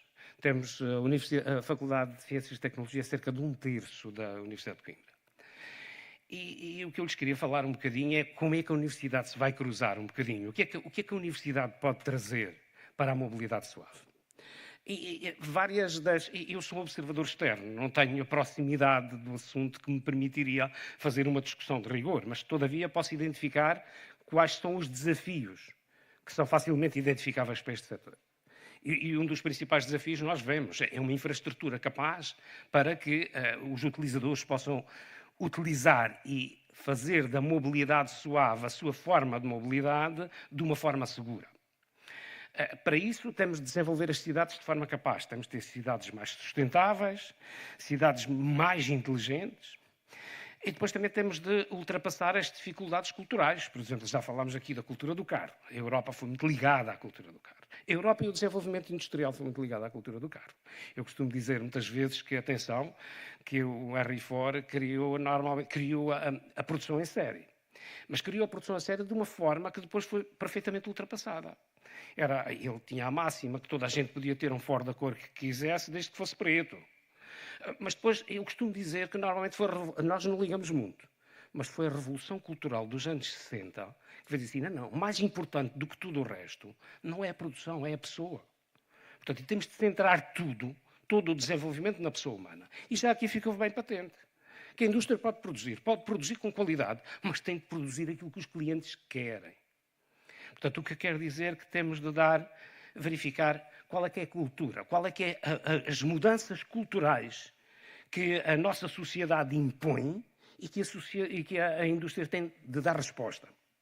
Depois temos alterações climáticas, que podem ser as alterações climáticas e as limitações climáticas, que podem ter alguma limitação ao uso desta forma de mobilidade mais suave.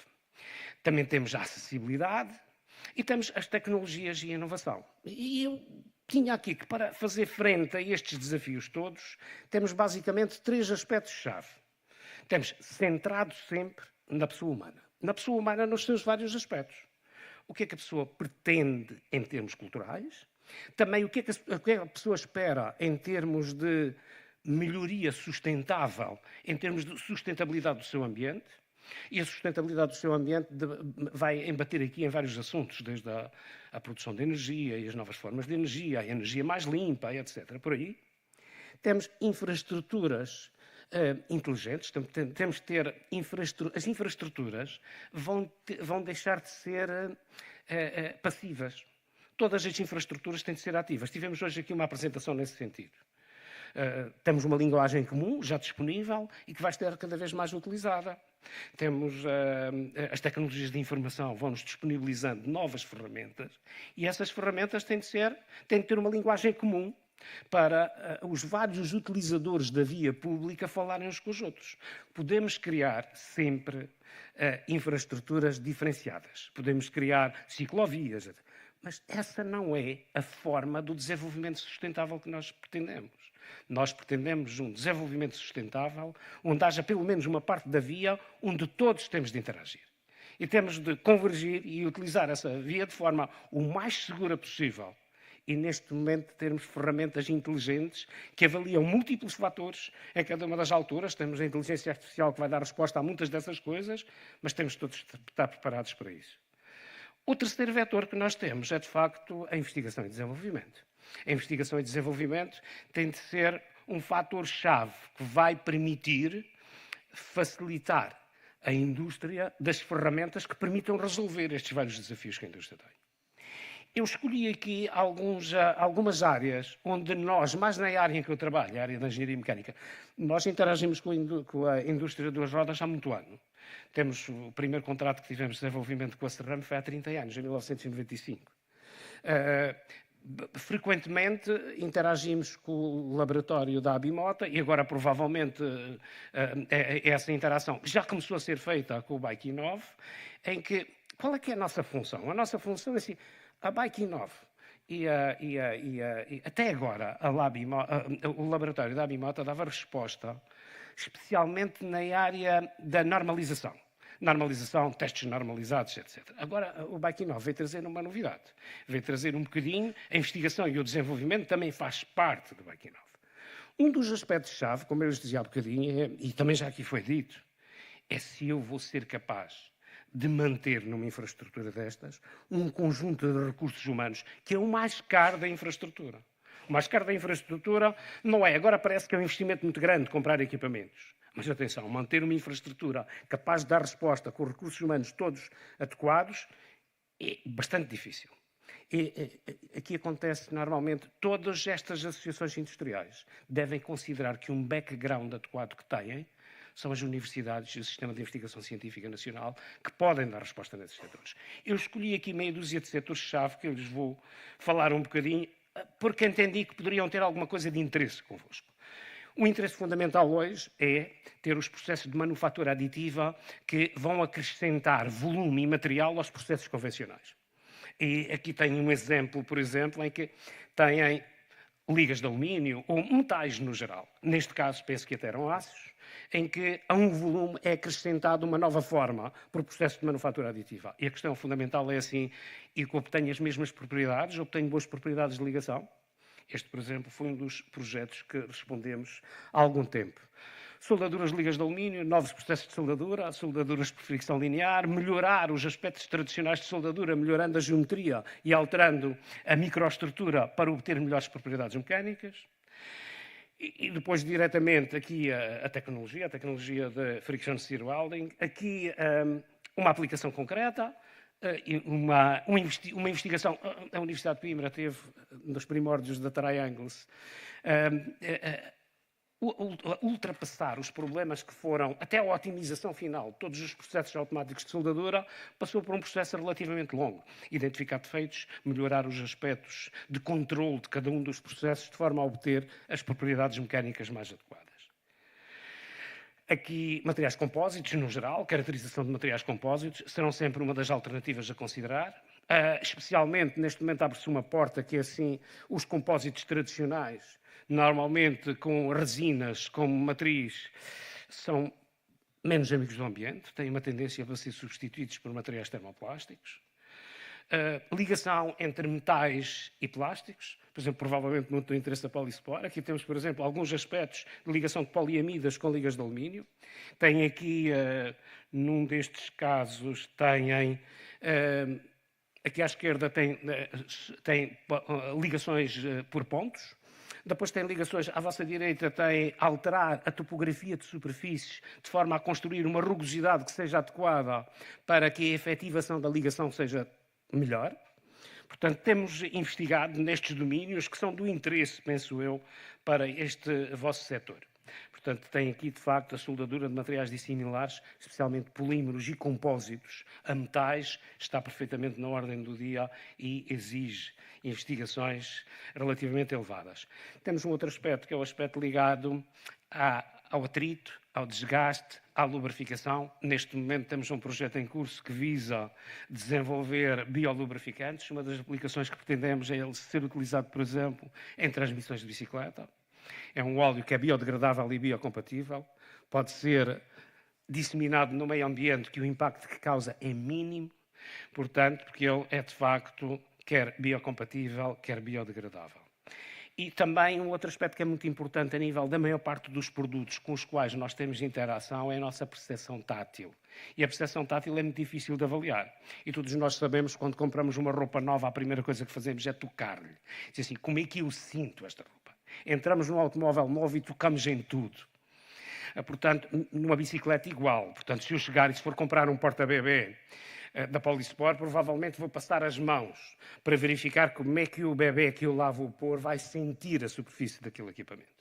Portanto, a percepção tátil é uma coisa que normalmente é adquirida por atrito. É uma área onde temos realizado algum trabalho, quer cruzando informação aqui são outros estudos, mas este último, utilizando a percepção tátil das pessoas, avaliada normalmente por inquéritos, e cruzar isso com medições de atrito, quer para caracterizar tecidos, caracterizar texturas, etc. Portanto, são exemplos onde nós podemos dar alguma resposta e podemos dar algum contributo em áreas muito específicas.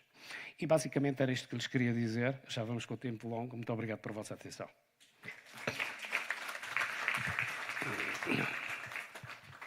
Muito obrigado. Estive a ouvir atentamente e, de facto, depois de ouvir também as intervenções anteriores, acho que há uma unanimidade de que o BIKiNNOV e as empresas têm uma relação quase umbilical. Eu atrevo-me a dizer que, se calhar, no caso da universidade, a relação pode ser quase simbiótica. Quais são os caminhos que podem ser trilhados juntos? Ora bem, falando um bocadinho, como é que pode ser obtido isso? Como é que esse caminho pode ser traçado? Assim, a universidade presta sempre... A universidade tem basicamente... desenvolve a sua atividade com base em 3 vetores. Um deles é a formação direta, portanto, onde nós capacitamos pessoas. Cada vez mais há um aspecto que é determinante e que também passa um bocadinho... Temos de vencer aqui um caminho onde nós, em Portugal, estamos um bocado atrasados em relação à parte dos parceiros europeus, que é a formação ao longo da vida. Nós temos de capacitar as pessoas para a formação ao longo da vida. E aqui cabe às duas partes aproximarem-se. Cabe, especialmente às associações do setor, quer à universidade, fazerem um bocadinho uma parte do caminho para... É absolutamente fundamental melhorar a formação das pessoas ao longo da vida. Porque o tempo de meia-vida do conhecimento, quanto tempo demora a que 50% dos conhecimentos que me foram transmitidos fiquem desatualizados? Nas áreas das tecnologias são iguais ao tempo de formação. 5, 6 anos. O que quer dizer que, inevitavelmente, as pessoas vão ter de continuar a procurar e a ser capacitadas ao longo da sua vida. Isto cabe à universidade e cabe às associações industriais. Portanto, o BIKiNNOV há de ser, com certeza, especialmente nas áreas de top da formação científica, há de ser um parceiro absolutamente fundamental para fazer esse caminho da formação ao longo da vida. O outro aspecto é o aspecto da investigação, especialmente a investigação fundamental, que está, eu diria, aí até TR5, TR6. Essa normalmente cabe mais ao lado da universidade fazê-lo e ao lado dos sistemas de investigação, do nosso sistema de ensino e investigação. E a universidade está disponível para isso. Criar as parcerias, ser parceiro, quer em projetos de várias índole e de várias formas, quer responder diretamente a problemas específicos, como acontece muitas vezes. A universidade, nós não temos a capacidade de resposta, de responder hoje para amanhã, mas somos capazes de responder a problemas muito específicos. Uma empresa tem um problema que não é capaz de ultrapassar, precisa de um observador externo. Normalmente o saber está dentro da empresa também. Normalmente o observador externo tem uma vantagem, vai pôr em causa processos com que as pessoas trabalham todos os dias e nunca puseram em causa. Portanto, esse também é uma vantagem, é uma possibilidade que a universidade tem. Agora, assim, o que é que a universidade traz ao BIKiNNOV? Temos de funcionar tirando partida das sinergias que vêm dos dois lados. E aí a nossa porta está aberta. Aliás, a universidade é parceira e é fundadora do BIKiNNOV também, e o objetivo é que nós tiremos sinergias das duas partes. A universidade também pode fornecer outra coisa que é cada vez um aspecto fundamental para a formação dos nossos estudantes. Especialmente formações curtas, rápidas. Normalmente é assim, como é que eu posso aproximar uma dissertação de mestrado, que é um trabalho de 4 meses, 3, 4 meses, de um problema industrial? É óbvio que é um problema industrial. Pode ser um problema industrial. Nós temos, normalmente, com as empresas com quem colaboramos há mais tempo, com a Serram, neste momento temos uma dissertação de mestrado da Serram, que é um problema de desgaste de compósitos. E, portanto, normalmente, todos esses aspectos podem ser melhorados. E estou convicto que as sinergias vão aparecer e que provavelmente aparecerão dos dois lados. Do nosso lado, nós estamos disponíveis para todas as colaborações. Muito obrigado. temos ainda algum tempo, não muito, e portanto vou lançar uma primeira pergunta que vou lançar a todos, começando logicamente pela Isabel. E a primeira pergunta é justamente esta. Neste momento, o que é ainda possível fazer em prol da mobilidade suave e de que forma é que o BIKiNNOV pode estar presente nesse projeto ou nesse processo? Eu vou começar por falar em algo que é um pouco de mudança de mentalidades também e falar na parte da educação e sensibilização. Portanto, é algo que pode começar perfeitamente nas escolas. É evidente que se calhar não tem uma aplicação tão rápida, mas poderá ter uma aplicação futura. E é algo em que eu acho que a ABIMOTA e mesmo o BIKiNNOV, em termos da presença que têm e, digamos, da sua abrangência a nível do setor, podem colaborar para este tipo de situação. Portanto, quer a nível das escolas, quer a nível das universidades também, porque não? Mas, portanto, depois haverá outras coisas importantes, como as vias cicláveis, como uma série de coisas que são importantes neste campo da mobilidade, mas acho que a mudança de comportamento e, digamos, a sensibilização das pessoas acho que é fundamental para se conseguir mudar aquele paradigma que há bocado o professor Ramalho estava a dizer, e bem, que realmente a sociedade europeia e até mundial, de uma forma geral, está muito centrada no carro. E, portanto, para nós mudarmos aqui algo, também temos que trabalhar as mentes e temos que trabalhar, claro que depois a seguir a dar condições, porque seria impossível eu ir de minha casa, por exemplo, para o meu trabalho de bicicleta, sem correr o risco de ser atropelada pelo caminho. Portanto, acho que depois há aqui toda esta parte que tem que ser igualmente trabalhada. Muito obrigado. Luís Pedro? Relativamente a essa questão, eu agora vou falar um bocadinho mais do ponto de vista industrial, a mobilidade suave do ponto de vista industrial. Se olharmos para a Triangles, através do seu produto que produz, que é o quadro de bicicleta, já está a introduzir no mercado algo que contribui para a mobilidade suave. Mas também do seu ponto de vista industrial, quer pelos processos de fabrico, quer pela escolha de fornecedores, quer com a interação dos clientes, também tudo isto contribui, porque, por exemplo, a Triangles, ao dia de hoje, quando compramos a nossa matéria-prima, que é o alumínio, já usamos alumínio reciclável, ou reciclado. Nós já temos projetos e produto colocado no mercado em que 100% do quadro de bicicleta é alumínio reciclado. Do ponto de vista industrial, quando falamos da inovação, da automatização dos nossos processos, estamos a olhar para a sustentabilidade do ponto de vista económico, olhando para o futuro do próprio negócio da bicicleta. E depois, obviamente, também temos aquilo que a Isabel estava a falar, olhando para o cliente final, para as nossas vias de comunicação que temos em Portugal ou na Europa, para a própria educação e formação que existe. Obviamente que ainda temos aqui um percurso a percorrer, principalmente em Portugal ainda temos muito a fazer nas nossas comunidades, quer locais e mesmo ao nível central, para conectar todas estas localidades, todas estas comunidades locais, de forma a contribuirmos para todos para a mobilidade suave. Muito obrigado. Pedro Araújo. Ora bem, eu em primeiro lugar há aqui uma questão que julgo que temos de clarificar e não podemos ignorar. É que a mobilidade suave não são só as bicicletas. Portanto, e julgo que todos nós estaremos de acordo que nós queremos fazer com que a mobilidade suave passe muito pela utilização das bicicletas. Portanto, isso é um ponto extremamente importante que eu chamo aqui, é que muitas vezes a mobilidade suave não são só bicicletas. Portanto, há outro tipo de device e de equipamentos que estão incluídos na mobilidade suave. Portanto, daí o que é que eu penso? Portanto, as empresas, o BIKiNNOV, a própria ABIMOTA, todos os stakeholders que estão ligados à bicicleta, têm de conseguir compreender de uma forma muito concreta e com muita precisão como é que podem fazer com que toda a mobilidade suave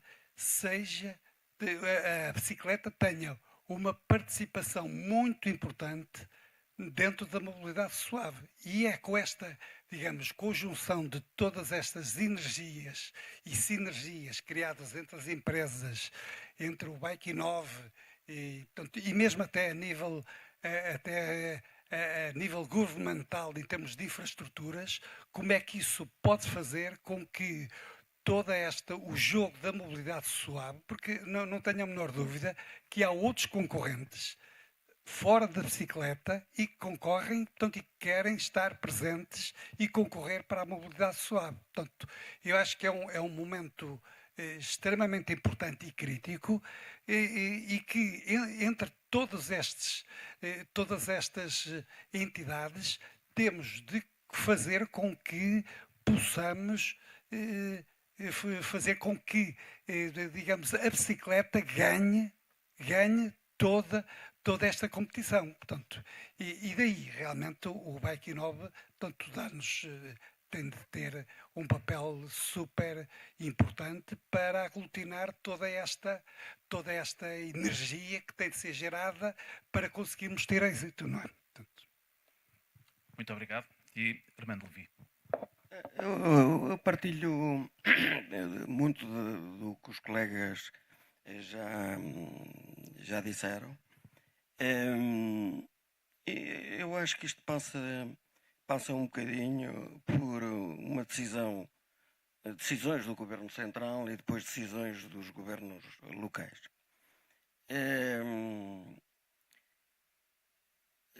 Isto tem que começar na escola. Eu acho que isto, se não começar na escola, vai ser difícil. As pessoas vão continuar a usar a bicicleta mais de uma forma para desporto do que propriamente para se movimentarem. Hoje tem-se feito muito, não há dúvida nenhuma que já se tem feito muito. Mas hoje os miúdos irem para a escola bicicleta, eu acho que nenhum pai deixa ir, não é? Portanto, é quase impossível. Não há condições para os miúdos irem para a escola de uma forma segura.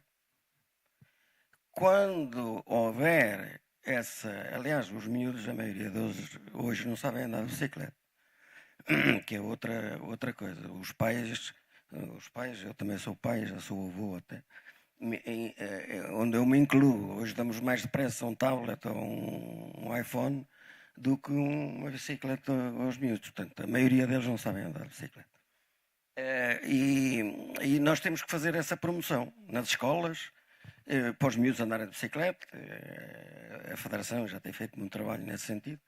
Mas, se não houver infraestruturas para os miúdos começarem de uma forma segura a utilizar a bicicleta e ir para a bicicleta, divertirem-se a ir para a escola de bicicleta, vai ser difícil. Portanto, nós conhecemos países que têm infraestruturas e onde elas existem, as pessoas usam a bicicleta. Eu posso dizer que hoje, na Rodia, acho que somos à volta de 300, vão 290 carros e 4 motas ou 5 e 2 ou 3 bicicletas. Este é o panorama. E se a gente for ver na maioria das empresas, é isto que se passa. Não há espaço para tanto carro. E depois cada um vem no seu carro. Até podem morar, ser vizinhos do outro, mas cada um leva o seu. Portanto, acho que é uma questão cultural e, portanto, estas coisas têm que começar na escola. Eu, quando era miúdo, ia a pé ou ia de bicicleta. Bicicleta quando me portava bem. Quando não me portava bem, não havia bicicleta. Ia a pé. E hoje, pronto, não há condições para o uso da bicicleta. E isto tem que se criar estes hábitos nos nossos filhos, nos nossos netos, tem que se criar este hábito. E se tivermos infraestruturas, há aqui em Aveiro algumas coisas foram feitas a nível de infraestruturas que ligam escolas. ligam comunidades, e que antes os alunos usavam 0 bicicletas, e quando essas infraestruturas foram criadas, 50% dos alunos vão de bicicleta. Portanto, é sinal de que se houver condições, as pessoas usam a bicicleta. Depois também há uma coisa que as empresas também podem fazer, que é premiar os seus colaboradores se utilizarem a bicicleta. Ou darem-lhe a bicicleta a troco como um prémio. Enfim, há uma série de coisas, há estudos que estão a ser feitos até há bastante tempo. O que é que nós, comunidade, empresas e outros, podemos fazer para ajudar também as empresas, a ajudar as pessoas à utilização da bicicleta? Tudo isto tem razão de ser, tudo isto tem uma lógica, mas se não houver estradas para as bicicletas, não há bicicletas. Muito obrigado. Amílcar Ramalho. Ora bem, já foi dito. Mas se começarmos de facto pelo princípio, é assim, a educação. Eu queria lhes contar uma história. Aqui há uns anos, eu já não me lembro do título do livro. Li um livro onde 2 jovens, relativamente jovens, encontravam-se no Canadá. Um tinha nascido na Holanda e outro no Canadá. E às tantas falava-se de ir a um sítio qualquer de bicicleta. Eu que tinha nascido no Canadá dizia assim, mas eu não sei andar de bicicleta. E a moça que tinha nascido na Holanda dizia, não, mas o que é que ensinam nas vossas escolas? Portanto, isso aí fica com uma história, mas de facto é assim, é um aspecto cultural, por um lado, também é um aspecto de infraestrutura, mas depois perguntamos assim, é de facto também muito um aspecto cultural. Basta, as pessoas mais velhas daqui lembram-se, especialmente desta área, uma área muito plana, com muita indústria relativamente pequena. A quantidade de pessoas que há 50 anos ou 60 anos se deslocavam de bicicleta para o seu local de trabalho era incrivelmente elevada. Deslocamos-nos a um país qualquer mais no centro da Europa. A quantidade de pessoas que se deslocam com um clima muito pior do que o nosso é enorme. Portanto, existe aqui uma barreira cultural que é preciso ser ultrapassada. Mas depois também existe a parte da infraestrutura, existe isso tudo. Eu ainda há tempos falava num exemplo ali em Coimbra. Uma empresa que criou uma nova infraestrutura e a Câmara obrigava-lhe a um espaço de estacionamento, que era uma área incrível. Tiveram de adquirir um lote ao lado por causa do estacionamento. E eu, quando estava a ler aquilo, dizia para a minha esposa, estava a ler no jornal local, dizia, olha, eu se fosse administrador desta empresa, oferecia a todos os funcionários uma bicicleta elétrica, com carga dentro da empresa, que havia de ser carregada por meios de energias alternativas geradas lá. E depois queria ver se a Câmara, não, em vez de me obrigar a ter aquela área toda, não era obrigado a fazer a ciclovia até lá. E são estes aspectos todos que assim, a necessidade vai trazer a regra, mas também temos de adaptar muito a legislação. Falava-se que não é só a bicicleta que é a mobilidade suave. A relação, para mim, entre a mobilidade suave está muito ligada a um aspecto, que é qual é que é o peso do conjunto em relação à massa que eu preciso transportar. E isso havia de me definir um bocadinho se eu estou a utilizar de forma conveniente ou não a energia. Portanto, isso aí levava-me a que havia aspectos. E em Portugal temos um aspecto muito complicado. Temos uma série de veículos ligeiros que nós não temos bem classificados na nossa legislação, que utilizam a via pública e não estão classificados. Portanto, assim, é preciso mudar a lei, é preciso mudar a infraestrutura e é preciso mudar a legislação. Portanto, existe muito caminho a fazer. Estou convencido que o BIKiNNOV vai ajudar. As associações industriais vão ajudar na mudança dessas mentalidades. O BIKiNNOV vai ajudar a possibilitar que a evolução tecnológica venha no sentido de tornar a mobilidade mais ajustada às necessidades da população.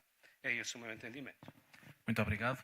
Temos ainda 6 minutos, portanto, acho que temos o tempo certo para que cada um, em 1 minuto, diga como vê a sua instituição, a sua empresa, a sua universidade na mobilidade suave daqui a 5, 10 anos. Ora bem, falando um pouco da SRAM, a SRAM não está propriamente na área da mobilidade suave, pelo menos até o momento, como viram daquilo que eu apresentei aqui.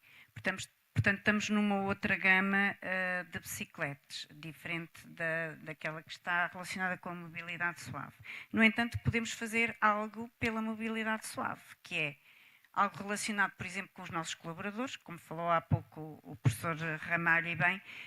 Não fomos nós, por acaso, que falámos nada com a Câmara, mas eu sei também aquilo que a Câmara me ia dizer, que era faz a via ciclável tu, porque se fizeres tudo bem, se não fizeres esquece lá isso. E se calhar ainda me ia dizer é melhor alugar um autocarro e transportar as pessoas para o sítio onde realmente elas trabalham. Mas pronto, isso fora política à parte, portanto, a questão e o que é que nós podemos fazer? Podemos sempre fazer algo, que é internamente criar também o sistema de bike sharing ou um sistema de alguma forma que fomente a utilização de bicicletas e nós próprios depois tentar, junto com a instituição, neste caso com as câmaras, criar as tais vias cicláveis, porque da parte deles vai ser muito difícil serem eles a criar, mas digamos tentar fazer algo que possa promover e ajudar. Nós já temos algumas coisas, nomeadamente fazemos o dia da bicicleta, fazemos uns passeios de bicicleta, no dia da bicicleta promovemos também, ou damos prémios a quem for, quem for de bicicleta para o trabalho. Portanto, há algo sempre que se pode fazer e a nível da mobilidade, mesmo não estando nessa área, podemos sempre contribuir e criar práticas internas de forma a fomentar a utilização da bicicleta no dia-a-dia. Muito obrigado. Eu acho que me vou repetir um bocadinho, porque já falei um bocadinho sobre isso, aquilo que a Triangles ao dia de hoje faz e acho que pode também fazer e contribuir para o futuro. Obviamente, do ponto de vista industrial, aquilo que nós fazemos ao dia de hoje é termos meios produtivos cada vez mais sustentáveis. Isto também é mobilidade suave, obviamente. Do ponto de vista de futuro, e aquilo que também ao dia de hoje já fazemos, é promover internamente, juntamente com os nossos colaboradores e também comunidades locais, o uso da bicicleta. Nós ao dia de hoje temos 2 dezenas de bicicletas dentro da Triangles disponíveis para os nossos colaboradores poderem usar no seu dia-a-dia e mesmo levarem para casa a título de empréstimo, para se poderem deslocar. Deslocar ou às vezes não é só deslocar para o local de trabalho, até para o lazer, até para lazer. Nós temos, como já disse anteriormente, a Triangles dedica-se ao fabrico de quadros de bicicleta para bicicletas elétricas. Nós temos o nosso produto e aquele que usamos é a bicicleta elétrica, o que ajuda bastante a reduzir o problema que temos no nosso país, que é a gravidade, que são as inclinações, não é? Os declives, porque o nosso país, então a zona norte do país, centro e norte, sofre bastante desse problema e isso é algo que a bicicleta elétrica ajuda, mas ao mesmo tempo depois também temos uma dificuldade e esperamos contribuir a Triangles juntamente do poder local e de alguma forma sempre possível dentro do poder central, é a questão das ciclovias ou das infraestruturas. Ao dia de hoje a Triangles está numa zona industrial relativamente recente, foi das primeiras empresas a localizar-se lá nessa zona industrial e nem toda a zona industrial ainda está equipada com ciclovias. Temos metade da zona industrial que já tem ciclovias, mas temos outra parte em que não temos. E isso é algo que nós tentamos cada vez mais e pressionamos para que sejam criadas infraestruturas. E dentro da nossa capacidade, promovemos o uso dentro dos nossos colaboradores ou com os nossos colaboradores, mas obviamente nas comunidades locais, com apoio a algumas organizações, promovendo alguns dias por ano, como a Isabel estava a dizer, o dia da bicicleta, o dia da família, em que promovemos o uso desses meios de transporte, e é esta a forma que temos para fazer evoluir, ou para fazer acontecer também cada vez mais a questão da mobilidade suave. Muito obrigado. Pedro Araújo. Ora bem, eu julgo que já que a Isabel já referiram anteriormente os aspectos importantes. Portanto, em termos do futuro e da mobilidade suave, há uma visão interna dentro da própria organização que tem de passar por a utilização de processos cada vez mais sustentáveis e toda a criação, tanto dentro da organização, de um ambiente que realmente potencie a mobilidade suave. Mas há outro aspecto também que é importante, que é todo o contexto externo e muito relacionado com o conhecimento das necessidades reais dos utilizadores, portanto, dos potenciais utilizadores da mobilidade suave e ligado com a bicicleta. Portanto,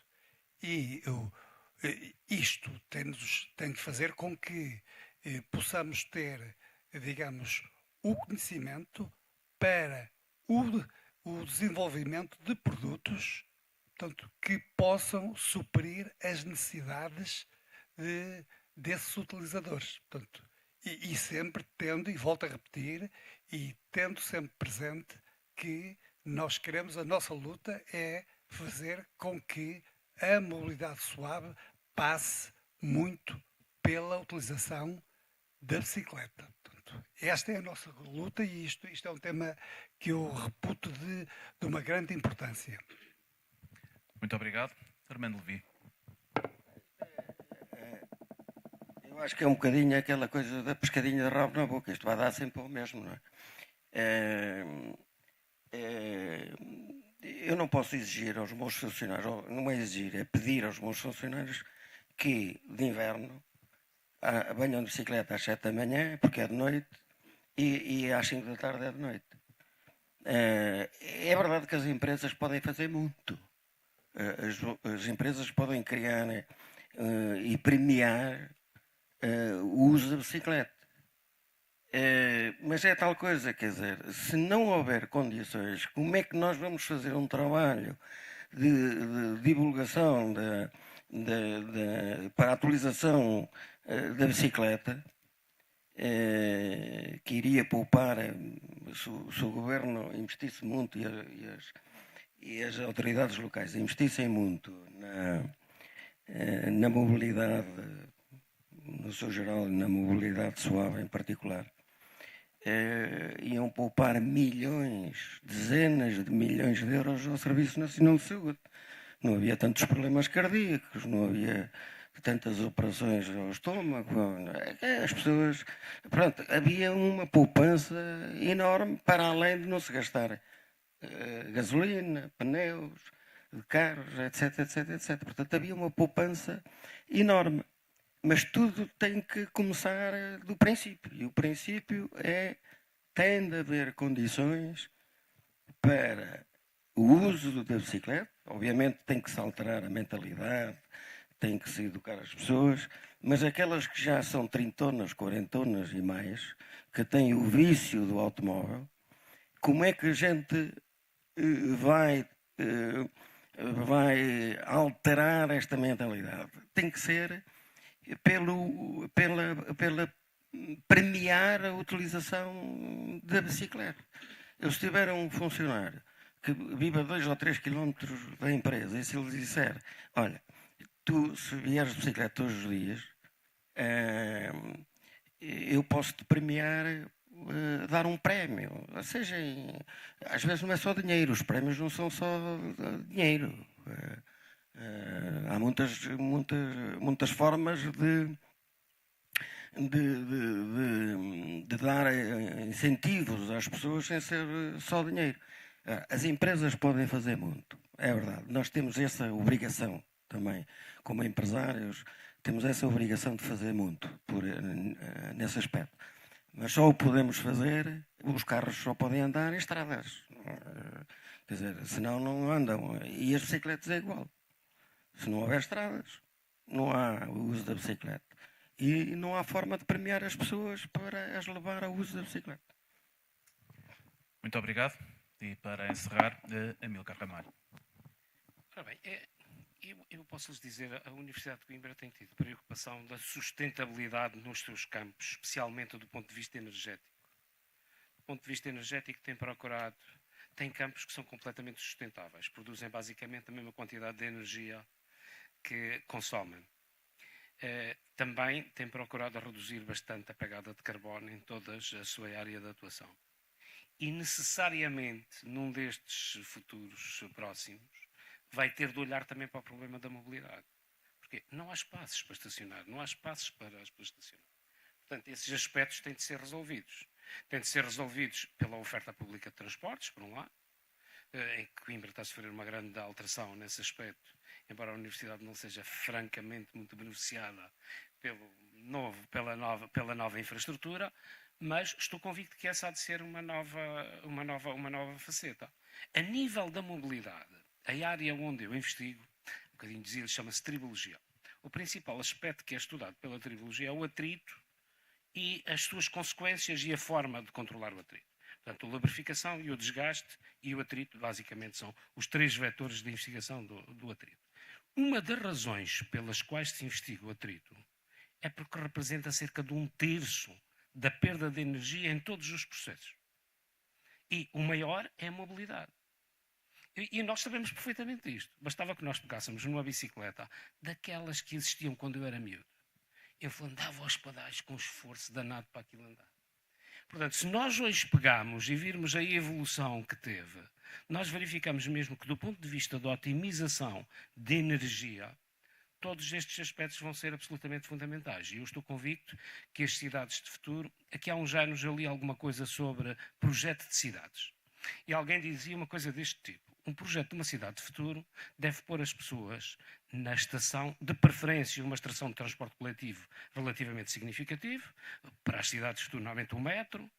A pessoa devia andar em 20 minutos. E depois, assim, de 20 minutos faz 2 horas a pé, faz 2 km a pé. Então isto quer dizer que as estações de metro têm de estar de 4 em 4 km. Era um estudo sueco. E depois comparava a utilização da bicicleta. E concluía que se as pessoas genericamente utilizassem bicicletas, as estações de metro estavam distanciadas de 12 em 12 km. Agora víamos o ganho que isto tinha em termos da infraestrutura necessária e em termos de utilização. Porque a utilização ia ter 1/3 das paragens. E, portanto, a facilidade de utilização... E eram discutidos vários aspectos e este era um desses. Esse estudo era dos anos 90. Era só isto. Muito obrigado. Acho que, de facto, foi fechar com chave de ouro. E, mais do que tudo, também, mais uma vez, o meu reforço. Muito obrigado pelo vosso contributo. Muito obrigado a todos também que estiveram aqui a assistir e a vocês também que estão em casa. E, sem dúvida, que acho que podemos não sair daqui com nada, mas saímos de certeza com muito mais certezas e muito mais perspectivas do que pode ser o futuro e das vantagens que a mobilidade suave tem para todos.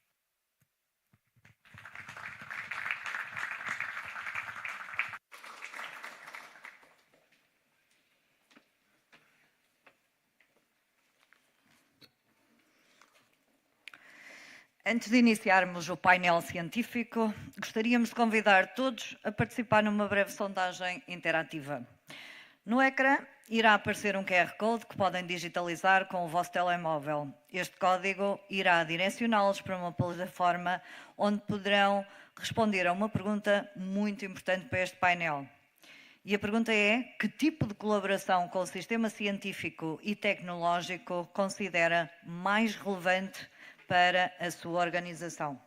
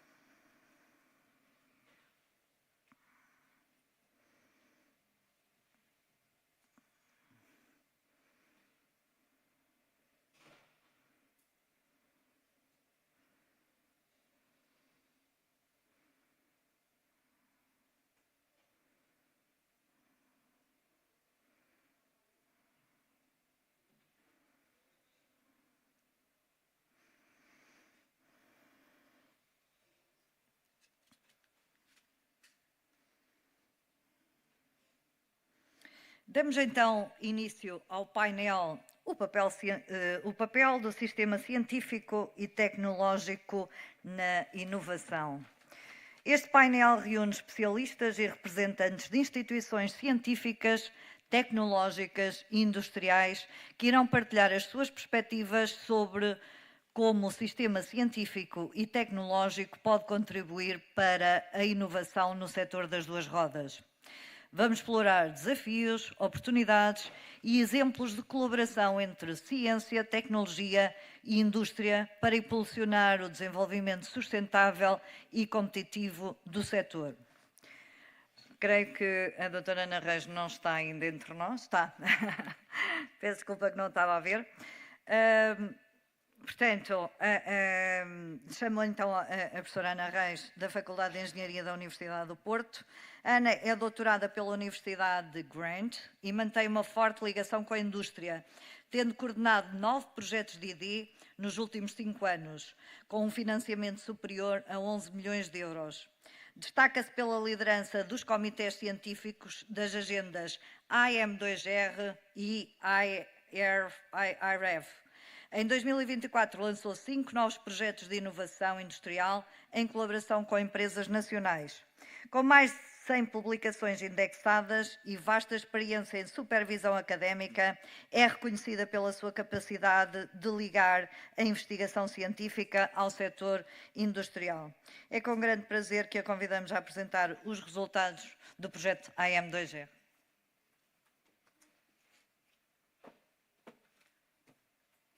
Boa tarde. É com gosto que estou aqui para apresentar então alguns dos resultados da nossa agenda AM2R, que foi uma agenda bastante... Sou baixinha aqui atrás, fico para atrás. Vamos tentar, tenho que vir para aqui. É uma agenda muito importante aqui do nosso... Vou tentar. Sim, senão eu consigo?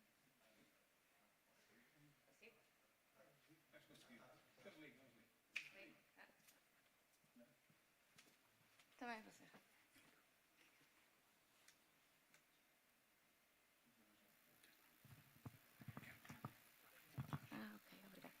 E estou de saltos, se não tivesse. Ora bem, eu acho que já foi aqui dito muitas coisas. O professor Amilcar já falou das coisas importantes que a Universidade traz aqui para a indústria.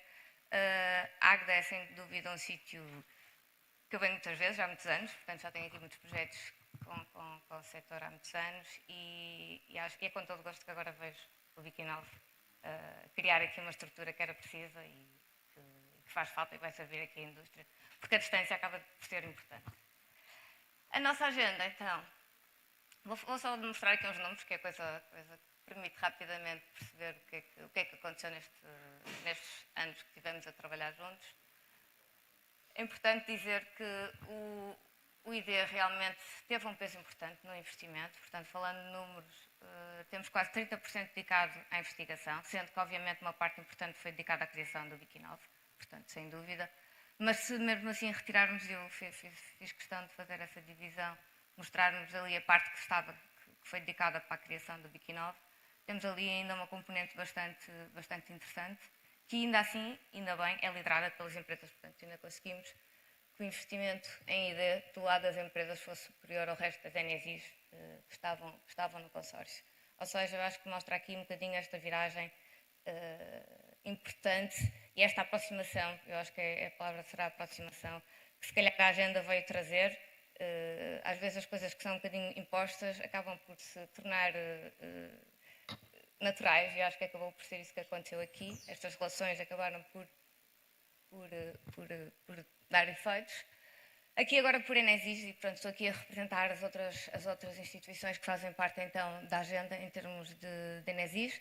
A Universidade de Coimbra já não precisa de apresentações, a Universidade de Aveiro também não, nem nenhum dos outros. Portanto, o INEGI, estou eu aqui em representação do INEGI, o IPCA, o CITEV, o CENTI e o BIKiNNOV. Portanto, este grupo muito representativo, portanto, temos duas grandes universidades aqui que orbitam aqui à volta de Águeda, o INEGI no Porto, IPCA no AVE, CITEV e CENTI também muito importantes nas áreas dos materiais e dos textos, um setor também bastante importante, e agora o BIKiNNOV com uma estrutura fantástica e que vai de certeza liderar os próximos projetos. Portanto, é uma agenda ambiciosa, tínhamos várias frentes, várias INESIs, geri também as várias... Desculpa.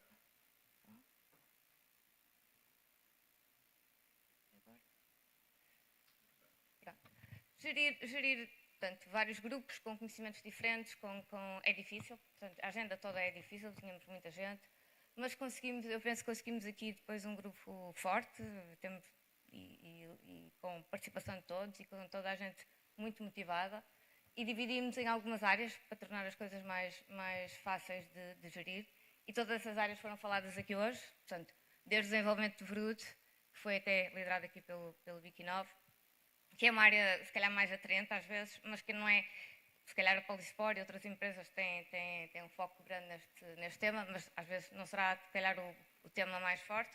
Depois criamos então o grupo dos metais e tratamentos de superfície, o professor já falou sobre isso, Coimbra liderou aqui este grupo, um tema super importante, portanto, hoje em dia a parte de tratamento de superfícies, melhoria de propriedades, é um tema crucial. Depois, então, a questão dos têxteis e dos plásticos, também um tema super importante. A sustentabilidade, o Universidade de Aveiro geriu este tema, que é transversal a toda a gente. E, finalmente, a digitalização e a logística com o IPCA. Portanto, tentamos cobrir aqui quase todos os desafios das empresas que estavam connosco e conseguimos. Eu trouxe aqui nós fizemos já como sabem, uma conferência para mostrar os resultados. Eu trouxe aqui para ter um background, exemplos, sem qualquer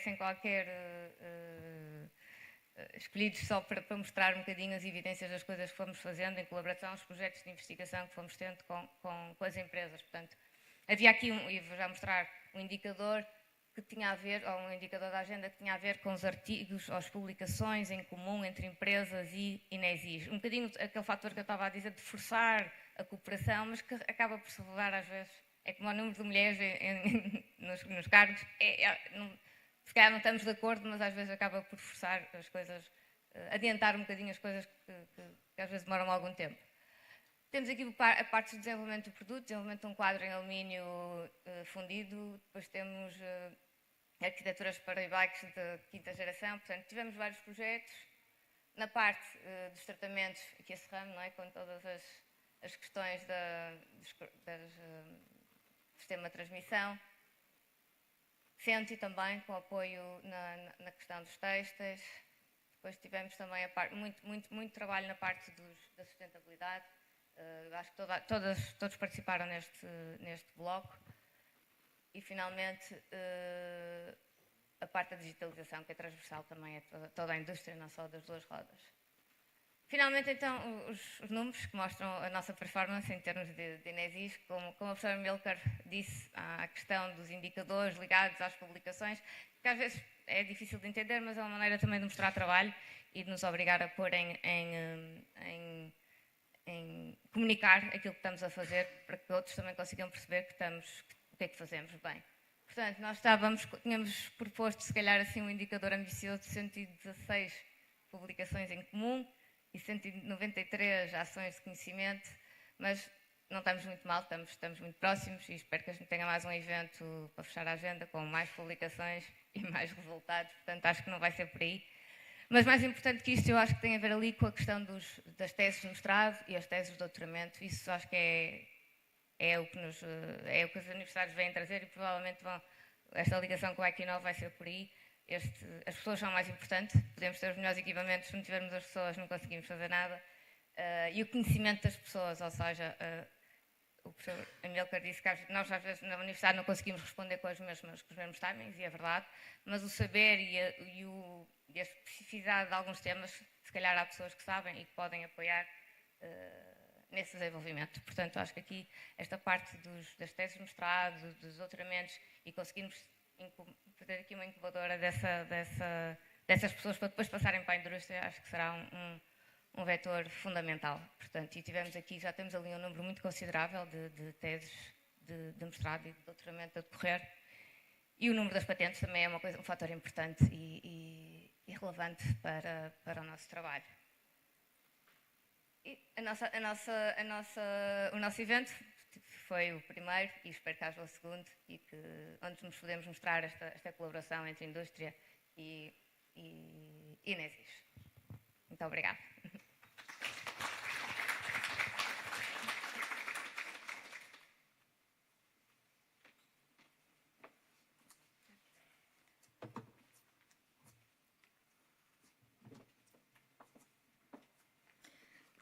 Prosseguimos então com César Coutinho, diretor tecnológico do BIKiNNOV, que nos irá apresentar as capacidades já instaladas neste Centro de Tecnologia e Inovação dedicados ao setor das duas rodas.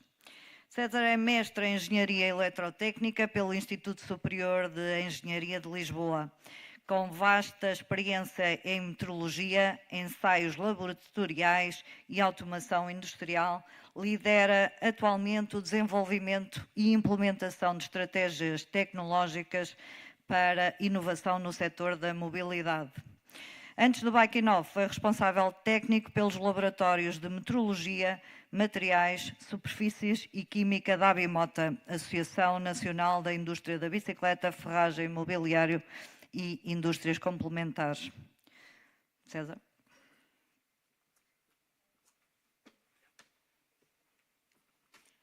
Boa tarde a todos.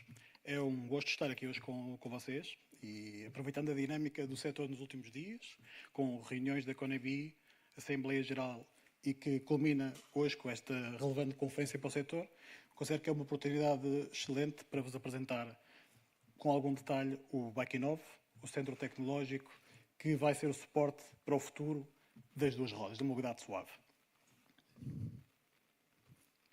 Não vos tomarei muito tempo, porque penso que muito mais interessante que a minha apresentação e tudo o que eu puder dizer aqui, a visita que faremos no final da conferência será uma oportunidade excelente para, junto dos equipamentos, junto da capacidade que temos instalada, discutirmos um pouco em que podemos contribuir para o setor. O BIKiNNOV foi criado em 2022 com o objetivo de ser o suporte técnico e tecnológico para o setor das duas rodas. Sediado em Águeda, nestas instalações que agora estão a visitar, e com a visão de, como referi, ser o suporte e promover o uso da tecnologia e da inovação como ferramentas para melhorar e para impulsionar o desenvolvimento do setor e, por fim, acrescentar valor ao produto e à indústria e à nossa presença global.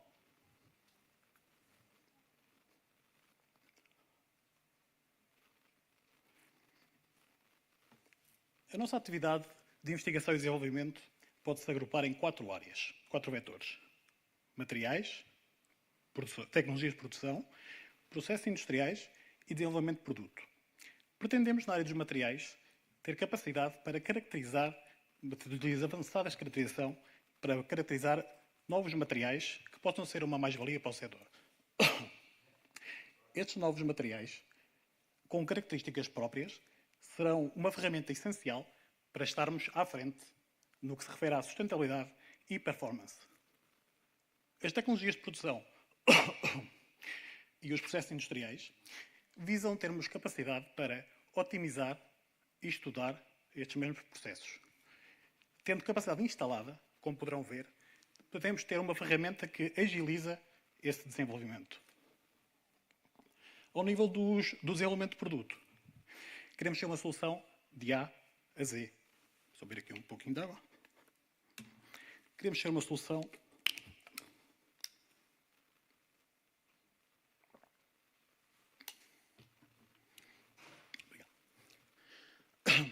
Queremos ter uma solução de A a Z. Ou seja, desde o primeiro sketch, o primeiro conceito, até à industrialização e, numa fase final, a certificação do produto antes de ser colocado no mercado. Toda esta atividade de desenvolvimento rege-se, é guiada por princípios básicos da sustentabilidade, digitalização, as pessoas e propriedade intelectual e a rede. É o essencial para avançarmos. O que também estamos aqui a fazer um pouco hoje. Nomeadamente na área dos materiais, referir aqui brevemente algumas das capacidades e das valências que teremos. Estamos-nos a referir a possibilidade de caracterizar mecanicamente estes novos materiais, sejam materiais metálicos ou compósitos, tanto ao nível da sua estrutura, como da sua resistência à fadiga ou fricção, como já foi abordado aqui hoje, analisar a sua estrutura, a sua microestrutura, que reflete a sua propriedade física, e também o seu enquadramento em termos químicos. Poderemos também referir, e como relevante para o nosso setor, a possibilidade de fazermos uma caracterização avançada das uniões, neste caso, por exemplo, uniões soldadas, com diferentes tipos, desde a sua penetração ou a sua resistência também e até a zona afetada termicamente. Alguns dos exemplos dos equipamentos que vão poder ver já no interior das instalações, desde equipamentos de aplicação de carga, com condicionamento térmico, associados a sistemas ópticos, como equipamentos para avaliação de dureza CNC, onde podemos traçar os perfis de dureza de forma automática, como outros equipamentos já vocacionados para a caracterização química elementar. De referir ainda outras valências, ainda neste âmbito, soluções portáteis, o que são também uma mais-valia pela possibilidade de, na instalação, in loco, avaliar o resultado de um determinado processo produtivo, como podemos ver aqui com os sistemas de avaliação de dureza e composição química, complementados também com outros sistemas que nos permitem avaliar, por exemplo, propriedades como cor e brilho, ou seja, revestimentos, também nessas amostras. Aqui gostaria de falar um pouco de um dos investimentos mais significativos do centro e que consideramos que é uma mais-valia para o tipo de desafios que teremos que enfrentar, o microscópio eletrónico de varrimento. Este sistema, além de ter as capacidades convencionais de um sistema de microscopia eletrónica, alia detectores específicos para a caracterização microestrutural e, sobretudo, e é o que devemos destacar, a capacidade de analisar elementos leves, como lítio. A análise de lítio é relevante para a nossa indústria e também para o desenvolvimento a nível nacional que se está a verificar neste momento em termos de extração, por exemplo, de lítio. Este é um fator diferenciador e que nos dá uma ferramenta essencial para o nosso setor.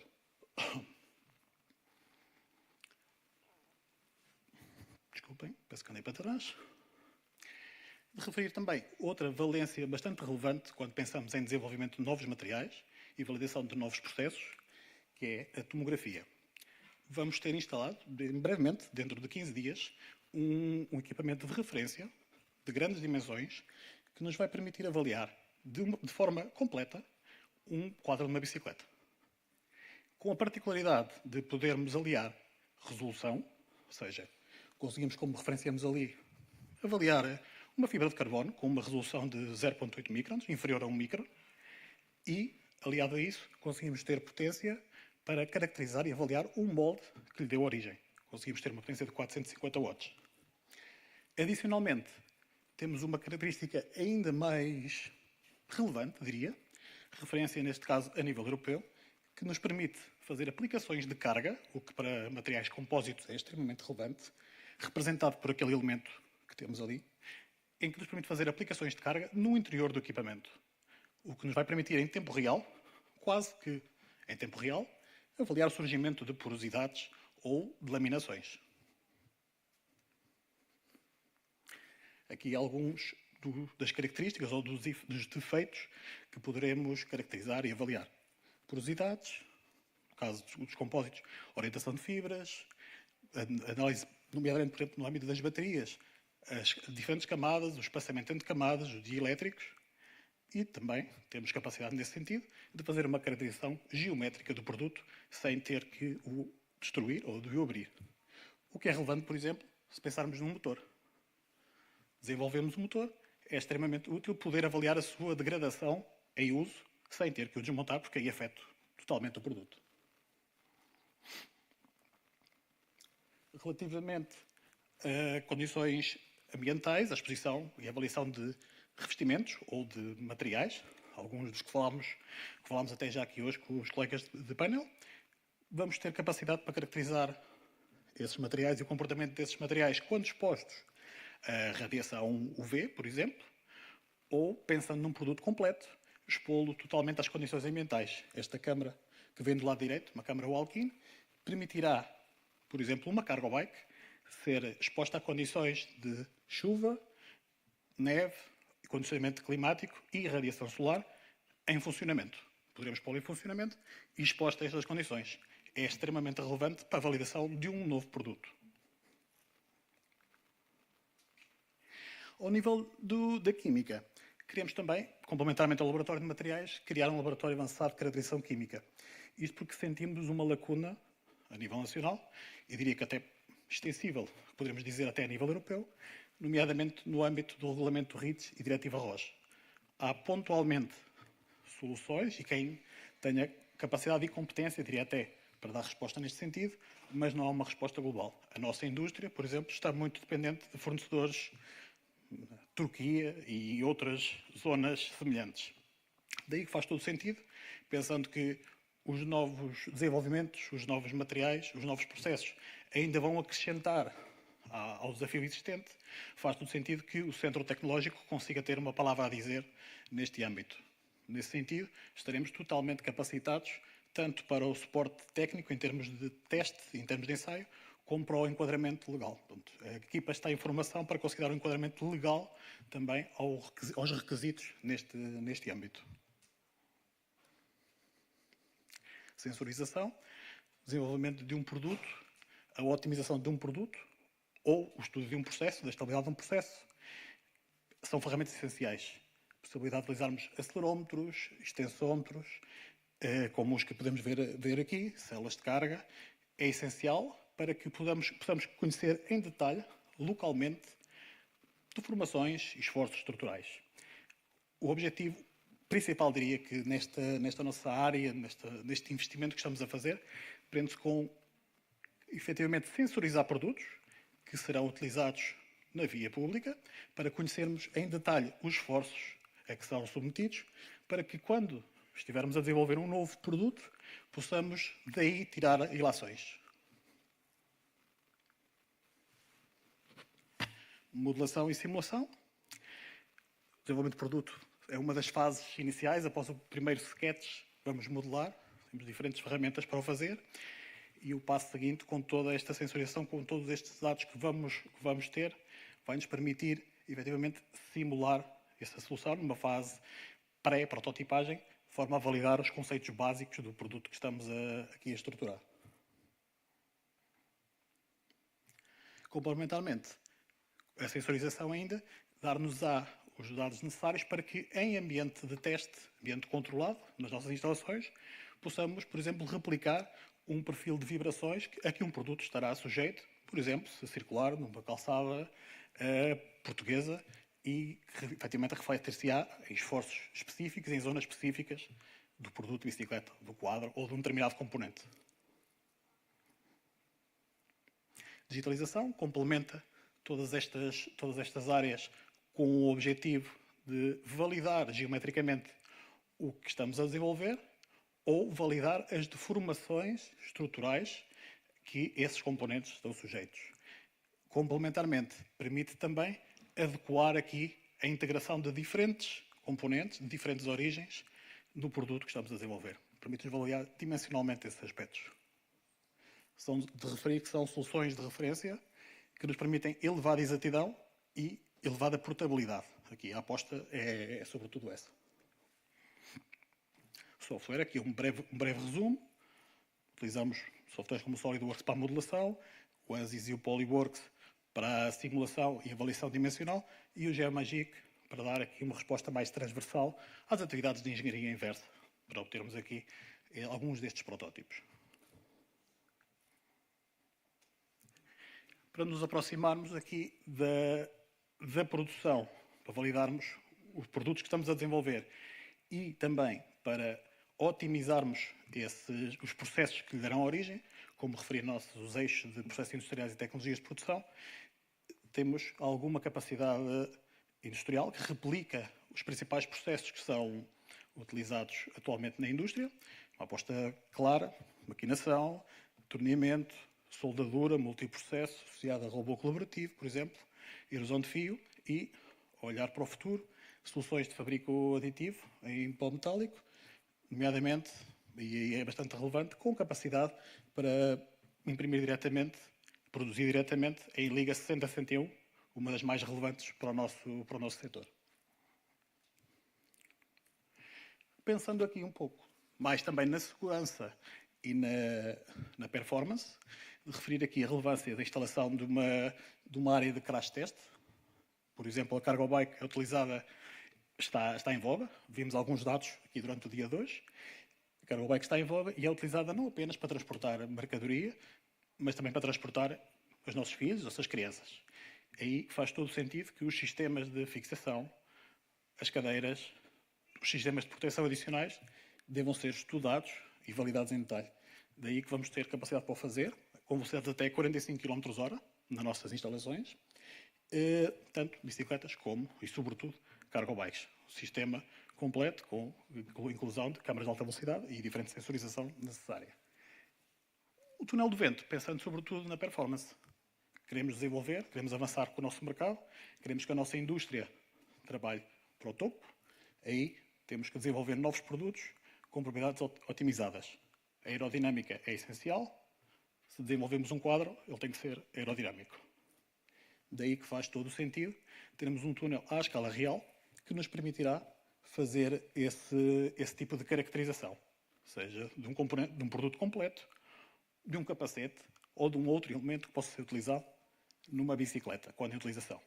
De referir que este túnel terá também capacidade para fazermos estes testes, estes ensaios, em cargo bikes. Não pensando tanto na performance, mas pensando mais na estabilidade. Vemos cargo bikes com caixas de carga de dimensão considerável. Portanto, é também um ponto a ter em conta. De referir que, diria, fechamos o ciclo do desenvolvimento. Peço desculpa.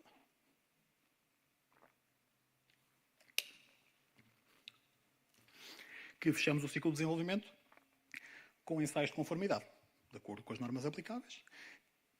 Testamos o produto, ensaiamos o produto para que possa ser colocado no mercado em segurança. O BIKiNNOV tem um laboratório acreditado na área da mobilidade. Nomeadamente somos acreditados para ensaios de fadiga, estáticos, dinâmicos, a todos os componentes usados, bem como ensaios de segurança elétrica e de travagem ao produto bicicleta e cargo bike.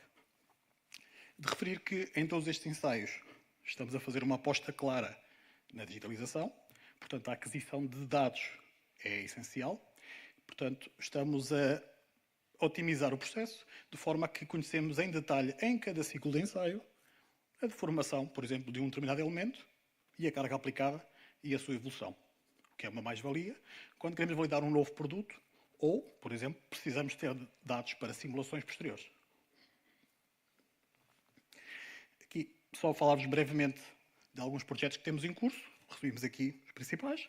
A agenda mobilizadora, que estamos todos cientes da que se refere. Missão Interface, o nosso reconhecimento enquanto Centro de Tecnologia e Inovação. E um outro projeto da InnovC. Referi aqui brevemente, na agenda mobilizadora temos 3 projetos em curso.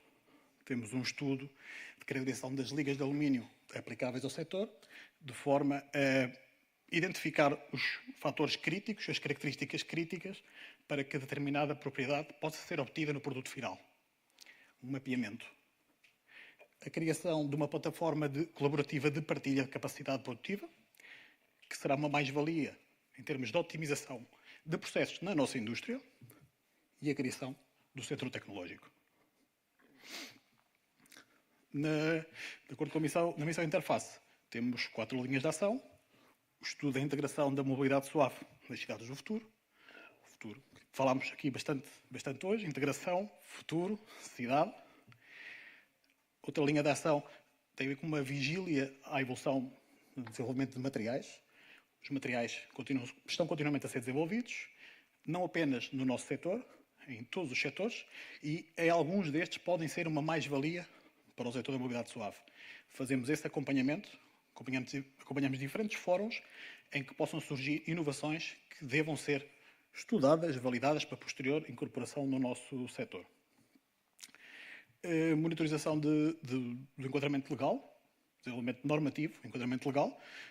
Aqui pretendemos antecipar esta evolução e avaliar potencial impacto que esta evolução possa ter, tanto para o setor, como para o produto, como para o processo que está a ser utilizado para obter. Porque alguma desta evolução pode causar constrangimento no processo industrial que está a ser utilizado no momento. Queremos dar aqui um fator de uma mais-valia, uma antecipação para a indústria. E, por fim, estamos também a estudar e a desenvolver processos mais ecoeficientes de produção. Estudar em detalhes os processos que estão a ser utilizados para que possamos identificar pontos que possam ser otimizados. Agradeço a vossa atenção. Obrigado.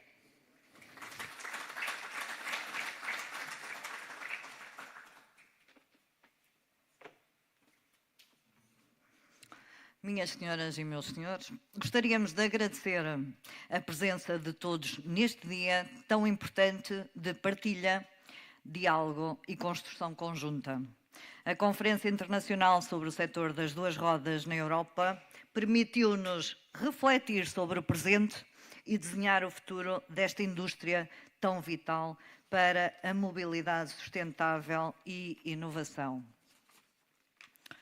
Este encontro é possível graças à AM2R, no âmbito do PRR, financiada pelos fundos europeus do NextGeneration, que reforça o compromisso com o desenvolvimento tecnológico, a competitividade e a cooperação europeia. Agora convidamos-vos a participar numa visita guiada pelo nosso Centro de Tecnologia, onde poderão conhecer de perto os projetos e inovações que estamos a desenvolver em colaboração com as empresas do setor. Relembramos que, por questões de segurança e confidencialidade das marcas com quem trabalhamos, não será permitido tirar fotografias durante a visita. Agradecemos a vossa compreensão e desejamos uma visita inspiradora. Muito obrigada.